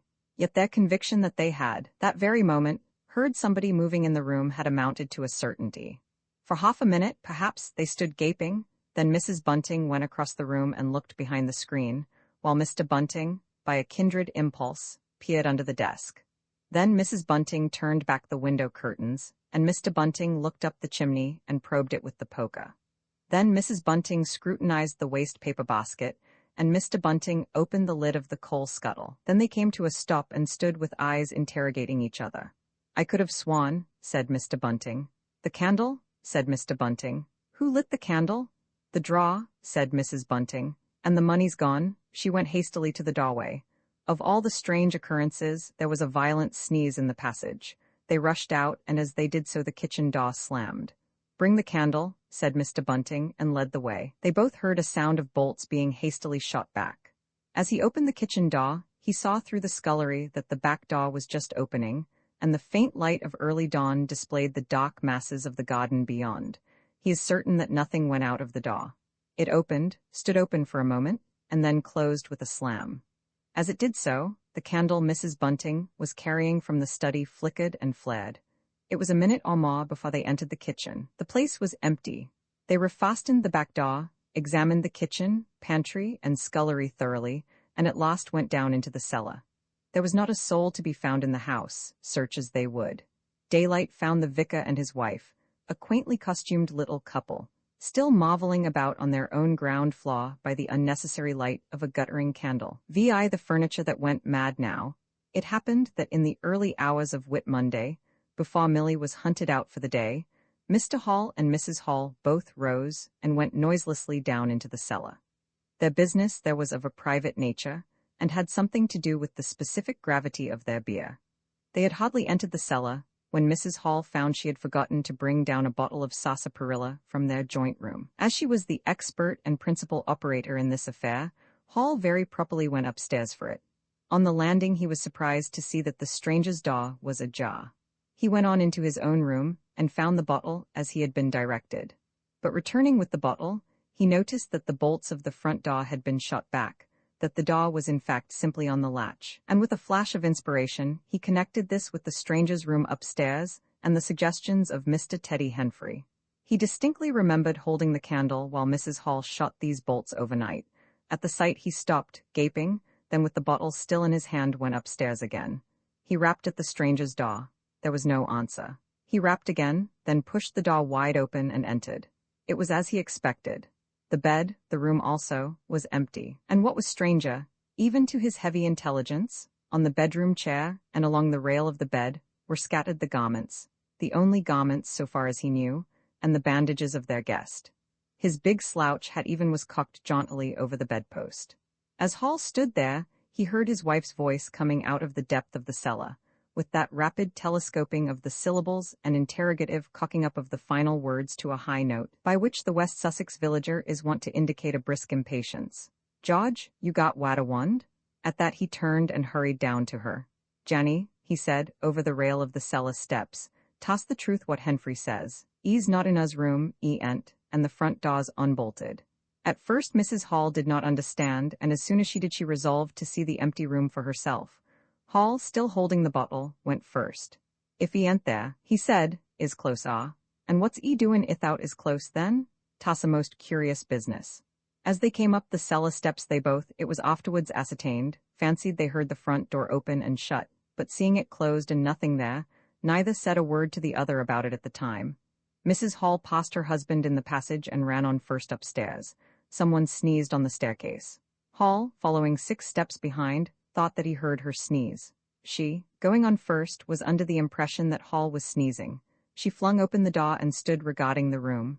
"Of all the curious," she said. She heard a sniff close behind her head as it seemed, and turning, was surprised to see Hall a dozen feet off on the topmost stair, but in another moment he was beside her. She bent forward and put her hand on the pillow and then under the clothes. "Cold," she said. "He's been up this hour or more." As she did so, a most extraordinary thing happened. The bedclothes gathered themselves together, leapt up suddenly into a sort of peak, and then jumped headlong over the bottom rail. It was exactly as if a hand had clutched them in the center and flung them aside. Immediately after, the stranger's hat hopped off the bedpost, described a whirling flight in the air through the better part of a circle, and then dashed straight at Mrs. Hall's face. Then, as swiftly came the sponge from the washstand. and then the chair, flinging the stranger's coat and trousers carelessly aside, and laughing dryly in a voice singularly like the stranger's, turned itself up with its forelegs at Mrs. Hall, seemed to take aim at her for a moment, and charged at her. She screamed and turned, and then the chair legs came gently but firmly against her back, and impelled her and Hall out of the room. The door slammed violently and was locked. The chair and bed seemed to be executing a dance of triumph for a moment, and then abruptly everything was still. Mrs. Hall was left almost in a fainting condition in Mr. Hall's arms on the landing. It was with the greatest difficulty that Mr. Hall and Milly, who had been roused by her scream of alarm, succeeded in getting her downstairs and applying the restoratives customary in such cases. "Toss spirits," said Mrs. Hall. "I know toss spirits, I've read in papers of tables and chairs leaping and dancing." "Take a drop more, Janny," said Hall. "'Twill steady ye." "Lock him out," said Mrs. Hall. "Don't let him come in again. I half guessed I might ha' known, with them goggling eyes and bandaged head and never going to church of a Sunday, and all they bottles, mon it's right for anyone to have. He's put the spirits into the furniture." "My good old furniture? 'Twas in that very chair my poor dear mother used to sit when I was a little girl. To think it should rise up against me now." "Just a drop more, Janny," said Hall. "Your nerves is all upset." They sent Milly across the street through the golden 5 o'clock sunshine to rouse up Mr. Sandy Wodges, the blacksmith. Mr. Hall's compliments, and the furniture upstairs was behaving most extraordinary. Would Mr. Wodges come round? He was a knowing man, was Mr. Wodges, and very resourceful. He took quite a grave view of the case. "I'm damned if that ain't witchcraft," was the view of Mr. Sandy Wodges. "You want horseshoes for such gentry as he." He came round greatly concerned. They wanted him to lead the way upstairs to the room, but he didn't seem to be in any hurry. He preferred to talk in the passage. Over the way, Huckster's apprentice came out and began taking down the shutters of the tobacco window. He was called over to join the discussion. Mr. Huckster naturally followed over in the course of a few minutes. The Anglo-Saxon genius for parliamentary government asserted itself. There was a great deal of talk and no decisive action. "Let's have the facts first," insisted Mr. Sandy Wodges. "Let's be sure we'd be acting perfectly right in bustin' that their door open. A door unbust is always open to bustin', but ye can't unbust a door once you've busted in." And suddenly, and most wonderfully, the door of the room upstairs opened of its own accord, and as they looked up in amazement, they saw descending the stairs the muffled figure of the stranger, staring more blackly and blankly than ever with those unreasonably large blue glass eyes of his. He came down stiffly and slowly, staring all the time. He walked across the passage staring, then stopped. "Look there," he said, and their eyes followed the direction of his gloved finger and saw a bottle of sarsaparilla hard by the cellar door. Then he entered the parlor, and suddenly, swiftly, viciously slammed the door in their faces. Not a word was spoken until the last echoes of the slam had died away. They stared at one another. "Well, if that don't lick everything," said Mr. Wodges, and left the alternative unsaid. "I'd go in and ask 'bout it," said Wodges to Mr. Hall. "I'd demand an explanation." It took some time to bring the landlady's husband up to that pitch. At last he rapped, opened the door, and got as far as, "Excuse me?" "Go to the devil," said the stranger in a tremendous voice, "and shut that door after you." So that brief interview terminated. Roman 7, the unveiling of the stranger. The stranger went into the little parlor of the Coach and Horses about 5:30 in the morning, and there he remained until near midday, the blinds down, the door shut, and none, after Hall's repulse, venturing near him. All that time he must have fasted. Thrice he rang his bell, the third time furiously and continuously, but no one answered him. "Him and his go to the devil indeed," said Mrs. Hall. Presently came an imperfect rumor of the burglary at the vicarage, and two were put together. Hall, assisted by Wodges, went off to find Mr. Shucklefoth, the magistrate, and take his advice. No one ventured upstairs. How the stranger occupied himself is unknown. Now and then he would stride violently up and down, and twice came an outburst of curses, a tearing of paper, and a violent smashing of bottles. The little group of scared but curious people increased. Mrs. Huckster came over. Some gay young fellows resplendent in black ready-made jackets and piquet paper ties, for it was Whit Monday, joined the group with confused interrogations. Young Archie Hawker distinguished himself by going up the yard and trying to peep under the window blinds. He could see nothing, but gave reason for supposing that he did, and others of the Iping youth presently joined him. It was the finest of all possible Whit Mondays, and down the village street stood a row of nearly a dozen booths, a shooting gallery, and on the grass by the forge were 3 yellow and chocolate wagons and some picturesque strangers of both sexes putting up a coconut shy. The gentlemen wore blue jerseys, the ladies white aprons and quite fashionable hats with heavy plumes. Wodja, of the Purple Fawn, and Mr. Jaggers, the cobbler, who also sold old second-hand ordinary bicycles, were stretching a string of Union Jacks and Royal Ensigns, which had originally celebrated the first Victorian Jubilee, across the road. And inside, in the artificial darkness of the parlor, into which only one thin jet of sunlight penetrated, the stranger, hungry we must suppose, and fearful, hidden in his uncomfortable hot wrappings, pawed through his dark glasses upon his paper, or chinked his dirty little bottles, and occasionally swore savagely at the boys, audible if invisible, outside the windows. In the corner by the fireplace lay the fragments of 6 smashed bottles, and a pungent twang of chlorine tainted the air. So much we know from what was heard at the time, and from what was subsequently seen in the room. About noon he suddenly opened his parlor door, and stood glaring fixedly at the 3 or 4 people in the bar. "Mrs. Hall," he said. Somebody went sheepishly and called for Mrs. Hall. Mrs. Hall appeared after an interval, a little short of breath, but all the fiercer for that. Hall was still out. She had deliberated over this scene, and she came holding a little tray with an unsettled bill upon it. "Is it your bill you're wanting, sir?" she said. "Why wasn't my breakfast laid? Why haven't you prepared my meals and answered my bell? Do you think I live without eating?" "Why isn't my bill paid?" said Mrs. Hall. "That's what I want to know. I told you 3 days ago I was awaiting a remittance. I told you 2 days ago I wasn't going to await no remittances. You can't grumble if your breakfast waits a bit, if my bill's been waiting these 5 days, can you?" The stranger swore briefly but vividly. "Nah," from the bar. "And I'd thank you kindly, sir, if you keep your swearing to yourself, sir," said Mrs. Hall. The stranger stood looking more like an angry diving helmet than ever. It was universally felt in the bar that Mrs. Hall had the better of him. His next words showed as much. "Look here, my good woman," he began. "Don't good woman me," said Mrs. Hall. "I've told you my remittance hasn't come." "Remittance indeed?" said Mrs. Hall. "Still, I dare say in my pocket. You told me 3 days ago that you hadn't anything but a sovereign's worth of silver upon you." "Well, I've found some more, Olo, from the bar." "I wonder where you found it," said Mrs. Hall. That seemed to annoy the stranger very much. He stamped his foot. "What do you mean?" he said. "That I wonder where you found it," said Mrs. Hall.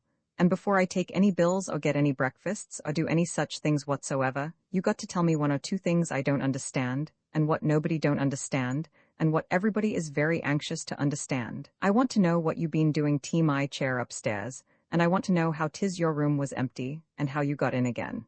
Them as stops in this house comes in by the doors.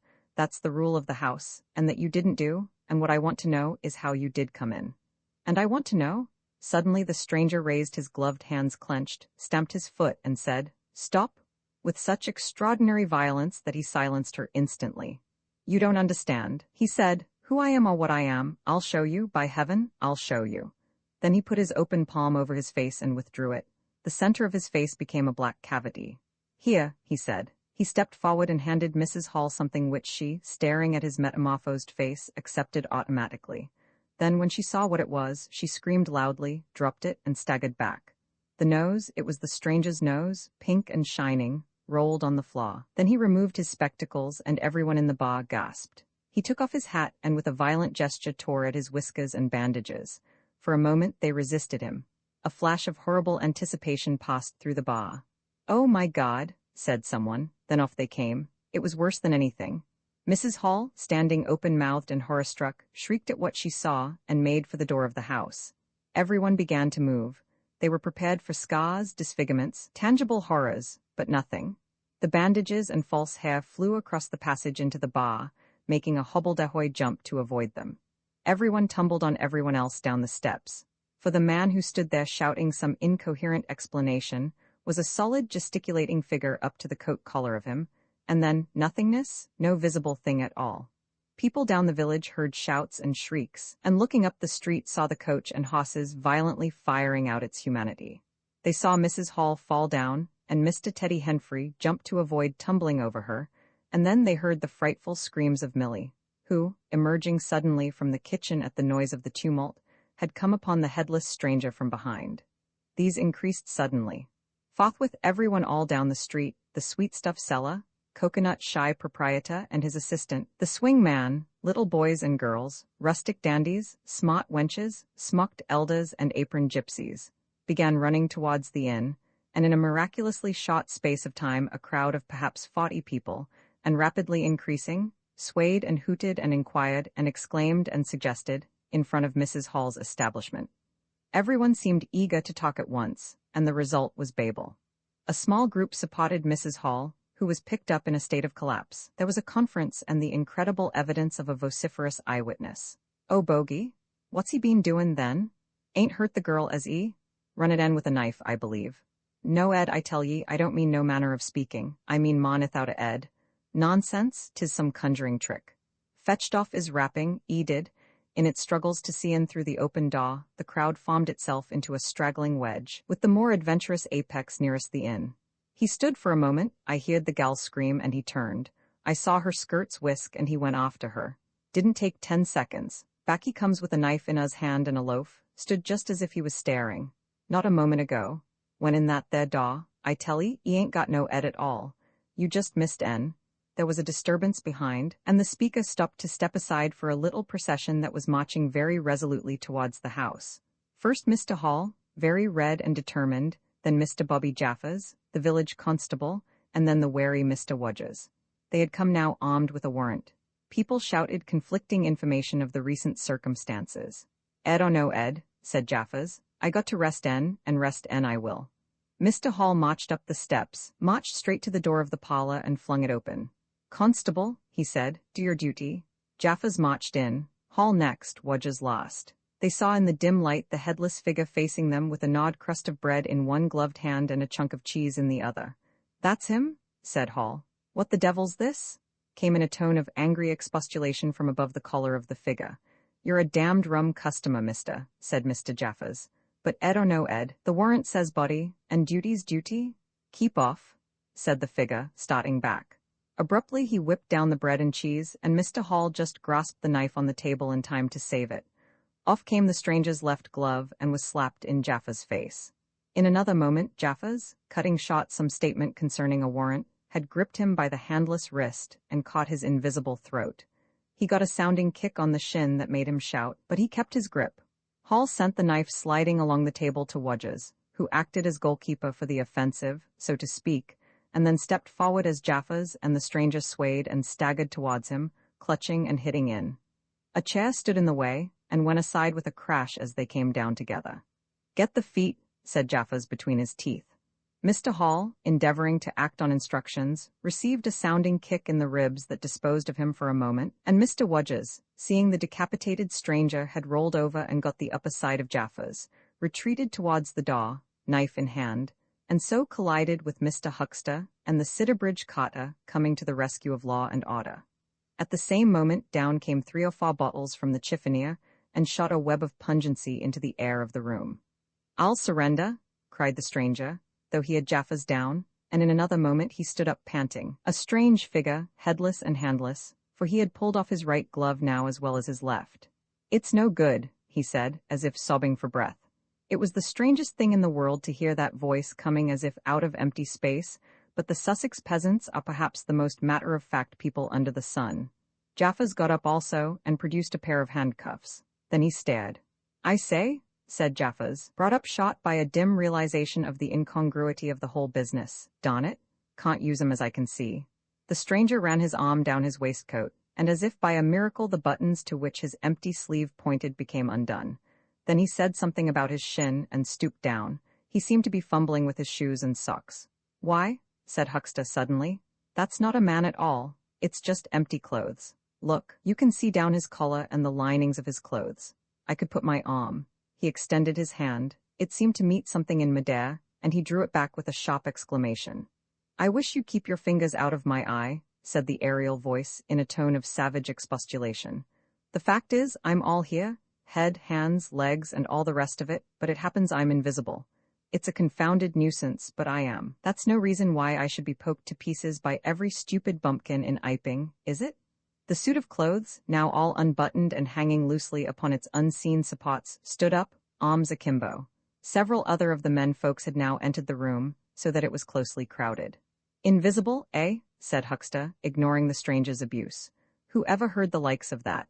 It's strange, perhaps, but it's not a crime. Why am I assaulted by a policeman in this fashion?"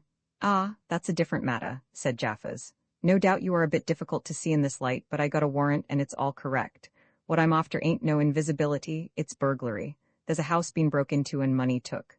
"Well, and circumstances certainly point—" "Stuff and nonsense," said the invisible man. "I hope so, sir, but I've got my instructions." "Well," said the stranger, I'll come, but no handcuffs." "It's the regular thing," said Jaffas. "No handcuffs," stipulated the stranger. "Pardon me," said Jaffas. Abruptly the figure sat down, and before anyone could realize what was being done, the slippers, socks, and trousers had been kicked off under the table. Then he sprang up again and flung off his coat. "Here, stop that," said Jaffas, suddenly realizing what was happening. He gripped at the waistcoat, it struggled, and the shirt slipped out of it and left it limp and empty in his hand. "Hold him," said Jaffas, loudly. "Once he gets the things off." "Hold him?"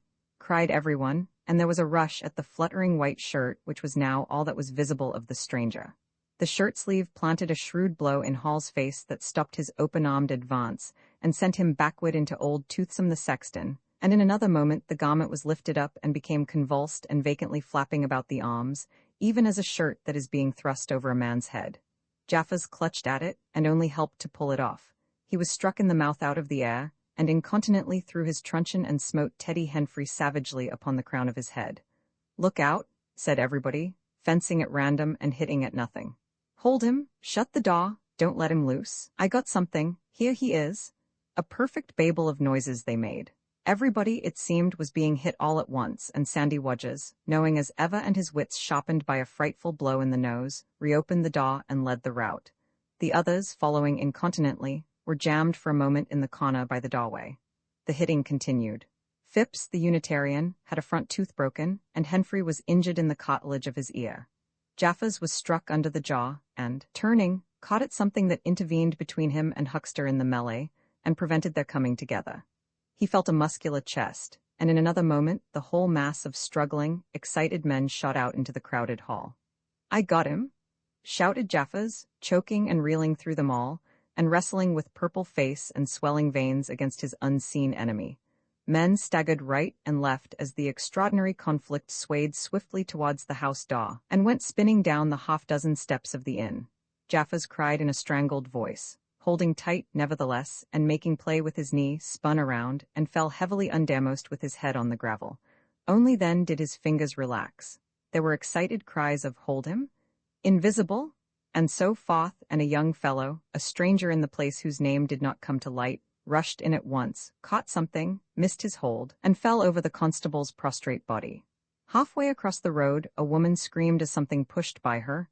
A dog, kicked apparently, yelped and ran howling into Hucksta's yard, and with that the transit of the invisible man was accomplished. For a space people stood amazed and gesticulating, and then came panic, and scattered them abroad through the village as a gust scatters dead leaves. But Jaffas lay quite still, face upward and knees bent, at the foot of the steps of the inn. Roman 8 in transit, the 8th chapter is exceedingly brief, and relates that Gibbons, the amateur naturalist of the district, while lying out on the spacious open downs without a soul within a couple of miles of him, as he thought, and almost dozing, heard close to him the sound as of a man coughing, sneezing, and then swearing savagely to himself, and looking, beheld nothing. Yet the voice was indisputable. It continued to swear with that breadth and variety that distinguishes the swearing of a cultivated man. It grew to a climax, diminished again, and died away in the distance, going as it seemed to him in the direction of Adadian. It lifted to a spasmodic sneeze and ended. Gibbons had heard nothing of the morning's occurrences, but the phenomenon was so striking and disturbing that his philosophical tranquillity vanished.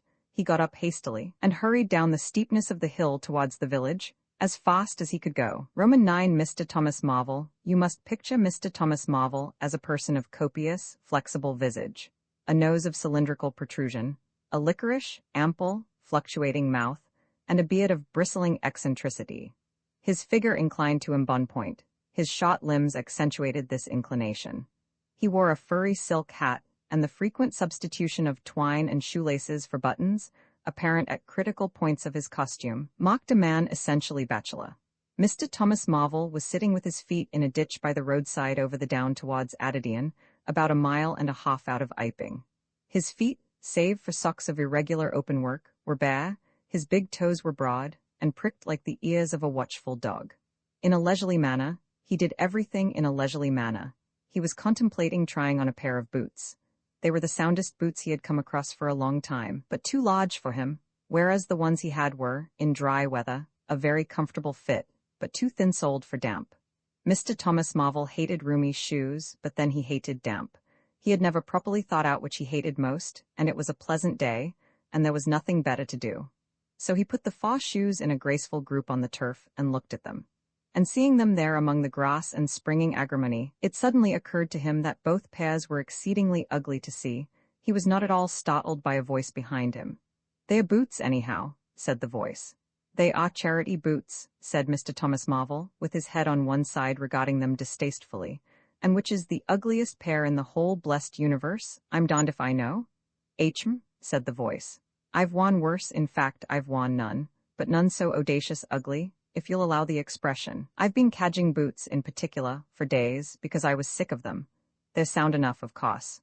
But a gentleman on tramp sees such a thundering lot of his boots, and if you'll believe me, I've raised nothing in the whole blessed country, try as I would but them. Look at 'em, and a good country for boots, too, in a general way, but it's just my promiscuous luck. I've got my boots in this country 10 years or more, and then they treat you like this." "It's a beast of a country," said the voice, "and pigs for people." "Ain't it?" said Mr. Thomas Marvel. "Lord, but them boots, it beats it."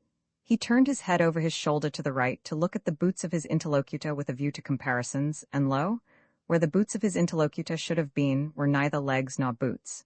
He was irradiated by the dawn of a great amazement. "Where are ya?" said Mr. Thomas Marvel over his shoulder and coming on all fours. He saw a stretch of empty downs with the wind swaying the remote green-pointed furze bushes. "Am I drunk?" said Mr. Marvel. "Have I had visions? Was I talking to myself? What the—" "Don't be alarmed," said a voice. "None of your ventriloquizing me," said Mr. Thomas Marvel, rising sharply to his feet. "Where are ya? Alarmed, indeed?" "Don't be alarmed," repeated the voice. "You'll be alarmed in a minute, you silly fool," said Mr. Thomas Marvel. "Where are ya? Let me get my mark on ya. Are ya buried?" said Mr. Thomas Marvel after an interval. There was no answer. Mr. Thomas Marvel stood bootless and amazed, his jacket nearly thrown off. "Peewit," said a peewit, very remote. "Peewit, indeed?" said Mr. Thomas Marvel. "This ain't no time for foolery." The down was desolate, east and west, north and south. The road, with its shallow ditches and white bordering stakes, ran smooth and empty north and south, and save for that peewit, the blue sky was empty too. "So help me," said Mr. Thomas Marvel, shuffling his coat onto his shoulders again. "It's the drink, I might ha' known." "It's not the drink," said the voice. "You keep your nerves steady." "Oh," said Mr. Marvel, and his face grew white amidst its patches. "It's the drink?" His lips repeated noiselessly. He remained staring about him, rotating slowly backwards. "I could have swore I heard a voice," he whispered. "Of course you did." "It's there again," said Mr. Marvel, closing his eyes and clasping his hand on his brow with a tragic gesture. He was suddenly taken by the collar and shaken violently, and left more dazed than ever. "Don't be a fool," said the voice. "I'm off my blooming chump," said Mr. Marvel. "It's no good, it's fretting about them blasted boots. I'm off my blessed blooming chump, or its spirits." "Neither one thing nor the other," said the voice. "Listen." "Chump," said Mr. Marvel. "1 minute," said the voice, penetratingly, tremulous with self-control. "Well," said Mr. Thomas Marvel, with a strange feeling of having been dug in the chest by a finger. "You think I'm just imagination, just imagination? What else can you be?" said Mr. Thomas Marvel, rubbing the back of his neck. "Very well," said the voice in a tone of relief. "Then I'm going to throw flints at you till you think differently." "But where are ya?" The voice made no answer. Whiz came a flint, apparently out of the air, and missed Mr. Marvel's shoulder by a hair's breadth. Mr. Marvel, turning, saw a flint jerk up into the air, trace a complicated path, hang for a moment, and then fling at his feet with almost invisible rapidity. He was too amazed to dodge. Whiz it came, and ricocheted from a bare toe into the ditch. Mr. Thomas Marvel jumped a foot and howled aloud. Then he started to run, tripped over an unseen obstacle, and came head over heels into a sitting position. "Now," said the voice, as a third stone curved upward and hung in the air above the tramp. "Am I imagination?" Mr. Marvel, by way of reply, struggled to his feet and was immediately rolled over again. He lay quiet for a moment. "If you struggle any more," said the voice, I shall throw the flint at your head. It's a fair do, said Mr. Thomas Marvel, sitting up, taking his wounded toe in hand and fixing his eye on the third missile. I don't understand it. Stones flinging themselves, stones talking. Put yourself down, rot away, I'm done. The third flint fell. It's very simple, said the voice. I'm an invisible man. Tell us something I don't know, said Mr. Marvel, gasping with pain. Where you've hid, how you do it, I don't know, I'm beat. That's all, said the voice. I'm invisible. That's what I want you to understand. Anyone could see that. There is no need for you to be so confounded impatient, mister. Now then, give us a notion, how are you hid? I'm invisible, that's the great point, and what I want you to understand is this. But whereabouts? Interrupted Mr. Marvel. Here, 6 yards in front of you. Oh, come, I ain't blind, you'll be telling me next you're just thin air. I'm not one of your ignorant tramps. Yes, I am thin air, you're looking through me. What, ain't there any stuff to you? Voxette, what is it? Jabba, is it that? I am just a human being solid, needing food and drink, needing covering too, but I'm invisible. You see? Invisible, simple idea, invisible. What, real like? Yes, real. Let's have a hand of you, said Marvel, if you are real.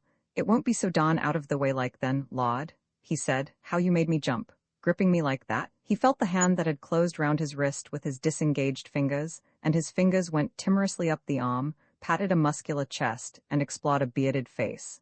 Marvel's face was astonishment. I'm dashed, he said. If this don't beat cockfighting, most remarkable, and there I can see a rabbit clean through you, off a mile away, not a bit of you visible, except. He scrutinized the apparently empty space keenly. You haven't been eaten bread and cheese? He asked, holding the invisible arm. You're quite right, and it's not quite assimilated into the system. Ah, said Mr. Marvel. Sort of ghostly, though. Of course, all this isn't half so wonderful as you think. It's quite wonderful enough for my modest wants, said Mr. Thomas Marvel. How'd you manage it? How the deuce is it done? It's too long a story, and besides, I tell you, the whole business fairly beats me, said Mr. Marvel. What I want to say at present is this, I need help, I have come to that. I came upon you suddenly. I was wandering, mad with rage, naked, impotent. I could have murdered, and I saw you?